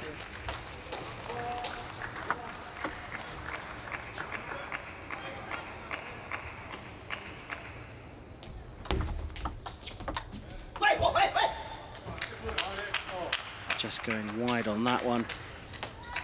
Takamori Takishe, his nickname is Taka Khan. And for him, everything must change.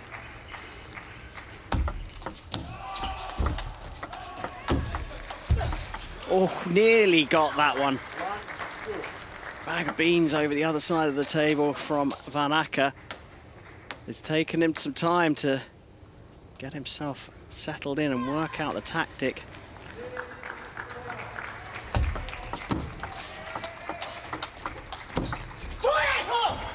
Going out on the attack himself. This is perhaps the most aggressive we've seen from the Belgian.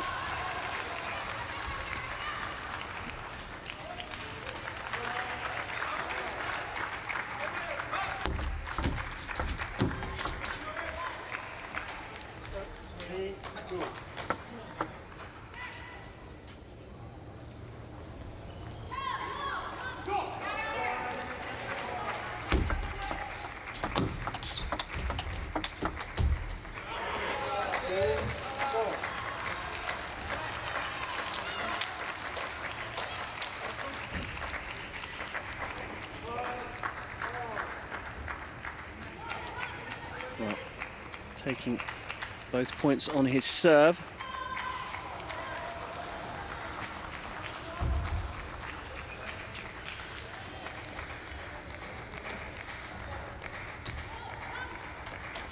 Nakamura has to fight back here.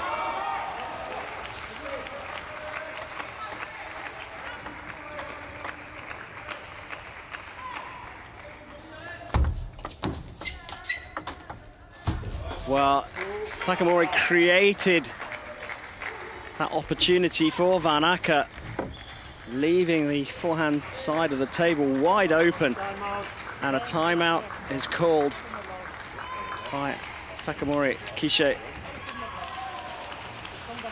Cleaned again.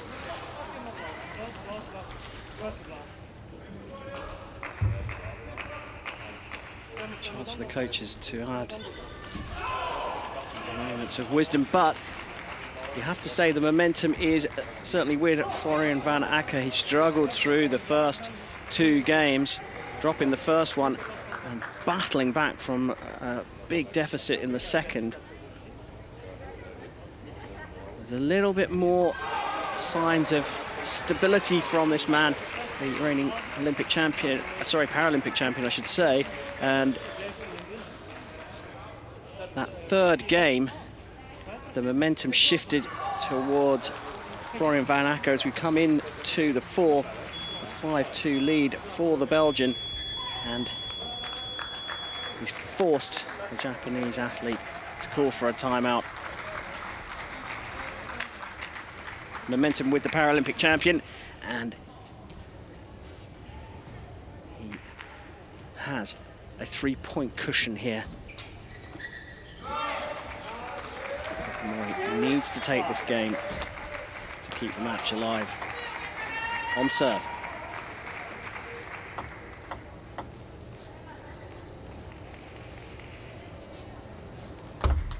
Net 2-5.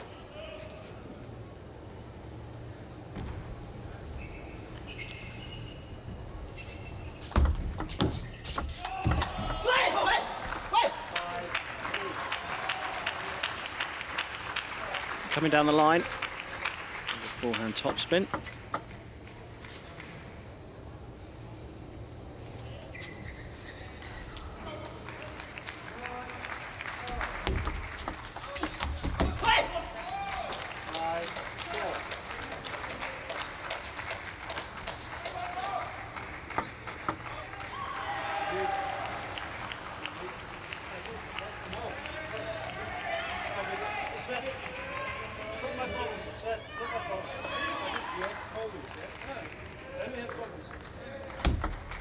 Net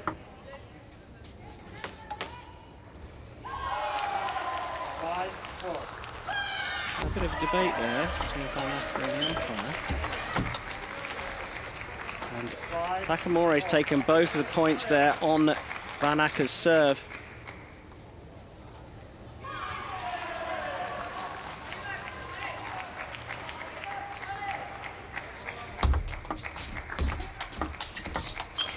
Defensive forehand there, but opened the court up, put the table up for a forehand drive. Just clipping the edge of the table out, hence the acknowledgement there from Takamori. He's taken the lead.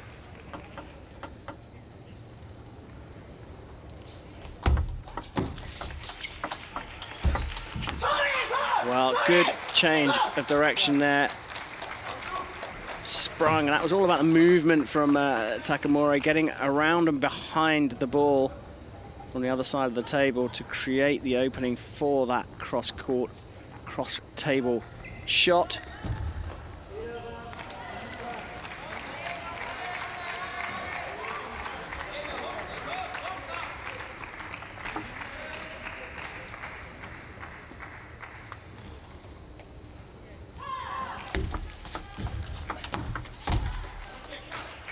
Solid though from Van Acker on his serve.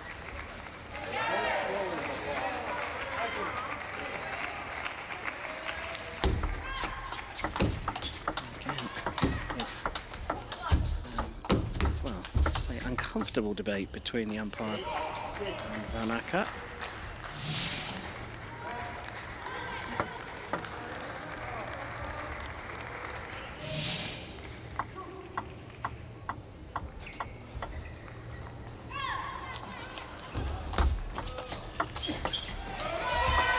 dug that one out. And that one. And again, that's the second unforced error on the wide forehand from Takamori. It's the second deep one he had to dig out. Takamori just taking his eye off the ball at the last minute.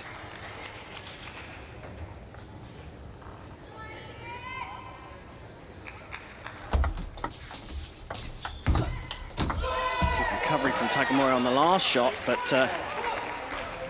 he couldn't deliver. He was as surprised as Van Acker that he got that one back that clipped off his end of the table.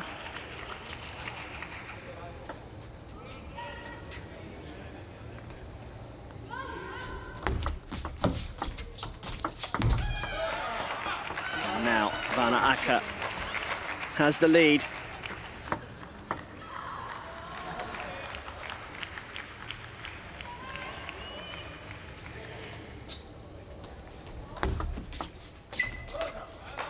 Now has 2 match points.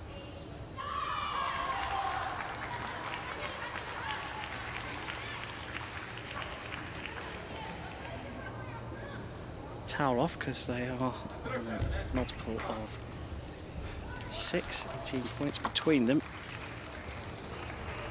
Banaka has 2 opportunities to seal this match on the Takamori serve.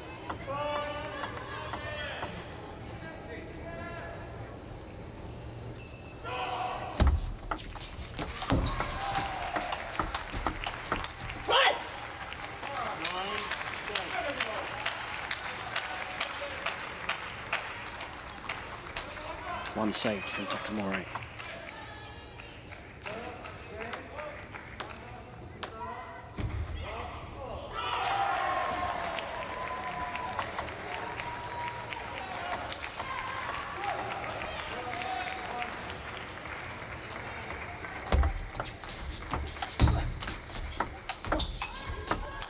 The attack again. Oh, just catching that one. And again, but that's wide. Oh, brilliant save from Van Acker. This is a fantastic rally. Oh, what a brilliant rally there. Another save from Takamori. And the pair are tied at 10. Alternating serves every point now. And Takamori goes back into the lead and now has game point. Having saved 2 match points, he has game point on his own serve.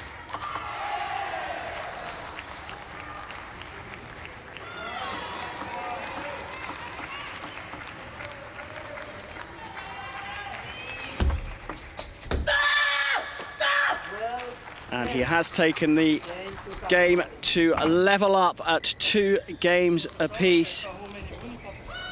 That was an incredible save of 2 match points from Takamori Takishe. Van Acker fought himself back into this one, having gone 1 game down. But Takamori Takishe has taken game number 4, 12-10, and they are all square as we go into a 5th and final deciding game.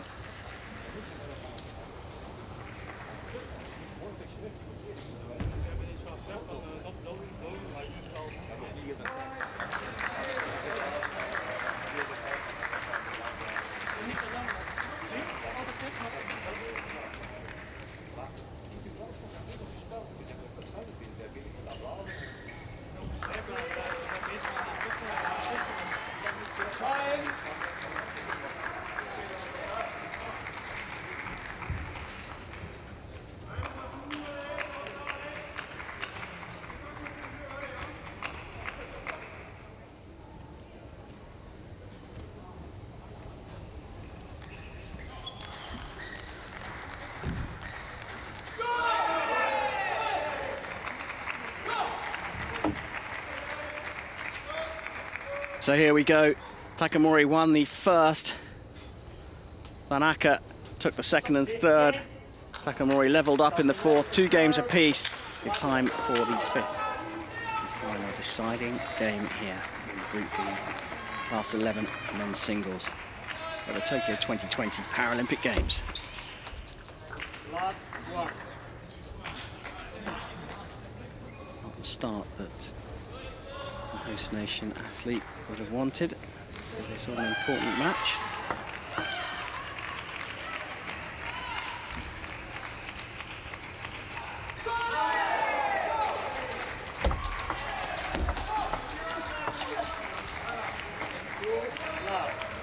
Perfect start from the reigning Paralympic champion, though.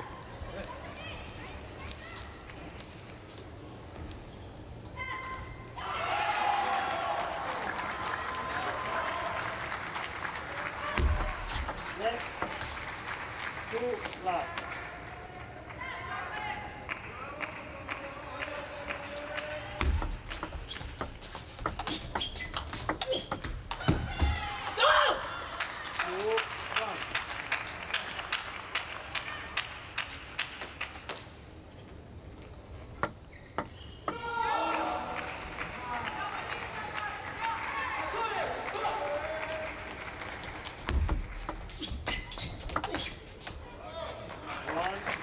Well, that's the first point won on serve in this deciding game.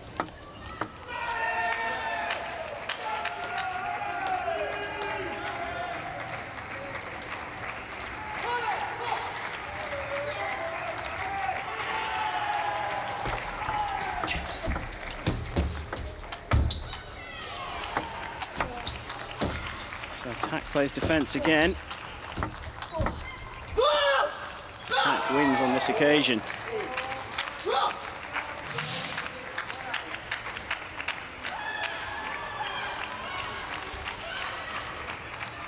That's the low one. Just hitting the ball a little bit sooner after the bounce. So it came back a lot quicker.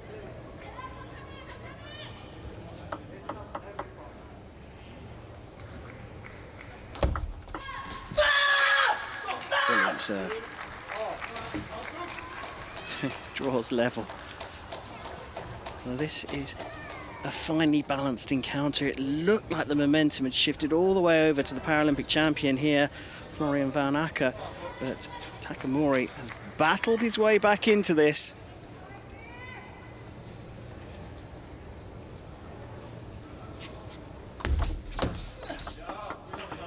Good disguise on the serve. Takamori wasn't expecting that.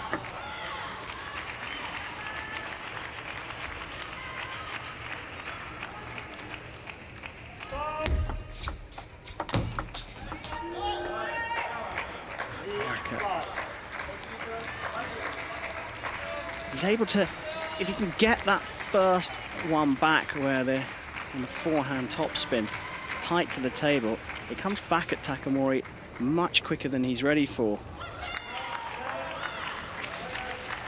Mini advantage with Van Acker here, but Takamori,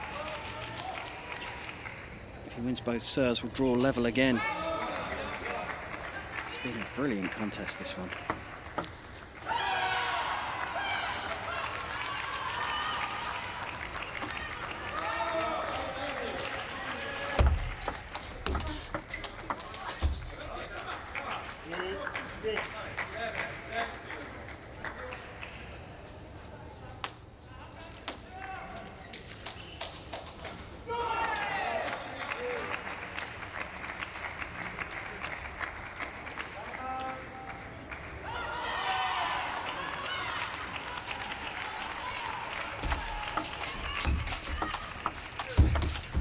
Great save from Takamori, but he was always on the back foot after that wide forehand cross table shot.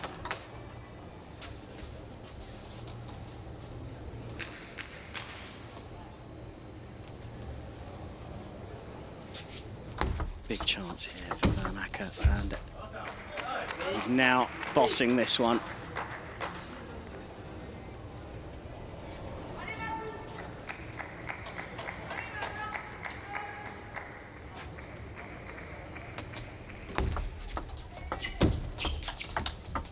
Brilliant. Again, picking up that topspin forehand early. Watch this. That's the one, and he just delicately cut the ball across the table.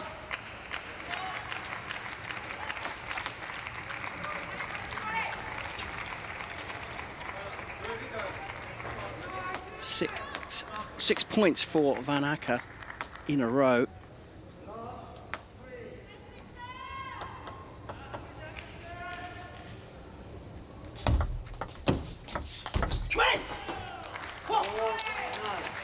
Takamori stops the rot. No room for error though for the Japanese player.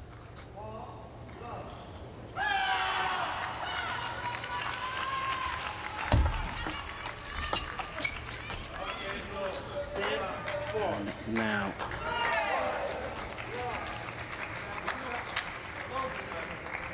match point on his own serve. One. Net called. Net called. That's not it.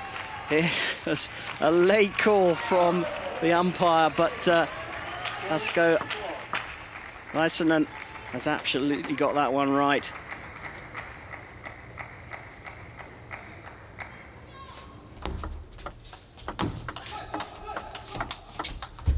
Cross court. Oh, the chance was there for Van Acker.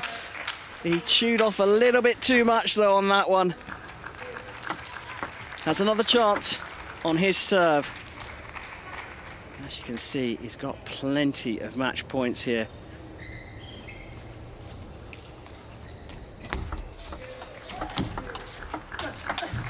And that is it. It took him 5 games to do it. He was wobbling in games 2 and 3 and looked all lost at sea, the Paralympic champion, but he fought his way back in to this match. He's taken the 5th and final set comfortably, 11 points to 5, and Florian Van Acker takes his 2nd Group B win in the men's singles class 11. Tough battle, but the Paralympic champion showed his class. 2 wins out of 2. Takamori loses his first match, but showed a lot of attacking promise. Be good to see what comes from him in the remaining group matches.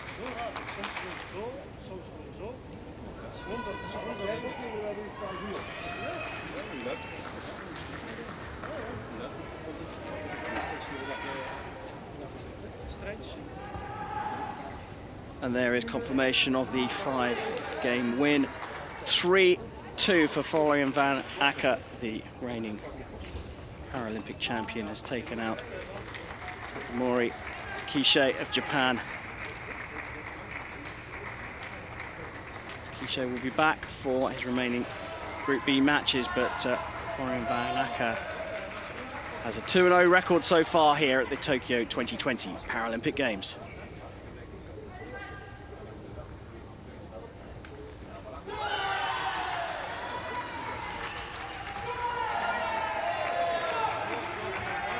And here are the statistics for the match. I mean, quite close overall, but it was the points lost on serve.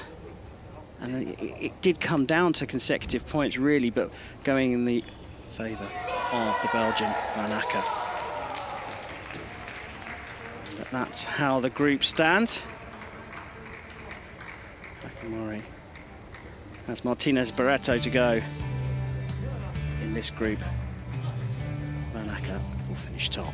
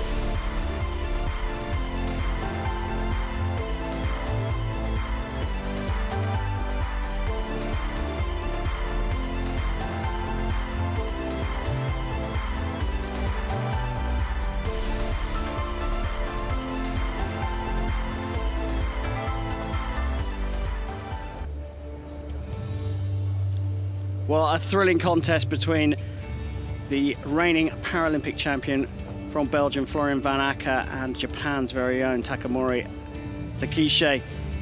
Van Acker, well, he struggled in the first game. He struggled in the second, but pulled it back level and then went on to win game 3. The confidence was with him until Takamori struck back in game 4. But it went down to a 5th and final deciding game, and it was a dominant Paralympic champion who's here to defend his title, taking it 11-5, 3 games to 2.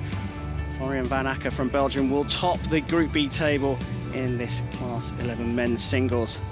And that's it from this session here in the Tokyo Metropolitan Gymnasium on day 2 of the Tokyo 2020 Paralympic Games.